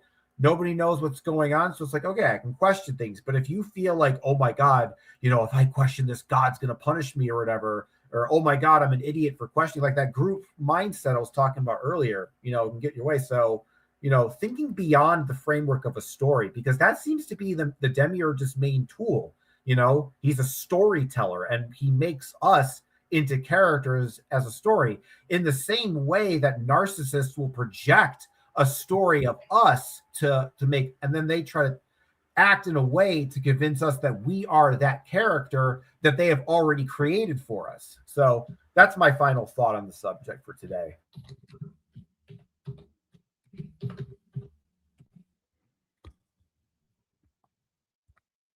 I agree with you. I think, and Indy, brother, did you have something you wanted to say? I see you leaning in. No, I was just looking into my notes. That looks pretty good. I think I was gonna mention how I was appreciative of you talking about this stuff from Africa with the Ama and the Nomo and the Mamobo. That stuff's pretty cool. I'm gonna have to check some more of that out. Mbombo. Yeah. Mbombo. Hey, mbombo. Mbombo. When I said I want to dance and I want to sing, it's such a cool word. It's like one of my favorite words that I've learned now. It's my new favorite word. I need to teach my son that word, mbombo. Like if there was ever a cool word for God, that's the one. I'm sorry. God is boring. Mbombo. It's like you can feel the resonance of that, can't you? When you say it, like. Absolutely. Yeah, fell in love with a new word. Boom, boom. Boom, boom. Boom, boom. No, boom, if Boom Boom is God, then the devil is the old man down the stairs telling them to turn down the music. I think it's mbombo. Mbombo. So it's MBOMBO. Interesting. Mbombo. Close enough. MBOMBO. I think that's how it's spelled. I must go double check that. But yeah, like someone wants the music turned down. And that's quite interesting. Like they really worked hard to get music out of the temples, didn't they? Like the Christians, like very often it seemed like there was this movement towards taking music out of the temples, because like in every traditional tribe that I've been with, near connected to, like spiritual worship and music are so connected, right? Like in India, if it's Navratri, like if I'm celebrating Navratri in India, like, right, so like up in the Himalayas hypothetically, then you won't get me out of the temple, because I'm there with a dholaki, with a drum, and I play the drum all day and all night, basically. And people just bring big chunks of hash. And I'm just like chilling. I'm like, okay, chill him after chill him. Just play the drum, play the drum, play the drum, play the drum, play the drum, until you go into such a profound trance, because you're just drumming for 9 days. Can you imagine? 9 days of drumming. By the time you ended those 9 days, your head is just like buzzing with energy, because it's a continual bombardment of your senses with rhythm and music. And like when you go to walk into the bushes or the mountain to go and find a spot to go and like relieve yourself, you're still dancing, dude. Like there's a golden sprinkle going like this, going everywhere, because you can't stop moving. Like you're like a clubber, somebody who walked out of a nightclub or something, because the music's so much in you. But I think like this is like a really important part of like worship, is that real connection with our sort of natural animalistic part of It's a ourselves. double-edged sword, You I think think with so? music, I think music can also kind of have even be deceptive in a lot of ways, because it's a lot of ways it's like it's easy to shoo away like a bad idea or a bad thought or a bad philosophical concept, but like a melody, that's harder. Your heart has a harder time resisting that sometimes. And I feel like sometimes it's like in terms of like guilt, and like someone like singing you a song, and like the power of like music and stuff like that can also be like a really like a manipulative tool. Like I think it's weird for me, like, because I perceive music as colored, like that kind of like warps how I perceive music emotionally. Like, so there are certain songs that they're supposed to be happy songs, but because the musical key is in an ugly color, the music makes me feel depressed. And I always kind of wondered why I felt this way as a kid. Like there's certain like musical keys, maybe because they have a lot of black notes in them, like even if they're like a major key, they would invoke a sadness in me, or they would or an unpleasant emotion, or just feel like icky or like bleh.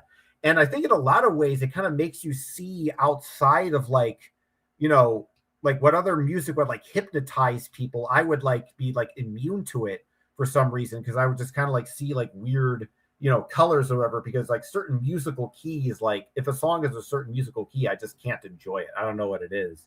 It's weird like that. That's kind of why I like weird like chromatic music that's not in any particular key. It's like it makes my my brain feels better with that.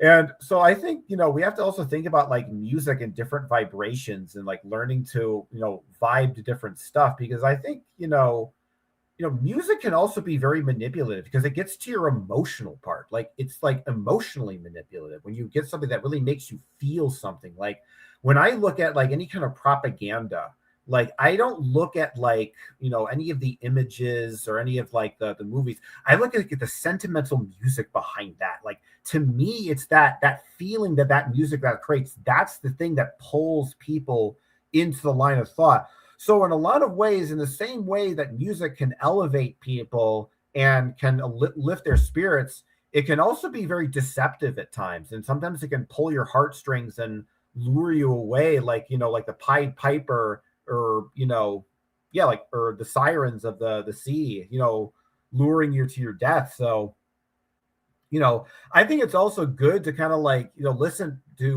vibe to different types of sounds. Don't just listen to, regular music, or if you listen to weird music, listen to normal music and give some of that stuff a try sometimes. Like, go outside of your elements, because I think that if you can kind of be pigeonholed into one frequency, I think it's easier to be controlled, like a lot of ways someone can just kind of like play a certain frequency and a certain combination of notes, and you're basically you're their will to command. Like, I play this certain melody, I make you feel good, and then I can tell you what I want you to believe. And then, you got to think about like, and kind of ask yourself, like, wait a minute, are my emotions actually, accurately gauging reality?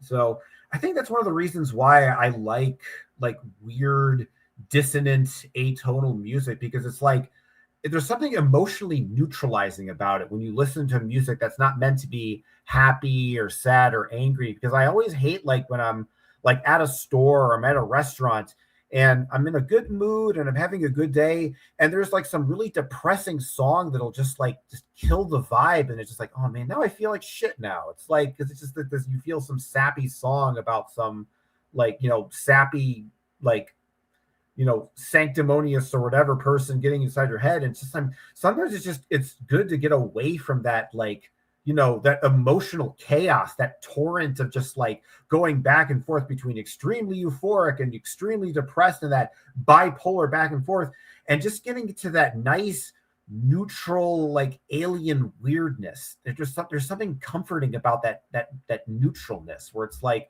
you can kind of like gauge yourself without that emotional kind of like context or whatever, and you can just look outside of it.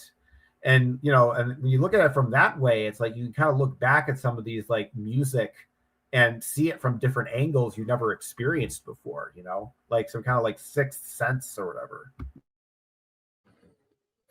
Yeah, man. I get what you're talking about when we're talking about corporate music, right? Bought and paid for corporation music. It's definitely psyops heavy. But what I'm talking about is making music, cosmic. Like this is what I'm specifically talking about in terms of like tribal, spiritual gatherings, right? Everybody, this one's grabbing two sticks, hitting them together. That one's dancing. This one's singing some mantra. This one's playing this drum. Everybody just fits in and does whatever they want to do. And it's just, there's no like order or structure or anything to it. It's completely improv. But the thing is that like everybody's trying to be a part of the music. And it's somehow when you have a group of people playing music together, like I'll give you an example, Cosmic. Djembe, I played a lot of drum in a lot of places around the world in my life. And I will stop, take out a djembe and start playing in a random place. And it's like I'm literally calling the tribes. And the people will stop and they'll like be listening and watching and dancing. And next thing, someone else will rock up and they've got a djembe and they're like, oh, I want to play with this guy. And they'll come and play with me. Now we're just playing. And then somebody walking past will have a didge and they'll come and join us. And before you know it, there's a whole lot of us. It's becoming a circle. And then we're playing, and now there's like, we're attracting people, and the people are, before you know it, there's a party happening. It's like a impromptu party on the street, some random place on the side of the beach, wherever it is, where there's lots of people. And this has happened, like this has happened. I've had parties on the top of a bus where the bus driver stops the bus because I pulled out a djembe and I started playing, and somebody else on the bus had a drum and they started playing, and we were playing and everybody started dancing, and this bus was going through central London, right? And people were getting onto the bus because they thought it was a party bus. They were coming upstairs and it was like a nightclub up there. And everybody was going wild and dancing. And the bus driver was like, listen, the music's really great. He was an African guy, a nice guy. He says, but I can't concentrate anymore. I can't drive. I'm going into a trance. So we had to take the party off the bus, take the party off the bus into the side of the road. We carried on the party, and just all these random people started appearing. But my point is, like, that's what I'm talking about, like organic, real music, cosmic, which we don't really get anymore because of, like you say, bought and paid for, and the music's contrived. It's like this, and it's like that, and it's like this, and it's, you know, yeah, exactly, you know, Tom, you'll be surprised. Like, I used to sit on the top of Pahar Ganj whenever I go to Pahar Ganj, and I would drum at a particular time in the day, and the whole of Pahar Ganj would start dancing. All the Westerners would come. Pahar Ganj is the place in New Delhi where all the Westerners go, and the whole street would be full of, and there would be Indian people, local people dancing, and Westerners dancing, and the whole street would become like a party down there. And I used to drum with my ex-wife, and we used to drum, and like, when I drum for 45 minutes, an hour. So we'd drum, we'd go into a deep meditation. And then I'd hear like all the shouting and woo, ah, and I'd look down and I'd see like the whole crowd dancing. Like, we used to do this all the time. And man, there's something special about making music. But when you all do it together and there's a group of people, and this one picks up sticks and that one picks up this, and this one's got a flute, that one's got a saxophone, and this one's got a didgeridoo, and everybody just starts doing their own thing, there's some kind of an energy that happens where we're all psychically and spiritually connected as one big thing. And a lot of people suddenly start having spiritual experiences that they're not used to having. And then they'll come and say, like, I can't even play drum. I don't know what happened. I just picked up a drum. And it's like the spirit of the energy of the group comes into everybody, and it lifts everybody up to a point where you're experiencing a kind of a euphoric state of mind. So there's something special about music. But that organic music was taken away, like you say, and it was orchestrated by John's the one who controls the music, right?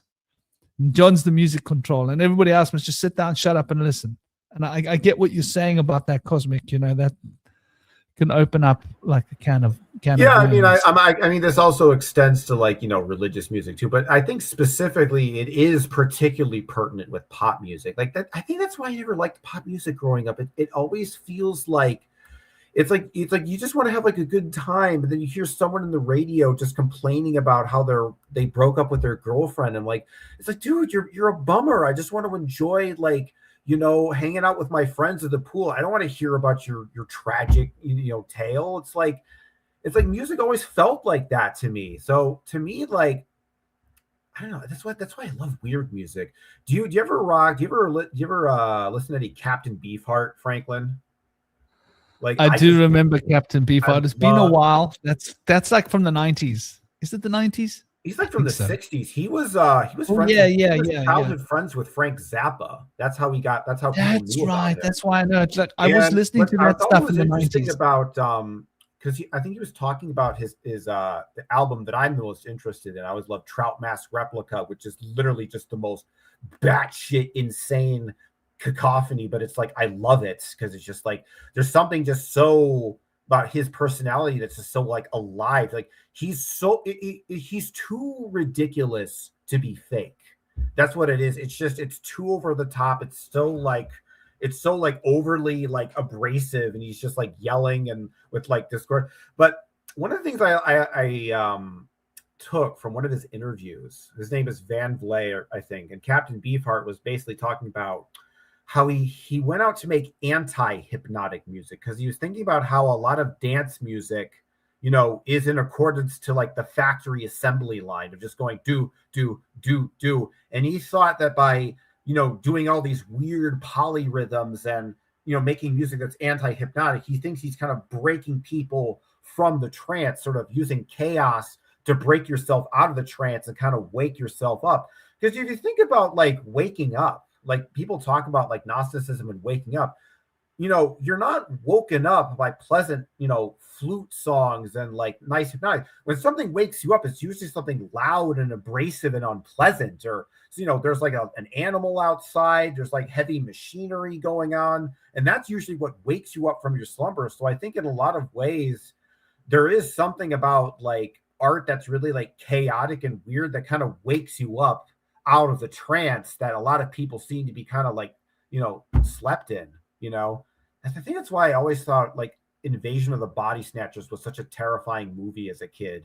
Like the idea of like falling asleep and like having like those things take over you, like that like, for some reason that terrified me to my core, which I was always surprised when people always thought like, oh, that movie isn't scary at all. Like, why don't people think that's a scary concept? Like, a thing killing you when you're asleep and like taking a copy of your form, and people saying like, oh, it's just communist Red Scare propaganda. I'm like, see, like, I feel like there's something weird about that there are people who don't find that concept frightening. Like, there's something kind of authoritarian about that.